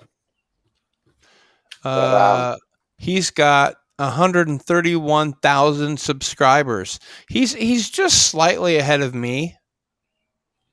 No, he's a good fella, and he I have responds too. how many Yeah. subscribers do I have? You guys are all subscribed, right? Mm-hmm. Yep. You subscribed 4 times. Oh, yeah. I have 339 subscribers.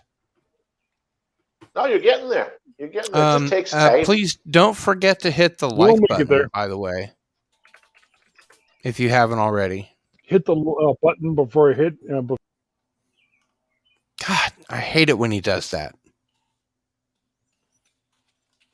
Gonna have to make him read this when he comes back. Fair use. Yeah, funny. I was streaming with I didn't even. Bird of Prey 5 the other week, and we were playing Call of Duty. Oh I yeah. had mine set up. Whenever you get into the vehicles, it played songs. And I didn't realize because we were streaming it would be a copyright strike. So the two of us had to sort of shout over the top of the Whoops. music so it wouldn't go through. Yeah, that'll get you in trouble. They don't like it when you do that. So See, I had to go in there and turn everything off. I have a library of music that I created and played in bands with, and they can't take that away from me because I own the copyright and I can upload it and I can play it and do Nice. what I want with it. And they can't do shit. You'd be amazed what they'll try and do. They did you ever hear the Mighty Jingles? He does video game reviews and stuff. He was in the Navy the same time as me, and he had, I think it was it was something to do with World of Tanks, and they had the Russian national anthem in the background, and someone tried to claim the Russian national anthem. I'm sure it wasn't the writer. Oh my No, god! it definitely wasn't the right. No, there's people, just literally tries to claim anything. All right. So I have it on very good authority that we need to say goodnight to Mr. Munchausen. Oh yeah. It's Darius, way past, could you way please past time. Yeah, no. tell worries, us brother. where we can find more of what you do online and plug all of your stuff?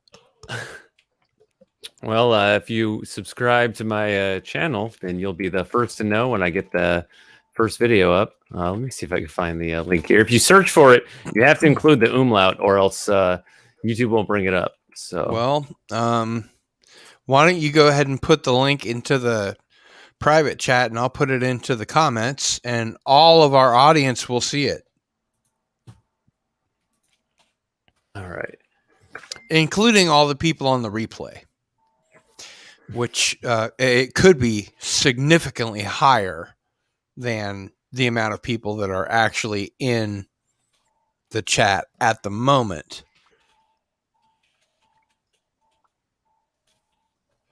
Hey, turns out I'm subscribed. There you go. Put the whole thing together, so you can just copy and paste. Now, Derek, do you have a channel? I was trying to look for it and I couldn't find it. Me? No, Oh, no, Derek. I have a channel, but it's just a nonsense channel. Don't worry about it. Okay. I'm not doing anything really with it. Only sort of opened it to have one. Okay. The only thing of any consequence of it is me mocking some government agency about Brexit. What? So- That might get you a laugh. Please subscribe to Darius Munchausen. I'm still not sure whether it's Darius or Darius. It's whatever you want. Well, how do you say it? Well, I'm Do you from say the Midwest. Darius or Darius? I just say Darius. But if I was actually in Germany, it would be Darius. Darius. You would say, yeah, it is Darius. Dustin. You have no My sister content. lived in Germany for 10 years. You have no content, Oh, nice. my friend. No, No, content. not yet. And yet I keep getting subscribers. So it Well, just puts pressure you on me have to get those 56 videos up. already. You should make a welcome video or something. Yeah, you're right. Just like, hi, I'm Darius. Wow. You were an early adopter, huh? Mm-hmm. Oh, yeah. And well, that's why the username is so juvenile. It's from when I was like 13, 14 years old. It was when Google was pretty new. Google Video. Well, yeah. And before they bought YouTube. And I think I switched over from a Yahoo email address. So make it's sure probably and even older. make sure and get the umlaut in there. Yeah. I don't know. I might branch the channel at some point and use a secondary Make a video name. or two. Well, no, I mean, because I already have a second channel that also has no videos, but just something that's more searchable. You know, like I don't know if you're familiar with Runner from the Gaming Lounge, but he changed his name to Lord Runner because it's way more searchable than just the word runner. You're just going to get videos of people running. Right. Yeah. I made a similar mistake. I didn't look before I left, and it turns out that there are a jillion bands called Cardinal Sin, and they each have a YouTube page. Yep. But I finally got to the point where I've generated enough material that I'm like the third one down, so you can pretty easily find my stuff. I can find you quickly on the phone, but whenever I try to find you in the PlayStation, it comes up with all those bands. In the PlayStation? I use the search engine in the PlayStation. And it comes up with a bar across the screen, and you have to go away across to about 7 or 8 before it finds you. Yeah, yeah. That's crazy. Actually, you get different search results depending on what device you're using. One thing you might not know that you should know. Hey, Rod. Here we go again. Sorry, I can't. I'm not even. I promise you, I'm not even hitting back. Oh, stupid! Goddamn. There's a super easy way to find my channel now. Yeah. Oh, okay. You can just go to youtube.com/cardinalsin. Ta-da! How easy is that? Got it. Yep. That's it. Holy crap. So all you got to do is youtube.com/cardinalsin. And you too can be a subscriber to the best wannabe channel on YouTube. Hey, man. But I'm anyway, there every Sunday. So. Yep. And, you know, if you search for Rod Thunderheart on YouTube, a video comes up that's a thank you to Rod for a copy of his book. But you can also search. My God, I got to look at that up. You can also search See Through Love on Twitter, and that will get you to Rod as well. But it's Darius that we're sending off. Oh, yeah. So Yes. So yeah, what Thank a you guy. for Man, being thank here, you. my friend. I appreciate your candor, your intelligence, your honesty. your debate style, your willingness to engage. I think that's something that's really missing from the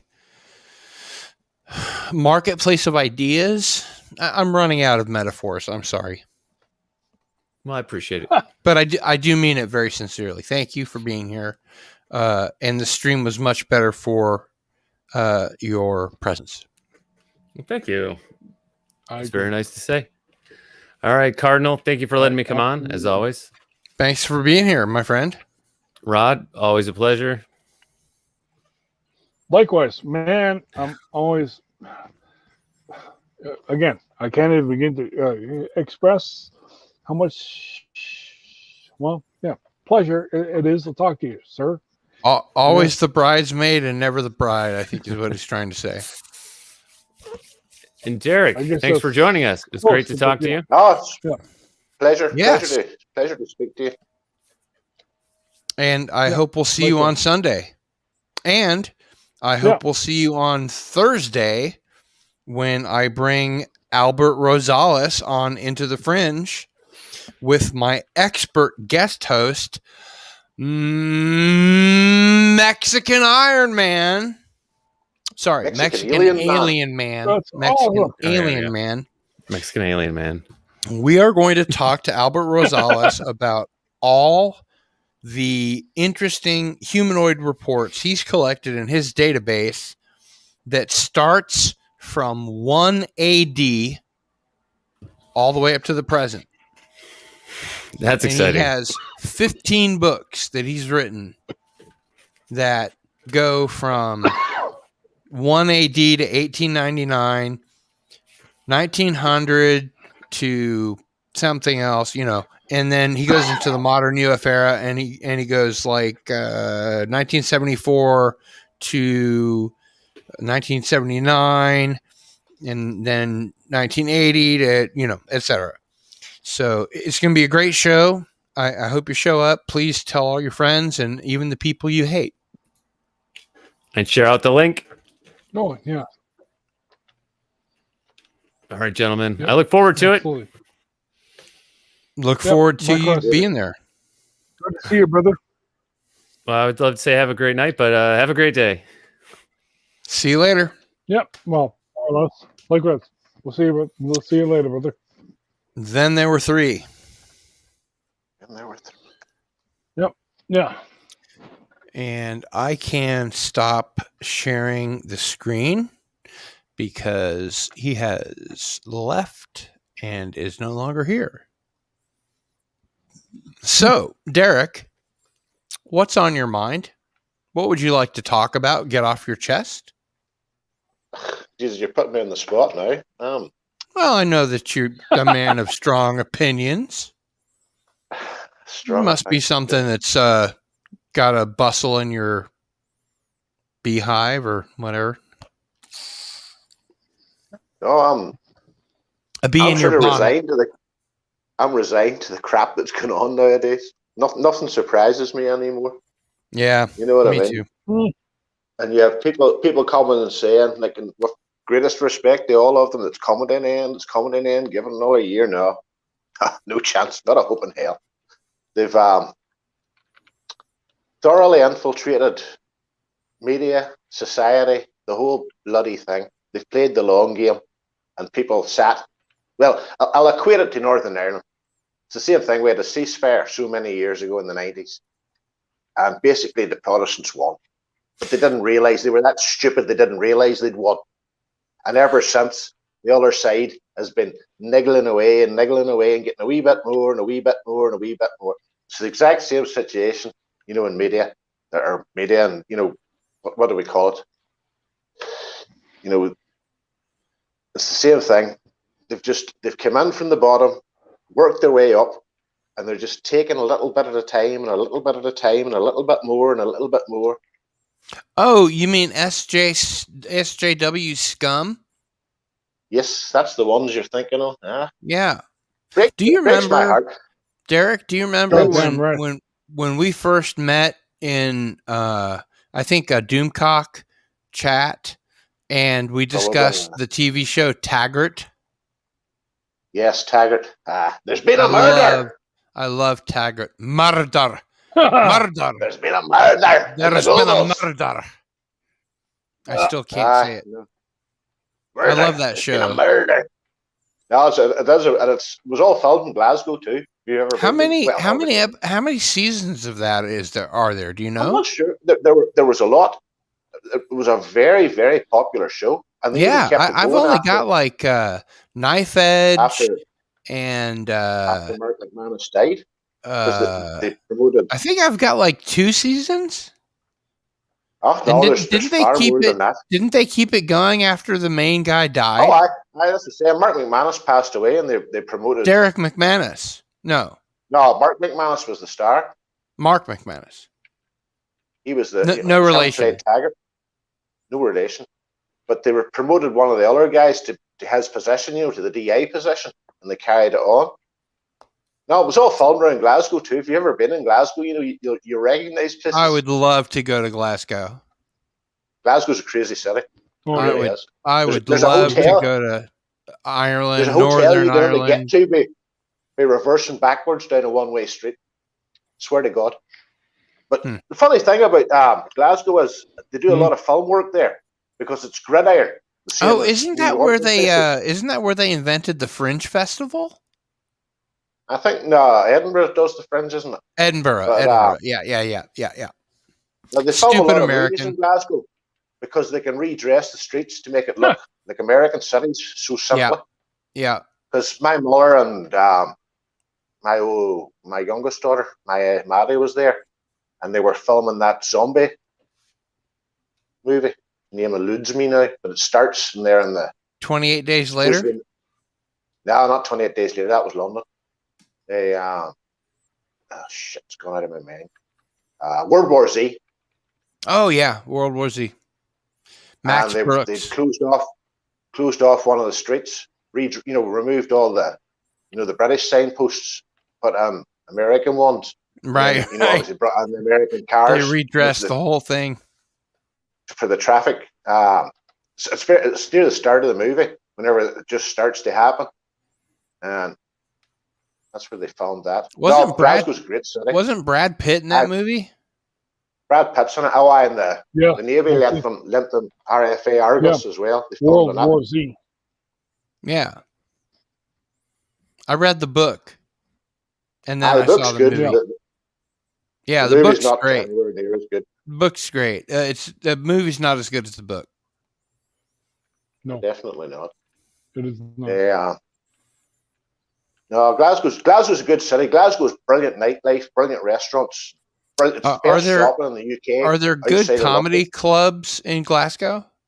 Oh, there's everything in Glasgow. Swear to God, there's a place called Sucky Hall Street. It's a big long street, and it's got a wee bit of everything on it. I'm friends with a guy named Dondo Hosking, and he's from Glasgow, and he worked on a crew of roadies that helped move like equipment for bands, as they were touring, and he was like the head guy. He was the foreman or whatever, and so he just adopted an American accent. He married a gal that I know and had a couple of kids, and I remember asking him later, what happened to your accent? Because he just sounded like the rest of us. And he said, I just stopped talking with my original accent because people would gravitate toward it and ask me stupid questions about it, like you are now, Gil. And I was like, well, can you please talk in your original accent so I can get an idea? Because I study Commonwealth accents, and I've always been interested in the different accents. And so he humored me, and I said, how do you pronounce Glasgow? And he said, you should say Glasgow. Glasgow. And I tried, and I couldn't get it. I kept saying Glasgow, Glasgow. But he said it differently, and I just never got a handle on it. No, they're unique. But the thing about, especially British, especially even more so, Northern Ireland and Scottish accents, there's so many. I mean, where I sit now, I live in one town. 15 miles that way is Coleraine. 15 miles the other way is Londonderry. And both of those towns is a slightly different accent from where I'm sitting now. What about Belfast? Is there a Belfast accent? It's different from they do this thing too. If you're Belfast men, they roll their shoulders like this when they're walking along. Swear to God. Can you demonstrate the difference between the Belfast and the Glasgow accent? Let me see. Belfast. Probably not, because they're pretty close. I mean, right? I know you're not a professional or anything, but they would sort of stretch words out. If they were saying they were going shopping, they would say they were going shopping. We're going say again? shopping today. Shopping. It's almost like a Boston accent. They roll it out. But then funny, that's who was I talking to? Was it one of the Hillers? And I was putting up videos, music videos off a show from down south, but they sort of do country and western music and stuff. Mm-hmm. And she texted me and she was saying about, or DM'd me, they sound like they're from such and such a state. And I was like, Hiller, that's because there were so many people came from Ireland and Scotland that went to America. I says, we sound like you because we are you. Yeah. You know what I mean? Yeah. No, it's true. Let me ask you, Derek, are you a fan of the Pogues? Oh, yes.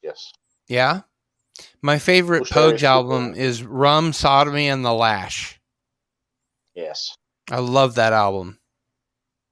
And Joe Strummer from The Clash was going to take over for, God damn it, what's his name? The Bad Teeth. The singer from the Pogues, yeah. Because he was really sick and he drank way too much and they thought he was going to die. Shane MacGowan. And so Joe Strummer toured with the Pogues, and then he died, and Shane MacGowan is still alive.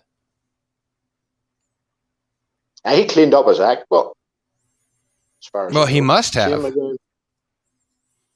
I remember when they played Saturday Night Live, and in their contract they stipulated that they had to have a case of Bushmills or Jameson, and they just did that like as a flippant thing.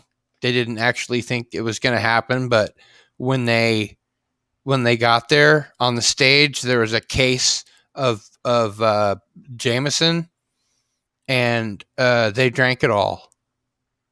The entire band. I mean, it's a big band. There's like 20 people in the whole band, but they did. But they were there for a week because they rehearse and everything, and they finished the whole thing off by the end of the week.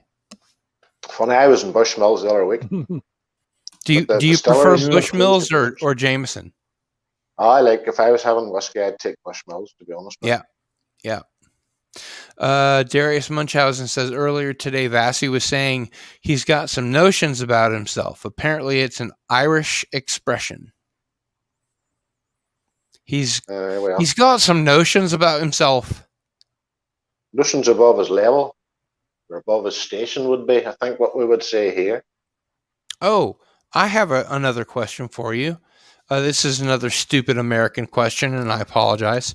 Have you seen Peaky Blinders? And if so, do you like it? I know of it. I've never watched it. I have a friend that from I play Call of Duty with, and she's watched it all and she loves it. She thinks it's a brilliant show. I've seen it all, and I think it's brilliant. I love it. It's one of even them ones better. that It's even better than Taggart, or that I say murder. it's got some good actors in it, but really good Yeah. actors. How do you pronounce the name of the first name of the guy whose last name is Murphy? Is it Killian? Killian Or Cillian? Killian. Emphasize the K. Killian. That's what I thought. Yeah. He's an amazing actor. He was in a movie that I saw recently called Red Lights. It's a paranormal kind of movie where Sigourney Weaver plays this aging skeptic that's trying to figure out, who is scamming whom, and they're in this room behind the audience when Al Pacino takes the stage, and he pretends to be a blind psychic. I think the character is actually blind, but it's a great movie if you've never seen it. It's like a 5-star movie, and Cillian Murphy does a great job. Sigourney Weaver is great. Actually, I was in a band with a gal that was related to Sigourney Weaver pretty closely. She even looked like her. It's a small world, isn't it? Yeah. You know James Nesbitt. I'm sure I heard there were a bunch of comedy clubs in Glasgow. Is that right? Oh, aye. There's all that sort of stuff, definitely. I would love to visit. Was saying about being a small world. When you say about being friends with somebody that knew Sigourney Weaver, my mother used to take James Nesbitt, TV and movie star, to the football whenever he was a kid. Because we were in Korean one day, in the restaurant one day, and he came over and he banged the window. My mother was waving out at him. I says, "Who's that?" She says, "Oh, that's wee Jimmy Nesbitt. I used to take him to the football when he was away." That's crazy. No, but that's what I say. It's just a crazy world, isn't it? What do they say? 7 degrees of separation. Yep.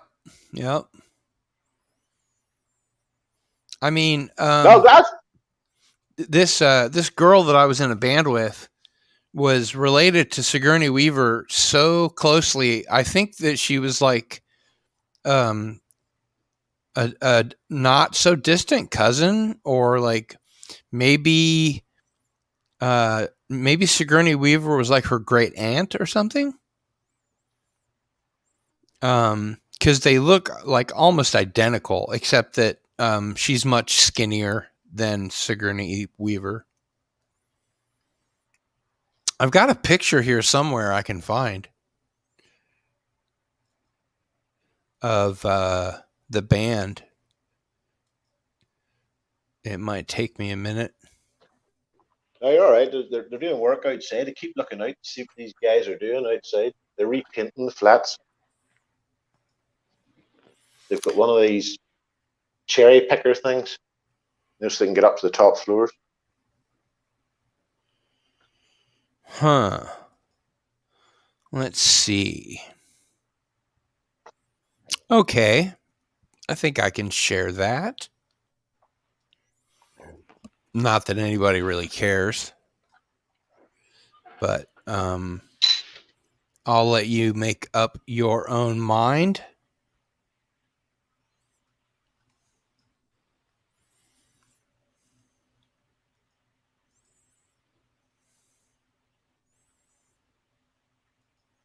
Guess I better share the screen, huh? Yep, There you go. absolutely. You can't really tell.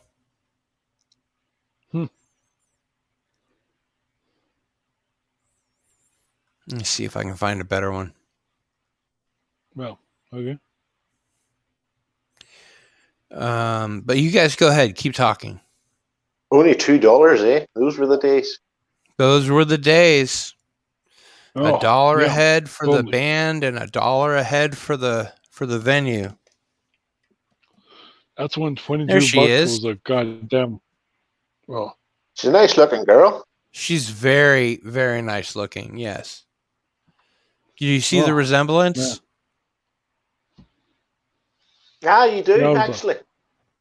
And then this is a very young Cardinal Sin. Or not so Which- old Cardinal one? Sin anyway. I'm the second Which from the end? left. no. Holy shit. Holy shit. Yeah, it was a long time ago. Yeah. Mean and moody, eh?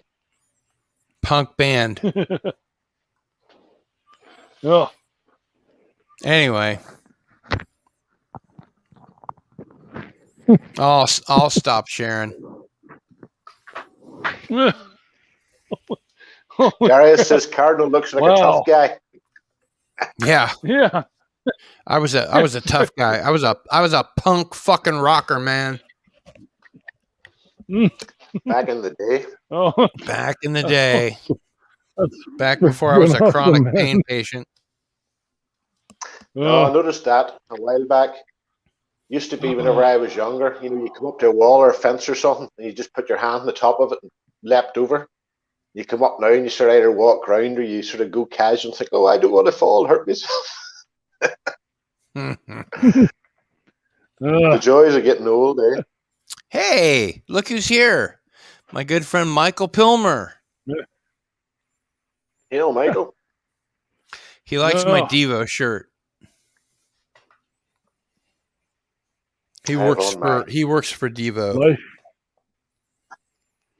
Life. Let's see if I can get it in the camera. I have on my Pink Floyd t-shirt. Let's see if I can get this on the camera. It's always hard when I'm wearing my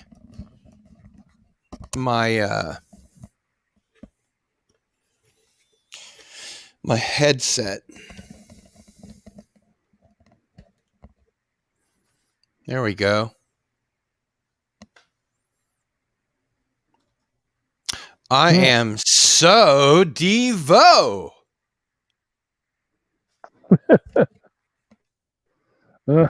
I'm pretty fucking Devo, guys. I'm serious. Love the hair, man. I'm a devotee. I'm going to the devotional and I'm going to go see them play in Las Vegas. They're playing Like Las in the Vegas this year. My God, it is morning. Holy crap. Oh, good Lord. Yes. I see Good that. morning. So what are you behind me now? What's that? What time is it we use folks in the States? I can never keep track of all the time zones. I thought you were ahead.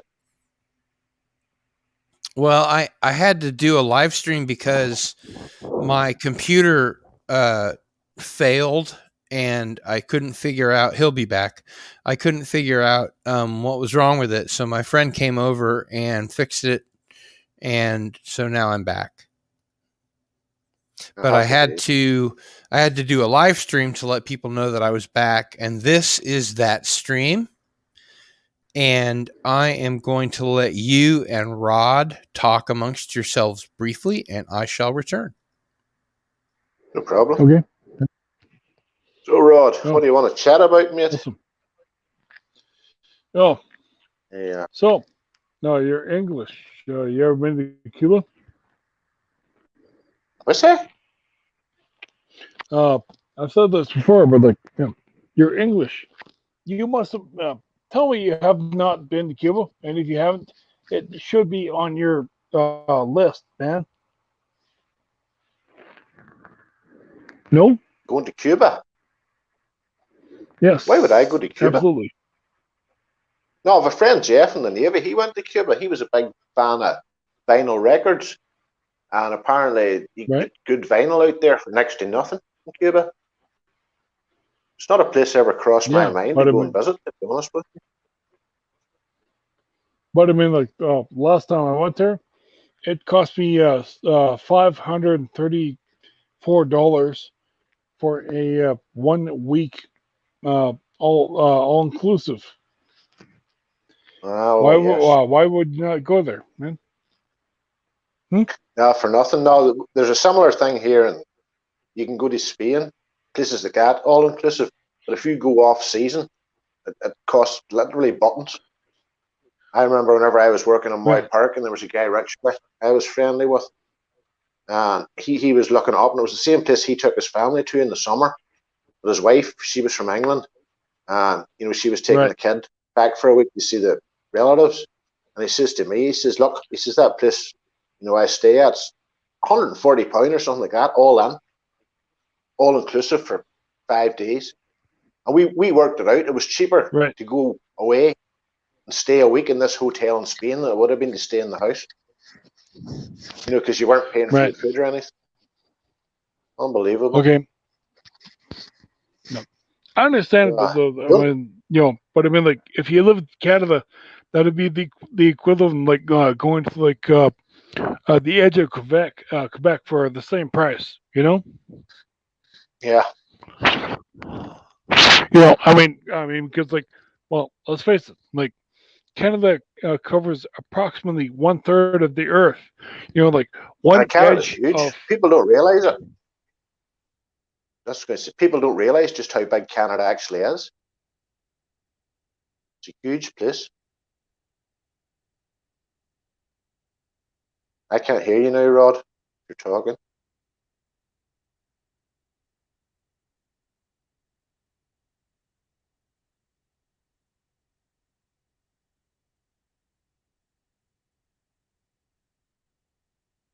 Oh, sorry, Rod. There's no volume here. I can't hear you.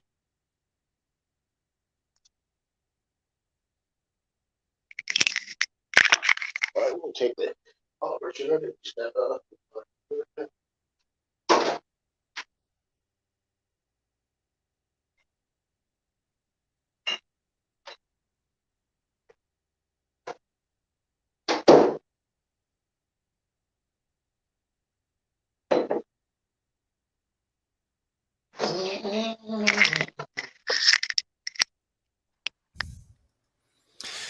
Did you just get naked?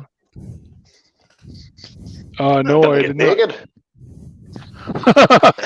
It looked like you got naked for a minute. No, I wouldn't do that. That would be a terrible thing. Well, No, I lost sound there for a minute or two. We were talking about how big Canada was. Canada's huge. Yes. It's almost as big as massive Russia. place. But you see, that's what I was saying. You don't get that impression when you see it in the map. You don't realize just how big Canada is. Volume's away again.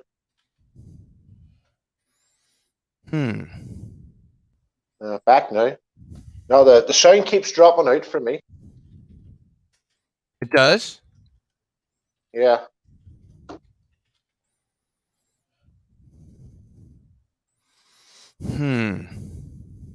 No, it's all right. I can hear you now, but just a wee minute ago it dropped off. Well, I'll be as clear as I can. No, I can hear you fine now. Good. Joys of the internet, eh? Yeah. Let's see. EST is GMT -5. Broad Thunder Heart Northern Ireland is UK but not English. LOL. Duh. Sorry, guys. I would lot of love to people get go. confused. I would love to come sometime. It's a beautiful country. It really is. I was struck. I don't know if any of you saw, but about a week ago, Gary Nerdrotic put up a picture. His backyard. Was it San Diego he's living in now? And to me, he had cactuses and it was all brown. But whenever I look out my window, whenever I go to the countryside, everything's just so green. Just the difference was striking, if you know what I mean. But then, all you people have probably seen Northern Ireland anyway, because you've watched Game of Thrones. I mean, Game of Thrones was filmed here. Right. I mean, I can literally stand at my front door and see places where the Game of Thrones was filmed. It was amazing how they were able to do that. They were taking, what to me was really ordinary places, and they made them look so fantastic. Yeah, it really was beautiful. I didn't even try to do nothing. The thing is, too, but what they did, what I noticed, because I know a lot of the places they filmed very narrow, very close shots.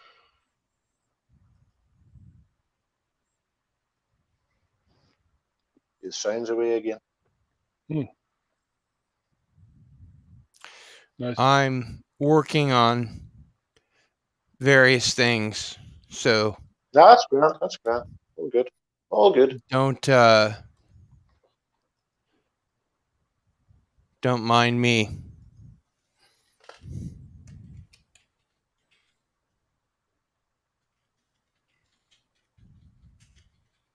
Somebody needs to vamp.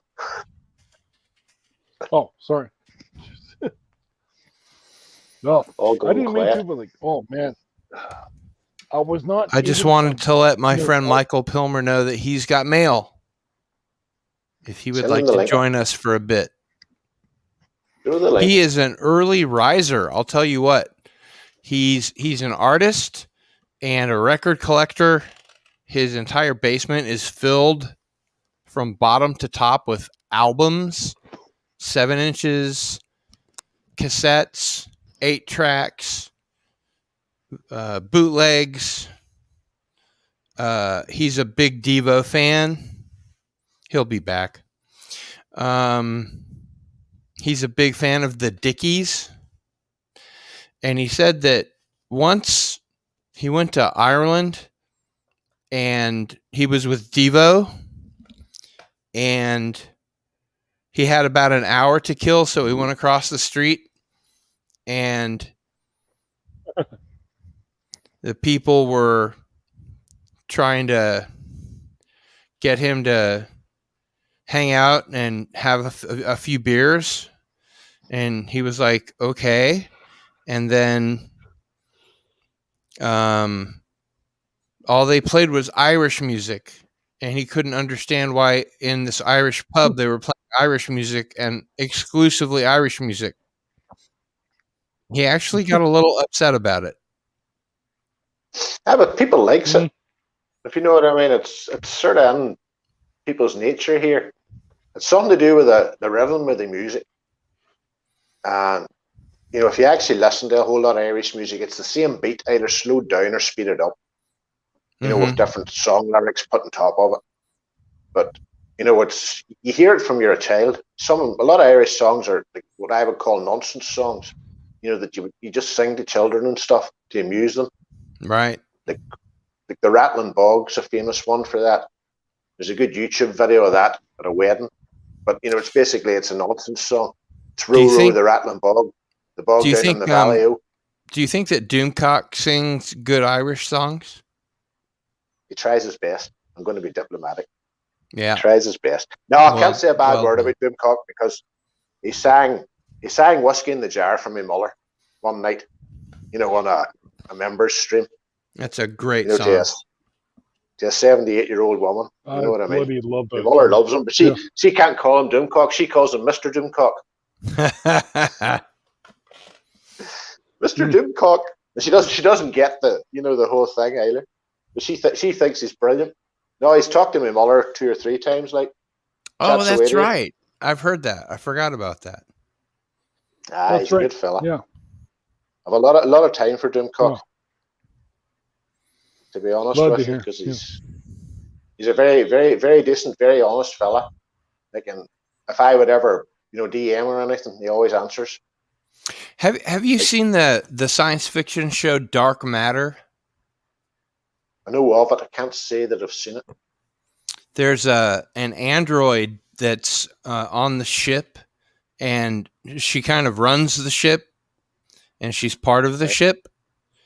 And there's an episode in it in the first season where they find the premise is all their memories are gone. They don't know who they are, but they're like thrown together and they're on the ship. So they have to, try to trust each other or not and find out what their agendas are. And they find this android and they put it together, and she has a Australian accent because the actress is Australian. And then the android that's part of the ship or part of the crew does like 5 different accents in maybe 15 seconds to try and win over the crew, because they're all falling over each other to get on the good side of this what turns out to be an entertainment model android, but she's actually like a replicant. She's like a killer. And so she the android that's on the ship goes through an Irish accent, a Scottish accent, Jamaican accent, British accent, and an Australian accent, all in like 15 seconds. And it blew me away because the actress just nailed. She was really good. I must look that up, actually. That sounds interesting to see. She was very convincing. And that's not easy to do. Not to do it right. I don't care where you're from. There are a lot of UK actors that can fool Americans, like Cillian Murphy. He does a great American accent. If you didn't know he was from the UK, you wouldn't necessarily, think that he wasn't American. But I was just amazed that the gal that plays the android was able to pull off like these 5 accents in 15 seconds. It was amazing. But to do it so quickly, on the heels of one another, that's hard. You just switch. Not easy. I worked on my Irish accent for like 2 years before I was ready to break it out in public.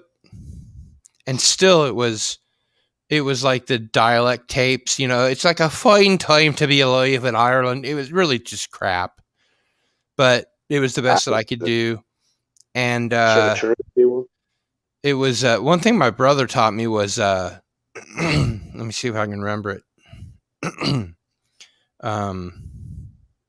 Whale, oil, beef, hucked. Whale, oil, beef, hucked. Whale, oil, beef, hucked. You're getting there. Sounds about Dublin. And then I learned a Scottish accent, and I was pretty good at that. And then I tried to go back to the Irish accent, and then I couldn't do either of them. You get the two mixed up. Totally fucked. It was really hard. It's hard for Americans, to really, unless you're an actor and you devote a lot of time listening to the dialect tapes and you have a dialect coach. It's really hard to just do it if you're, just Joe average American. But for some reason, UK actors, he'll be back. UK actors are able to do not only American accents, but lots of different American accents, almost effortlessly, you know? Like But they you can take do a your Boston guy. accent, they can do a Louisiana accent, they can do a New York accent, they can do a California accent. Do you know It's just now like we talk about actors? a different kind of English, you know? Do you know what we should try and get on sometime? We should try and get Problem Being on. He Yeah, knows all about that stuff. I love Problem Being. He was on Cardinal Sin and Friends once, and he was Yeah. bloody amazing. He's brilliant. I love that guy. He's got some great stories too. He was did a whole lot of extra work and a whole lot of big movies. Really? And he's got some. Oh yeah, he was in Wonder Woman. No That's what kidding. he says to me. He's in the ballroom scene and a couple other ones. But you know, whenever she walks in with the dress and the sword down the back of the dress, Mhm. that's what he says to me. He says to me, he says, Derek, she says she was that good looking. I nearly went straight. And he was in Solo. He was in Wow. Rogue Squad, Rogue One.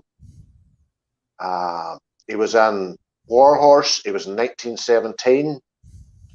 My A whole pile God. more. No, definitely. If we can get him on, I'll send him a DM later and see if we Yeah. can get No, him I on mean, sometime. Tell some of the stories. I've got his Or send his Twitter. Um or send him a DM he's yourself. been on my Sunday show, Cardinal Sin and Friends, once, and he was I great. remember that. I know he's some great stories. You can tell. He's brilliant. I love him. No, definitely. Oh, he can chat for an hour, like just like that. Oh, I know. I was Stories, glued to the screen. No, he's a great fella. I have a lot of time. Another guy I have a lot of time for. That's the wonder of the internet, because I would never have met him if it hadn't been for the internet. If you know what I mean? Hadn't been Yeah. for YouTube and stuff.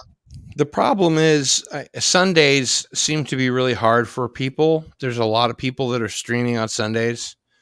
So that's why, like, sometimes I'll just do midnight to midnight, or I'll do like Cardinal Sin rants, so that I can bring in, you know, the UK audience, like yourself, and people from different countries, and just hang out with my friends, you know. I see it's about an 8-hour time difference. You know, obviously for region in the States, but from here to the US, from the UK to the US, it's about 8 hours is the average. Yeah. Well, I've already been streaming for 5 hours and 16 minutes and 24 seconds, so I see that. it's not that big a deal.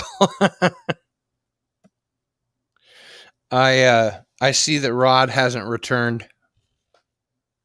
Must be off doing something. Who knows? So, have you ever been to the States? I have been a few times. I've been to, whenever I was 16, I was on an exchange sort of program thing, and I went to Iowa for 5 weeks, stayed in a wee town called Decorah. That was fun, you know, and they traveled us around. We went to Wisconsin and different places. My mother and father, the year I turned 18, my father saved up because he knew there'd be no more family holidays, and took us to Florida, you know, to just do the, you know, the parks. Whenever the year I got married, we went again to Florida. We did the parks and a cruise. Mm-hmm. I like the States, but I don't know, the States is interesting. It's a big place, you know, but everything about it's big, if you know what I mean. You come from a small country like Northern Ireland, and you go to the States, and everything about it just strikes you as big. Yeah. You know, it's just on a bigger scale. It's a big country. Definitely. No doubt about that. I'd like to, you know, if I went back, I'd like to travel around and go around the places that aren't, you know, like Florida, or even, you know, not the touristy. Even I'm friends with Donnie Miller. He lives in a different part of Florida. It's completely different, obviously, from the. I'll tell you what. Bits. Come over and I'll show you around.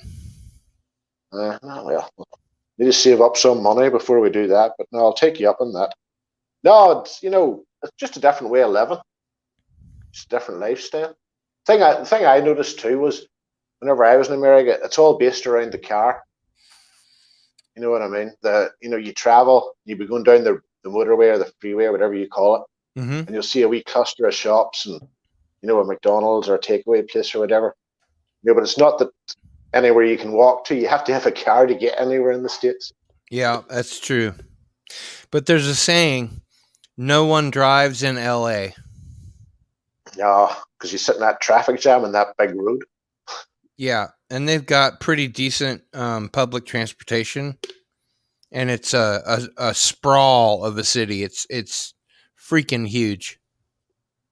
Funny thing is, Los Angeles and Belfast are actually quite similar in a way because they're both down in a valley, surrounded by the mountains. Yep. And the smog and the smoke just sort of sits there. Yeah. Can't get out.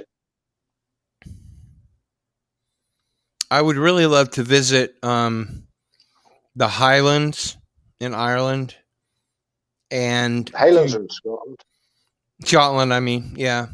And just do a walkabout. Well, if you like that sort of thing, there's a YouTube channel called Walking with Wallace. A guy called Robin Wallace. He's in Scotland, and he's a big into the outdoors and walking and stuff like that. He has some good videos. Will give you a good idea of the scenery. If you ever want to look him up, he's another good fella, another boy I'm friends with. Look him up. Walking with Wallace, it's called. Can you send me a link in the private chat? Oh, I'm on the phone. Yeah, that's right. If I do anything with a private chat, what's his name? Michael Wallace? No, his name's Robin Wallace, but his channel name's just Walking with Wallace. Walking with Wallace. Just a hiking and camping, channel. But he's very good. He's from Edinburgh. Okay, he's a good fella. I think I found it. Yep. Yeah. He's got 5.86 thousand subscribers and 139 videos. Now, that will be him. He's just completed an epic hike. Took him nearly a fortnight, him and another guy. Wow. That looks like a lot of fun. It's definitely worth watching. Yeah, I'll definitely check it out. No, but he goes to all them places, when he climbs. They talk about bagging the Munros and things. There's different mountains and different things, and if you climb so many of them in Scotland, you sort of tick them off. The mountains, it's over a certain height, so he does a bit of that, and he does a bit of the walking about, the outdoor camping and things. Are there very many castles left in Ireland? Oh Jesus, Yeah. There's nothing left. Well, there's nothing left of it now, but there's I'm pointing as if you could see it.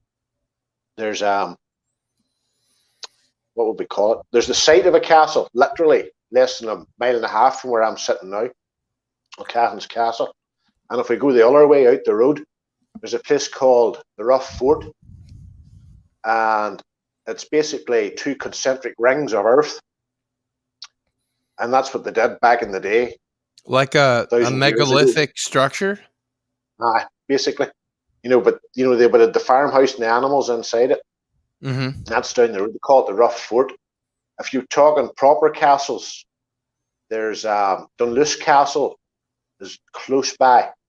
It's semi-ruined, but they used it in Game of Thrones for, Peak, the islands. They CGI'd a lot of stuff on it. Carrickfergus Castle, just outside Belfast, it's completely intact. Wow. It's a beautiful example of let me see, what do they call it? Do they let people go through there? Oh Jesus, it's a tourist attraction. I'll send you a picture later on. Because I know that a lot of those old castles in the UK are kind of in disrepair and falling apart, and some of them they don't let people go through. Well, you have them too. Just if you can think about it, the money involved in upkeeping an actual castle. You know what I mean? It's an enormous amount of sum. A lot of them has been given to what they call the National Trust here, Mm-hmm. and you know they'll look It's like after. in the United States, it's like the National Registry of Historic Places. Yeah. So they'll take them over and look after them because it's them looks after the rough fort down the road. I mean, like the rough fort, it was gifted to them. Have you seen 19 Derek? Have you seen the movie Monty Python and the Holy Grail? Yep, Dunoon Castle. Yeah, That's in Scotland. that was in Scotland. Yeah, The castle Arg. that's it. Aye. Now that's a famous castle. It can't too. actually be called the castle Arg. Well, he was dying when he said it, so it's the castle Arg. That's Sure, hilarious. I love that. Castles in Scotland. Take Edinburgh. Edinburgh's built round the castle. Literally. That's another beautiful city, Edinburgh. Yeah, I would love to go. I mean, just like a virtual tour just wouldn't do it. You know, I want to feel the grass in my toes, you know, and inhale the air. You have to be there. Yeah. You have to be there to appreciate it properly. But then you see, it's only people like you that, you know, to me, you're seeing it every day and you don't really appreciate it the same way you should. Yeah. Whenever you have somebody coming from far away and they actually see the place. Yeah, I nearly a Doomcock talked into coming over. Then this coof thing kicked in. We were going to, me and Paul's my best friend. We go to Galway every couple of years, and I asked Doomcock if he would come over, and I nearly had him talked into it. Then this bloody thing kicked in. Nobody was allowed to travel. I tell you what, when he goes over, I will go with him. I'll work on him again once this is over. Yeah. Over here, it's pretty much over. It never really was that bad here, you know, in Northern Ireland. But reading the tea leaves, they're looking to ramp it up again. Do you do you watch that channel? Sean Cullen, is that his name? Isn't it Sean? I know somebody Cullen. Aye. Oh Jesus, what's his name? Gone out of my head. Aye. He lives just outside Dublin. And he's always complaining about how much you know, the lockdown is an infringement on civil liberties and personal freedom and all that kind of thing. The restrictions over the border is far worse than they are up here. You see, the more that I live in Ireland and Northern Ireland, I'm part of the UK, but over the border in Ireland itself, the restrictions was far more onerous. They weren't allowed to travel more than 3 miles from their own house. Oh, wow. No shit. You know, really desperate stuff. Yeah, that's crazy. I would hope that everyone has a supermarket within 3 miles of their own house. No, see, that's the thing. But I mean, like in rural Ireland, that doesn't happen. You know, so there was people was depending on, you know, the supermarket delivery. Yeah. You know, stuff like that. No, you weren't allowed more than 3 miles from your own house. Wow. At one stage. That's the most severe lockdown I've ever heard about. Oh, that's fact. And like, because I live near the border. I mean, like, I can literally look out my bed in London and see County Donegal, and you know what they call the Garda Síochána. That's what they call the police down south. Guards of the peace. But I bet they don't have a lot of cases. They were literally sitting on the border, stopping you crossing over. I bet they didn't have a lot of cases, though, right? No worse than anywhere else. It's just the way the government is down there. They just embraced it. That's just, you know, fully. That's too much of a lockdown. No, because as I say, me and Paul we looked about going down to Galway in August. You know, Paul works in London. You know, he was coming home. He gets 3 weeks off. So he was coming home in August. But I says to him, "No, Paul, I'm not going down because we could go down there and they could pull the pin, and you couldn't, stop you going to the pub, stop you going anywhere." See, that's the other thing they did. You were allowed to go out, go to the pub, but you were only allowed to stay for so long, and you weren't allowed to get any more than 2 drinks, and you had to buy food along with it. Silly stuff like that. That would drive me crazy. I mean, people would have cabin fever, Oh, definitely. I mean, it's hard enough as it is. Up here wasn't too bad. I mean, I'll be honest with you, I more or less did whatever I wanted, because I'm that sort of person. And, at the very start, the police were taking it serious. Different times they seen me, we were literally only supposed to go out for an hour a day for exercise or whatever, or essential tasks. Right. To the shops and get stuff. Your vitamin D. But I love going for walks and things. So I would be out walking, and a couple of times, the police came past and they sort of gave me dirty looks. But a lot of the police in the town knows me, because it's a fairly small town. I bet they do. You know what I mean? So I just sort of waved over to them, and they sort of were like, "I fuck off," and move off again. Let him go. Let him go. Oh Jesus! Some of them I went to school with. You know what I mean? That's how you know them. Yeah. Yeah. Small world. No, sure. Small world. No, as I say, I live in a block of flats, and we had about a young fella in next door, Dylan. And he God love him, he made a bad mistake. He let the wrong people in, and they were taking drugs and partying hard and stuff. And it got a wee bit out of hand. And someone called the police on them. Apparently, they said they seen 2 girls in distress. I don't know if that's true or not or whatever. But the police came, knocked the door, wouldn't let him in. So this is right. If you don't open the door, we're going to kick the door down. Some smart arse started saying, "Oh, you need a warrant to do this, you need that." The cop was like, "No, we don't. We don't need any of that." Yeah.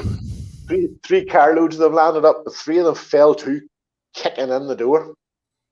And then I was standing watching. I says, "Look, some of you better go down to the front." I says, "Because whatever drugs they have, they're going to throw it out the window, and somebody's going to jump out the window and run away." "Well, it's not Derek." He says, "Ah, you're right." So away he did, ran down the stairs, kicked down the door, and ran in. And this was next door? This is your next door neighbor? Oh, not really next door. Nah, I put the video up on Facebook.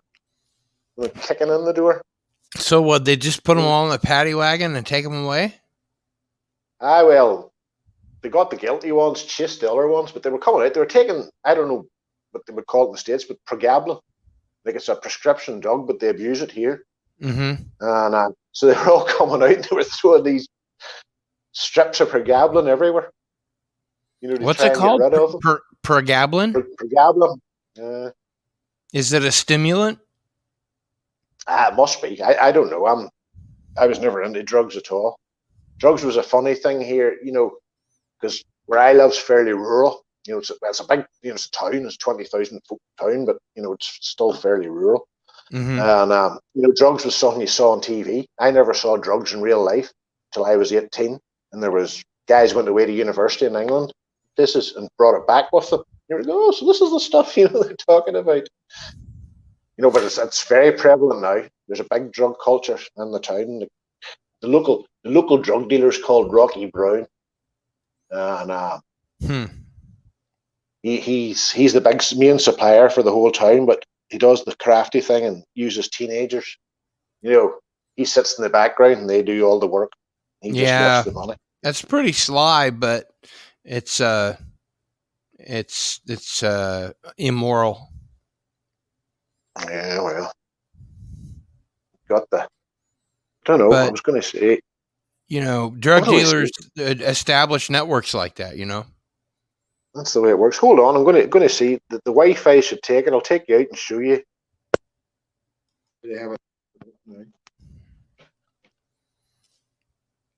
Yeah, that'd be fun.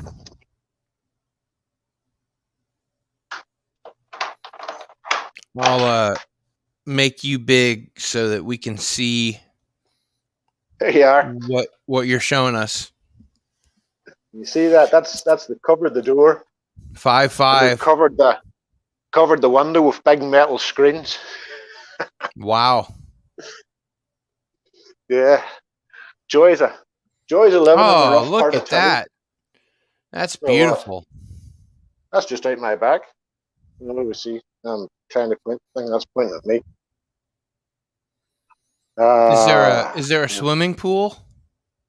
No swimming pool. Let's see. There's the chapel's over there, the old chapel. The graveyard's behind that hedge, and then the rest it's just houses. But it's cloudy of the day. But if you were up on the top floor, you could see the hills of Donegal from over there. And over to the other side goes down to the Roe Valley Country Park, which is beautiful, absolutely beautiful. Nice. Wow. They filmed. Do you remember that Dracula movie? Dracula: The Untold Story. They filmed the opening of that up in the country park. Which one was that? Oh, I'm going to forget the man's name now. It's not Frank Langella, is it? Dracula: The Untold Story. The Untold Story. That's not the one with Gary Oldman, right? No, not with Gary Oldman. No. They found part of Dracula: The Untold Story. I don't think I've even heard of that. No, well, I was going with a girl at the time, and we were out a walk in the woods, and there was a whole lot of noise. Dracula: The Untold Story. Here's the synopsis of Dracula Untold. In 15th century Transylvania, Vlad III, Luke Evans, Prince of Wallachia, is Luke Evans, that's the one. With his beloved wife, Morena, Sarah Gaydon, Vlad has brokered a prolonged period of peace and ensured that his people are protected, especially from the Ottoman Empire. Dracula Untold, is that it? That's it. I was Luke Evans. They filmed the opening of that in the country park at the river Row, just below Cahan's Rock. Because we were up that day and we met Luke Evans. They shoot a lot of. They shot a lot of movies around there, huh?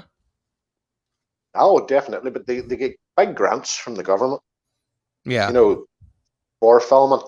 And there's a big studio built now, up just in the dockyards. Where it was the dockyards, they call it the Paint Yard Studio because it's where they used to paint the ships. When Game of Thrones was there, how much did that stimulate the local economy? Millions, literally millions. Millions. I personally, I know a guy.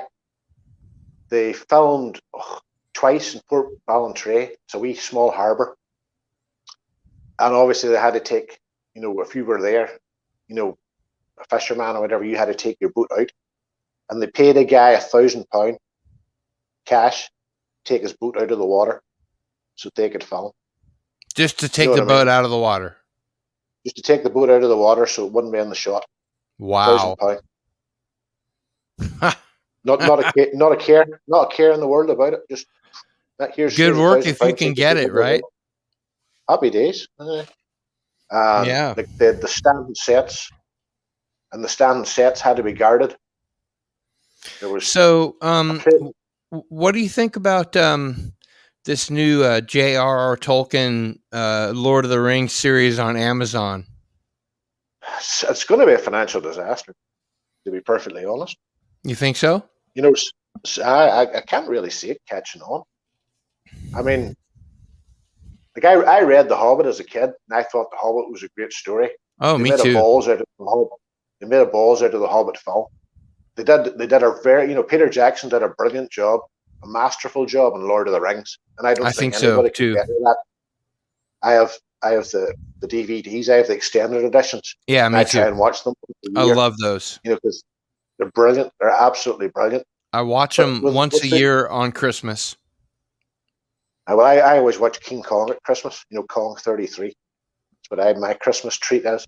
But I just don't see how they can make a story that's going to engage with the public out of the works they're working with. It's basically a history book. They're going with the Second Age, where there's no Astari, the wizards, so there won't be any Gandalf, there won't be any hobbits.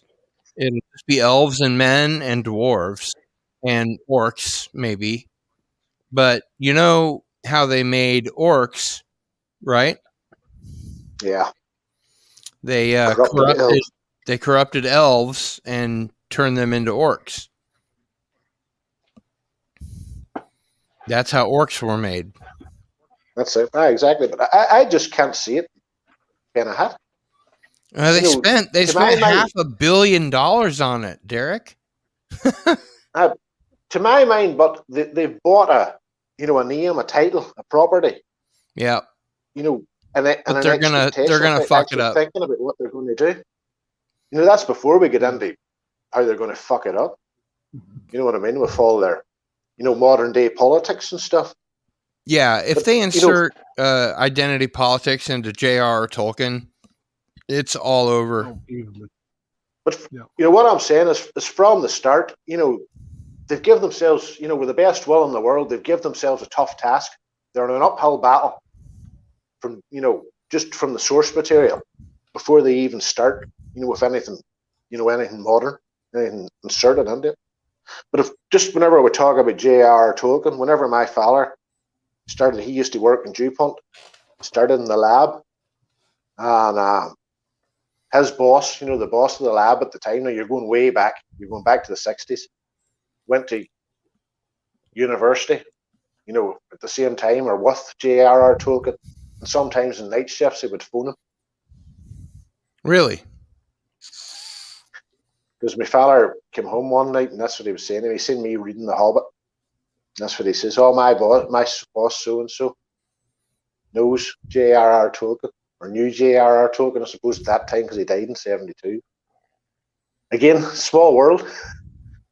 Yeah, I mean, it's interesting because there's a J.R.R. Tolkien Society that was created in 1969, and their annual meeting this year in 2021 is all about diversity in J.R.R. Tolkien, and how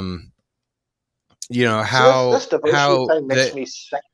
It does me really too. Does. Yeah, because it's like if you ever listen to the rabbi from the other planet, we had all this sorted out years ago. We were all respectful to each other. We didn't go around saying the N-word or calling people, gay people bad names and stuff, and it was all done away with. But now these people have threw it in your face and made a problem when there is no problem. I remember the first time me and Paul went to Galway, and the place we stayed, and Galway's full of canals. We walked down the canal, and then we hang a right turn to go into town. And it went through, there was a wee small gay area, and they had a bar, a club, and they had singers and drag queens and stuff. Mm-hmm. And they would go out the back, out the sort of stage door at the back, and be standing smoking beside the canal. We'd walk past them every night. You'd sort of say hello on the way past. And see, by the end of the week, they were waiting for us coming back, and they were saying, how are you getting on tonight, boys? Did you have good fun? What pub did you go to? And nobody cared. But if you listen to these madmen or mad people on Twitter and stuff, you would think that we were running about fighting with each other, and it's not like that. They're the ones that are dividing everybody up. Exactly. But you know what I mean? Like, I remember me and Paul standing with these big 6-foot men dressed as women, having they were smoking. Me and Paul don't smoke, but standing outside the back door of the bar talking to them. Yeah. And everybody is happy as they're having fun. That's it. And then you'd have, as you say, these people comes in, tries to make baller where there is none, and tries to divide people. It really annoys me. It really does. Yeah, me too. I rant over. Have you seen Carnival Row? I watched a bit of one of them, I think. I really liked Carnival Row. It was based on a screenplay that's like 20 years old, and they made a series out of it. And I didn't mind it at all. Oh, look who's here. I'd like to say hello to Yvette. Yvette. How are you, my dear? Hello, Yvette. But yeah, I mean, it's the same thing over here. I've had lots of gay friends and lots of bi friends.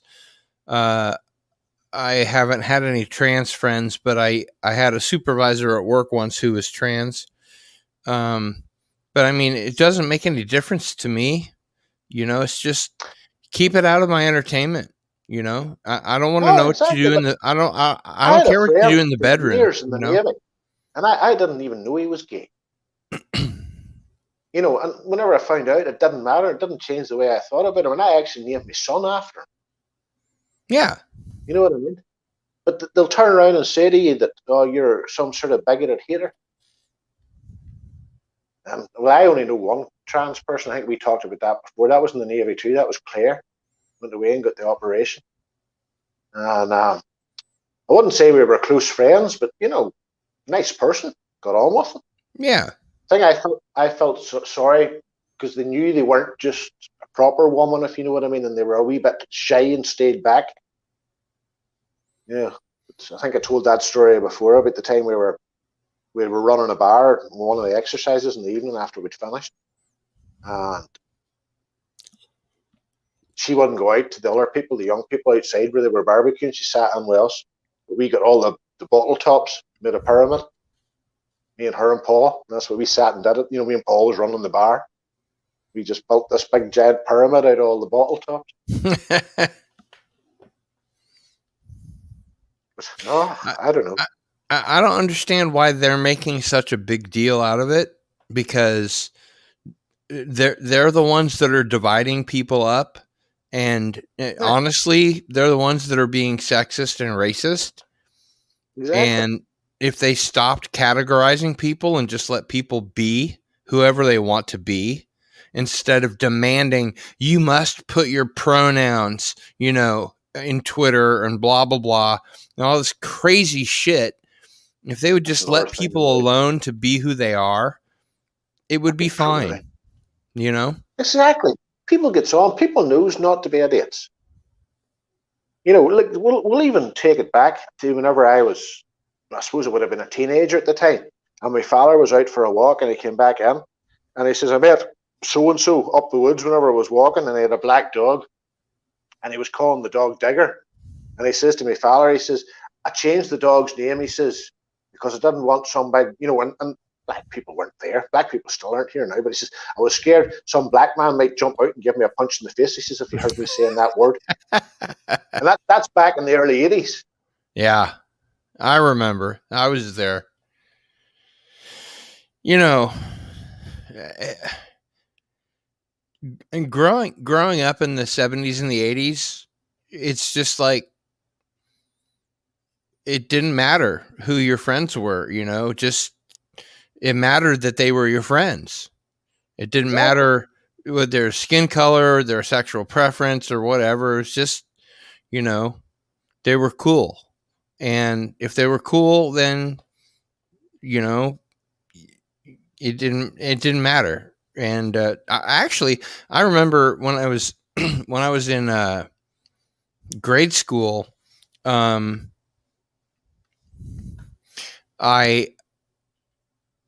saw a guy that was a friend of mine who had already decided that he was gay, and he wore like a black leather jacket, and I was afraid of him. I was like, you know, I had no idea about sexuality at that time at all, but he'd already decided that he was gay. And so I was like, oh, wow, he must be really rough, and, you know, I should stay away from him. But we became really good friends later, and it was just kind of funny. And you never know, you know, the people that you run into, if they're nice people and they're friendly people and you like them, then they're your friends, you know, and it doesn't matter any Don't even notice. whatever their lifestyle choices. It's none of your business, you know? I remember one time in the Navy, and we were in Plymouth. Four or five of us went out drinking one afternoon. And one of the fellas, he says, oh, we'll go to the cider press bar. And like, this was in the old part of Plymouth. And I mean, like, we cobbled streets and narrow alleyways and all. Oh, wow. So he started leading us down to this place. And the wee things get narrower and narrower and all this here. The boy at the back, he said, where are you taking us? The Blue Oyster Club.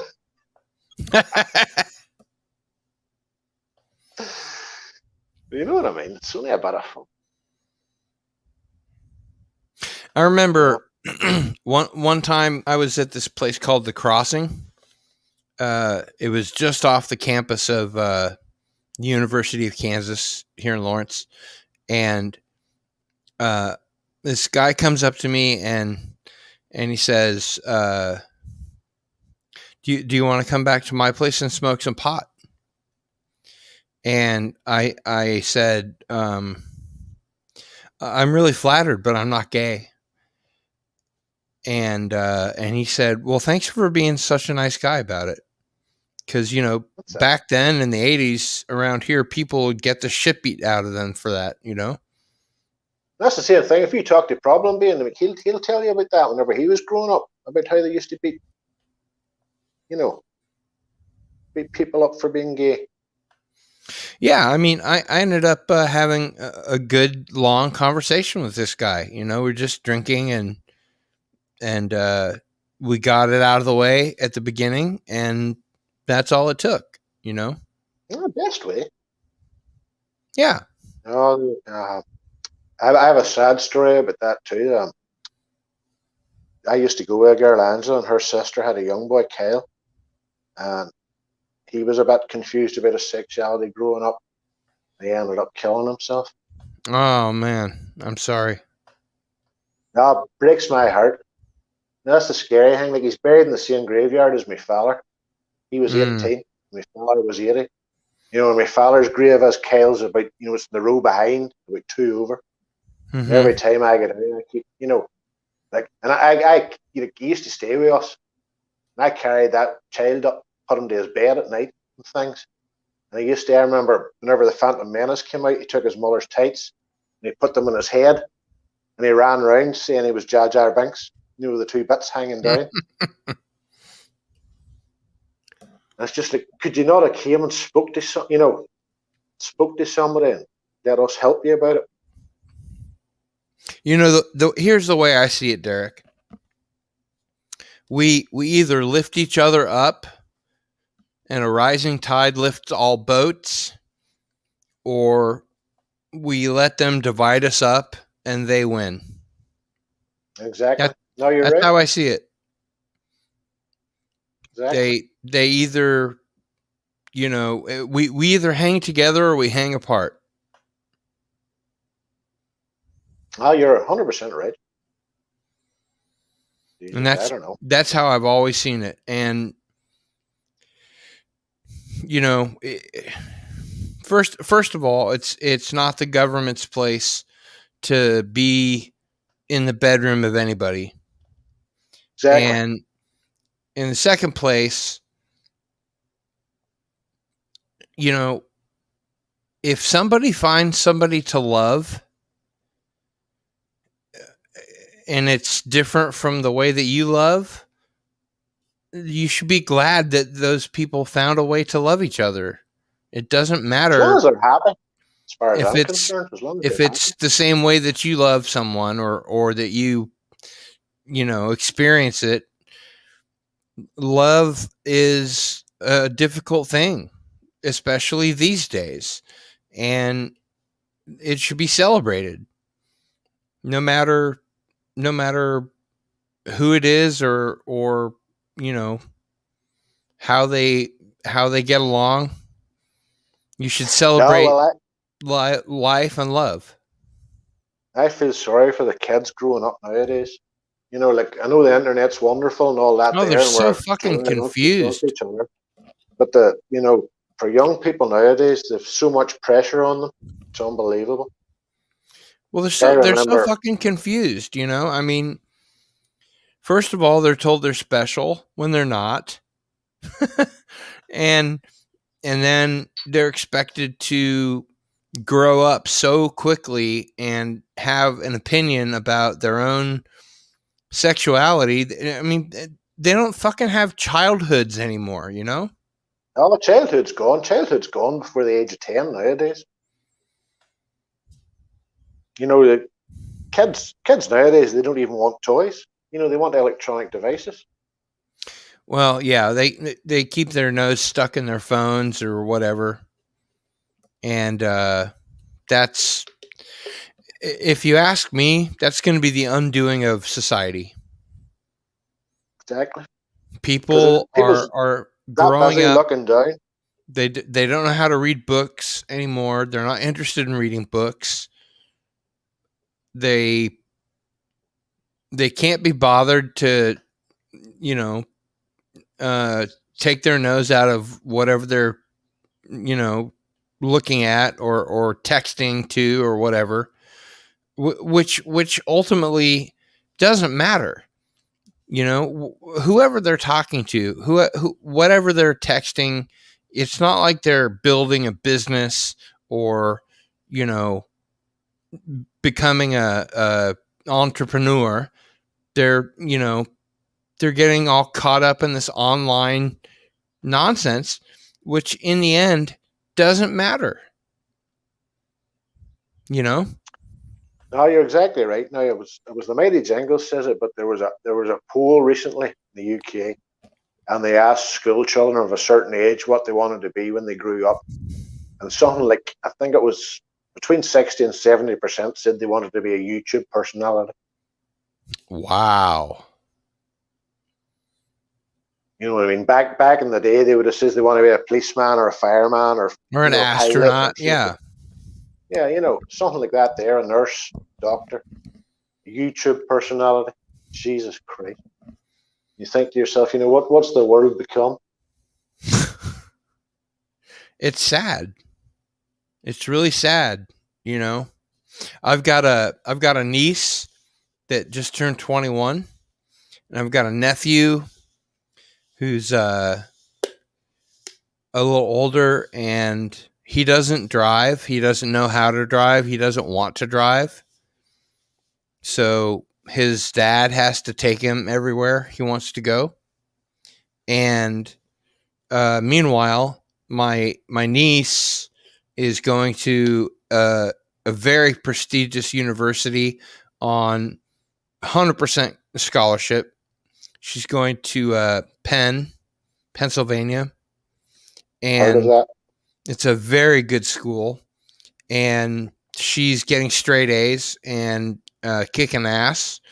And I kind of feel sorry for my nephew because he's getting left behind.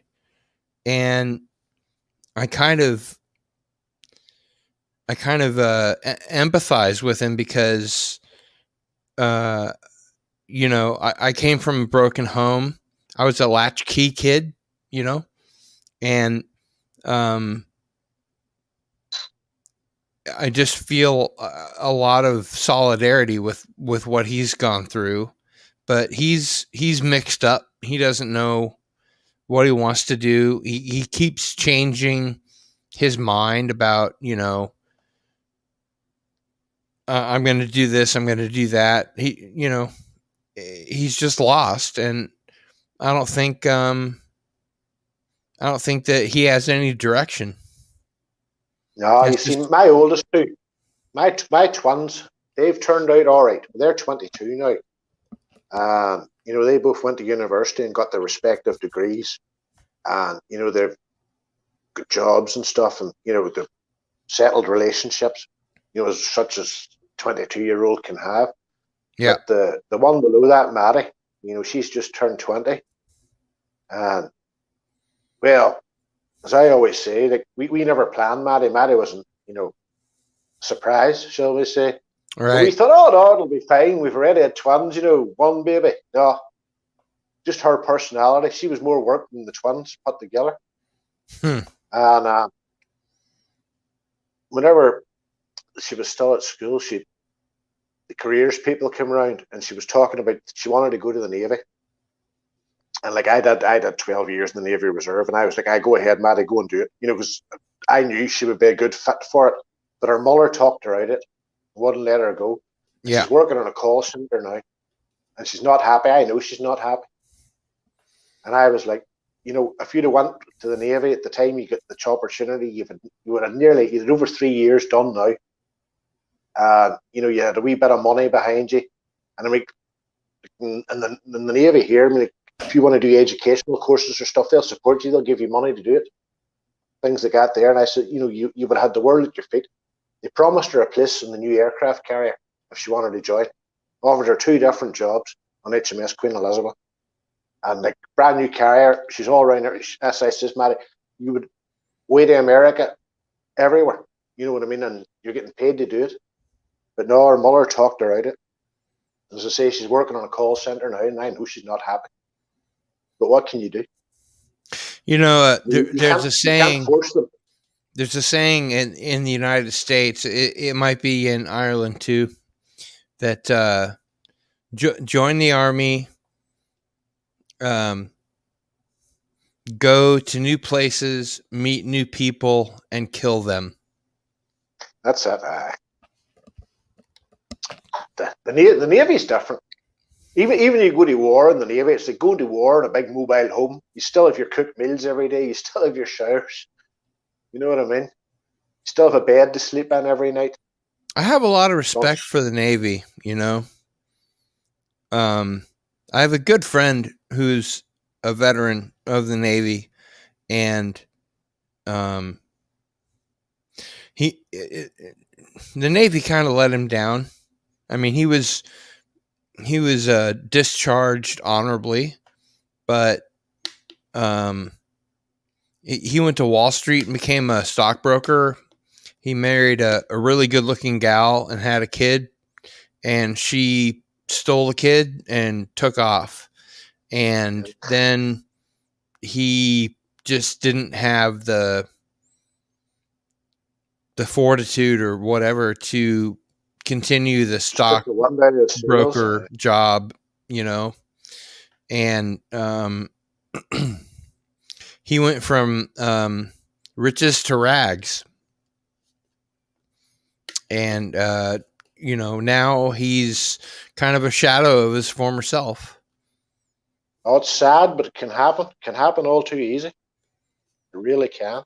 No, I have to admit, I enjoyed my time in the Navy. I ended up the last 3 years I was training the new people. It was one of the best jobs I ever had. When you're training young people, training people to do what you've done, there's a sense of fulfillment, you know. Oh, definitely is, you know, and I definitely enjoyed it. I really did. But you took these young people in, and you were able to mold them and give them a wee push in the right direction, and it was just an enjoyable thing to do. Did you get to experience other cultures and stuff when you were in the Navy? Not really. The furthest I went with the Navy was out round in the Mediterranean. Mm-hmm. You know, I didn't do any big deployments. Paul's been. Did you have like shore leave in interesting places or anything? I was only reserve, you know, so I didn't do it full time.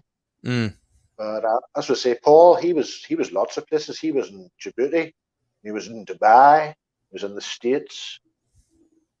You know, the opportunities were definitely there. I just didn't fall my way, shall we say. So let me ask you this, Derek. There's a lot of tensions in the South China Sea right now. There's a lot of tensions with Iran. There's a lot of tensions with proxy wars in Libya and Iraq and Syria. What is your outlook on the Middle Eastern situation? I'll be perfectly honest with you, and I says from day one, they should never went near Iraq. We could have won. We could have won in Afghanistan, no problem. But see, splitting the forces between two places, waste of time. You were never going to secure Iraq. You were never going to secure a country. I agree completely. And I mean, like, there was a reason to go to Afghanistan. The whole thing about Iraq was made up, completely made up. But the whole thing about Afghanistan was made up too. There's no. I mean, like, after 10 years. After 10 years in Afghanistan, the Russians gave up. And that's to say, but before that, the British was there. We've been there for 20 years, and we're not doing anything. You're pissing in the wind. Pissing in the fucking wind. The brother-in-law was out there, and he just, I mean, it's a dump anyway. There's nothing there any normal human being could want. I don't think there's any reason for us to be there. No, none whatsoever. Yeah, I But mean, as I say, if they it's longer if than they the concentrated It's longer than the Vietnam War. more, It's crazy. It's just insane. just You pissing know? blood and treasure down a hole. That's all they're doing. Yeah. You're right That's about that. geopolitics for you. Yep. The only thing, it's not really an argument, but I've seen it said, the thing about Afghanistan is if you can control Afghanistan or influence Afghanistan, it's right in that border with Russia. So you're putting leverage on Russia. And that's why throughout the late 19th and the 20th centuries, And there was a we've big already emphasis on had so Afghanistan. much provocation with Russia, with Ukraine and Turkey, the missiles in Turkey, and all these other areas where the United States has forward bases on the Russian border, and the Chinese, there's a ring of American bases around China and the South China Sea. We're just begging for a fight, and there's no reason for it. See, the thing is, about China in particular, I don't think there'll be a fight between the US and China. I think it'll eventually, when it comes to a fight or a war, it'll be the Russia and China, to be perfectly honest with you. Why do you think that? It's because the way when they've already fought and they've land borders, whereas America's all right, they're keeping an eye on Taiwan and stuff like that. But it's sea. I mean, the US dominates the sea. I mean, there's no doubt about it. It's the largest navy in the world. It's the United States has a budget for the military that is more than the Russian and the Chinese budget combined. See, that's the other thing too. China, for inverted commas, for defense. China's very much a paper tiger. They, through espionage and stuff a few years ago, they managed to get a hold of one of the most modern air-to-air missile, and they tried to back engineer it, and they couldn't do it. They weren't able to do it. That's how they get their technology. They steal American technology. Steal everything. What was the other thing? There was a documentary on UK television a few years ago, and they sent two British officers out, to do an exercise or whatever with the Chinese. But what struck me, even with all the Chinese censorship and blocking and whatever, they were showing what they wanted. Some of the Chinese officers couldn't read a map. Do you understand what I'm saying? Yeah. They lack basic abilities. And all right, I know they've reversed this thing about one-child families and stuff, but I don't think China's in the place, even though they have so many people. Families that only have one child aren't going to send that one child out today in a war. Right. You understand what I'm saying? Yeah. Do you remember what the name of the documentary was? Oh, geez, it was years ago. I'll try and find it for you, and I'll DM it to you. But it was just a thing about, it was just an exchange program where they sent these two British guys out, and these British guys had been in Afghan, and they had experience with evacuating casualties and stuff, and they did this exercise at the end of it, and that was the noticeable thing, that whenever the British guys were in charge of their squad, and even though it was Chinese people they were leading, they were able to read the map, they were able to do everything, get the people to the coordinates and do the stuff. And they showed one of these Chinese guys, and he literally couldn't use a map and a compass. And there was another documentary, it was about whenever China was going to the Olympics, and they sort of were handpicking, the children, that they wanted, the talented kids, and training them and stuff. And they took this one guy, and he was sending him away to an academy, and he was waving goodbye to his parents and leaving his village.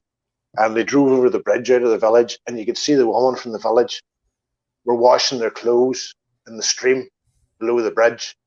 Yeah. You understand me? That, they didn't have washing machines. The thing about China is, some stage China will wake up and they'll say, wait a minute, these guys at the top has everything and we have nothing. Yeah, well, I mean, they've got billionaires, and they're trying to bring their money over here to the United States They're trying to buy up Africa. so that Remember they I was can telling you about Paul? launder the money. But Paul, and he was in Djibouti. He was in Djibouti for a year doing work with the Navy. And he said he went to Ethiopia on a trip. And he went to Addis Ababa, capital Ethiopia.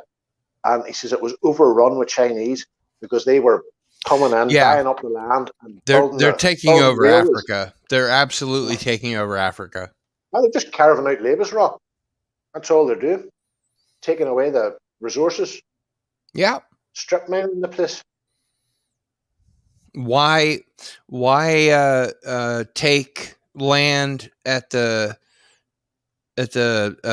sharp edge of a bayonet when you can just take it, the other way?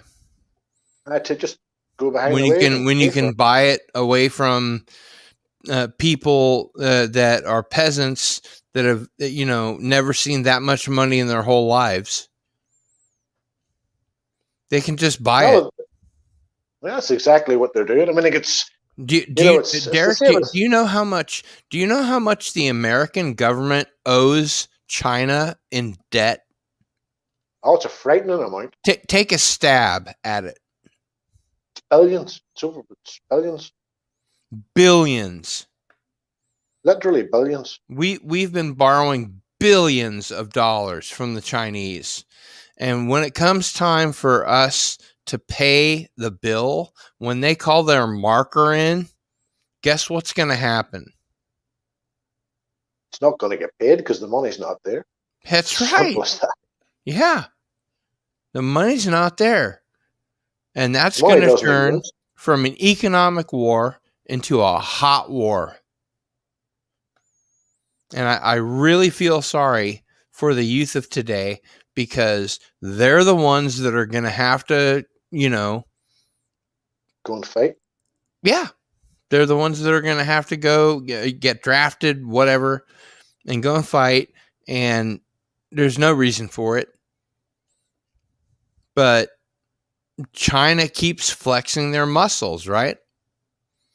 Look at what's happening in the South China Sea. Every time there's Taiwan and United States military exercises in the South China Sea, China is extremely upset, and they release press releases and talk about how their rights are being infringed upon, and they're right. It's provocation. It really is provocation.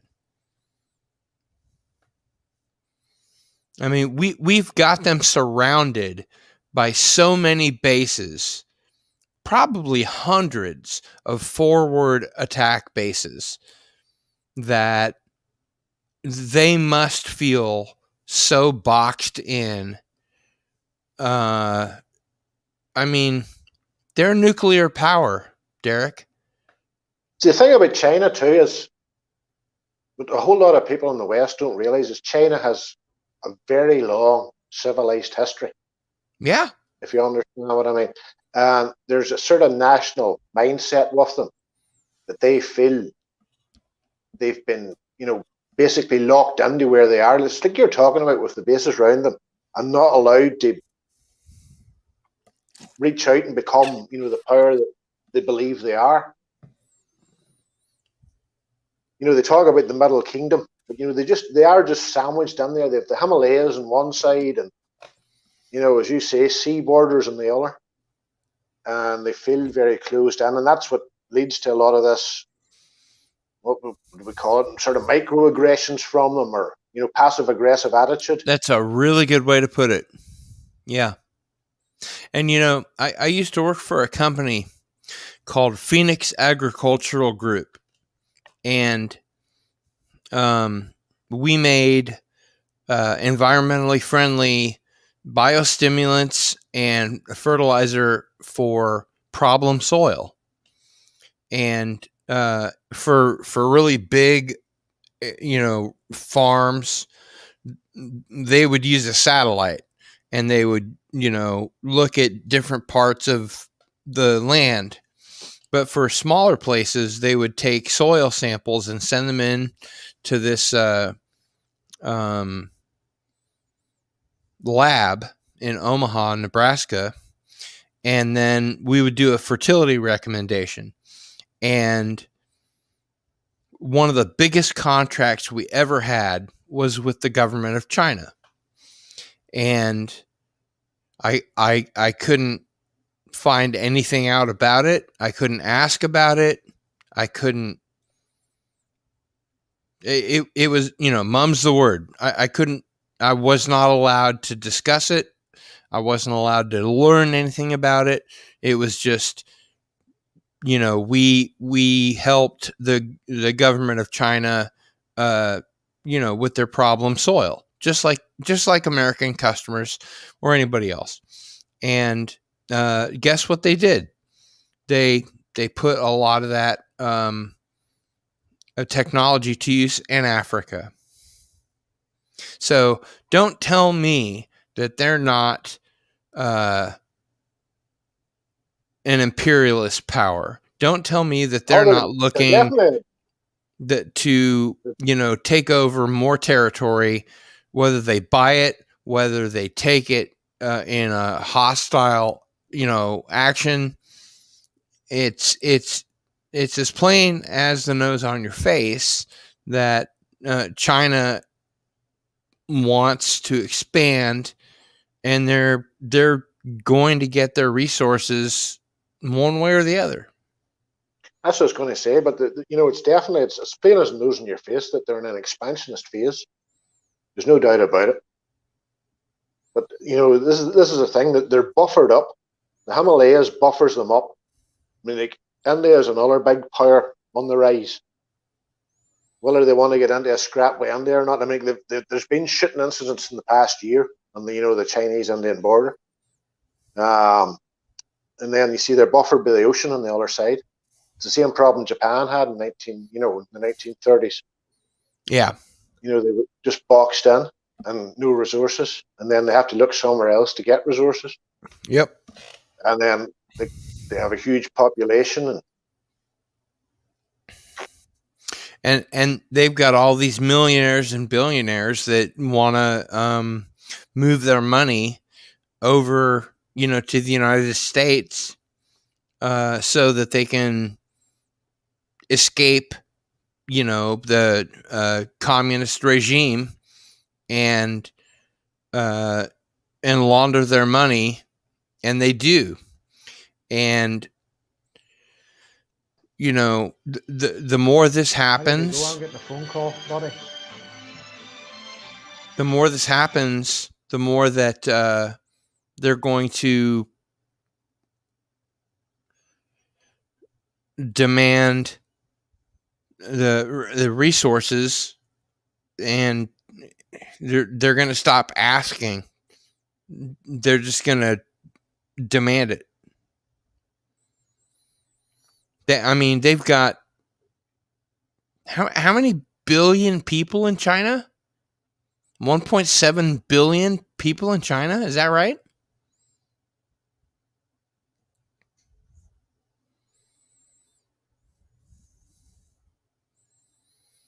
That's a lot of mouths to feed.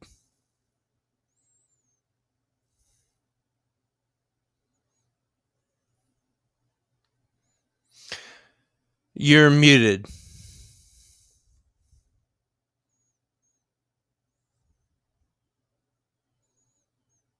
Yes, no. There No, you that go. was my mum. That was my mother on the phone. She's How's she calling down doing? to drop something off. She's good. So I'll have to drop off in about 5 minutes, but I'll come back on again if you're still going. Nah, it's fair enough. It's been 6 hours. 6 hours. Over 6 hours anyway. 18 minutes. It's pretty long live stream. But well, do you want to call it a day then? I just felt like I needed to get back on the horse because my computer failed, and now I've got it back up and running. So, Oh, well, when are you back on again? well, I've got Into the Fringe coming up on Thursday, and then we'll have Cardinal Sin and Friends on Sunday, and Monday we'll have Tracy Torme on Masters of the Genre. Well, send me a link for Sunday. I'm not making any promises because it's late for me, but I'll try and come on. Cool. That'd be good. All right, then. Right. I'll bow out and let you get on with it. Thanks for having me on, having a chat. See you later. Thank you, sir. No problem. Always a pleasure. Good to see you. All right. See you later. Bye. All right. Bye-bye. Spinning wheel of death.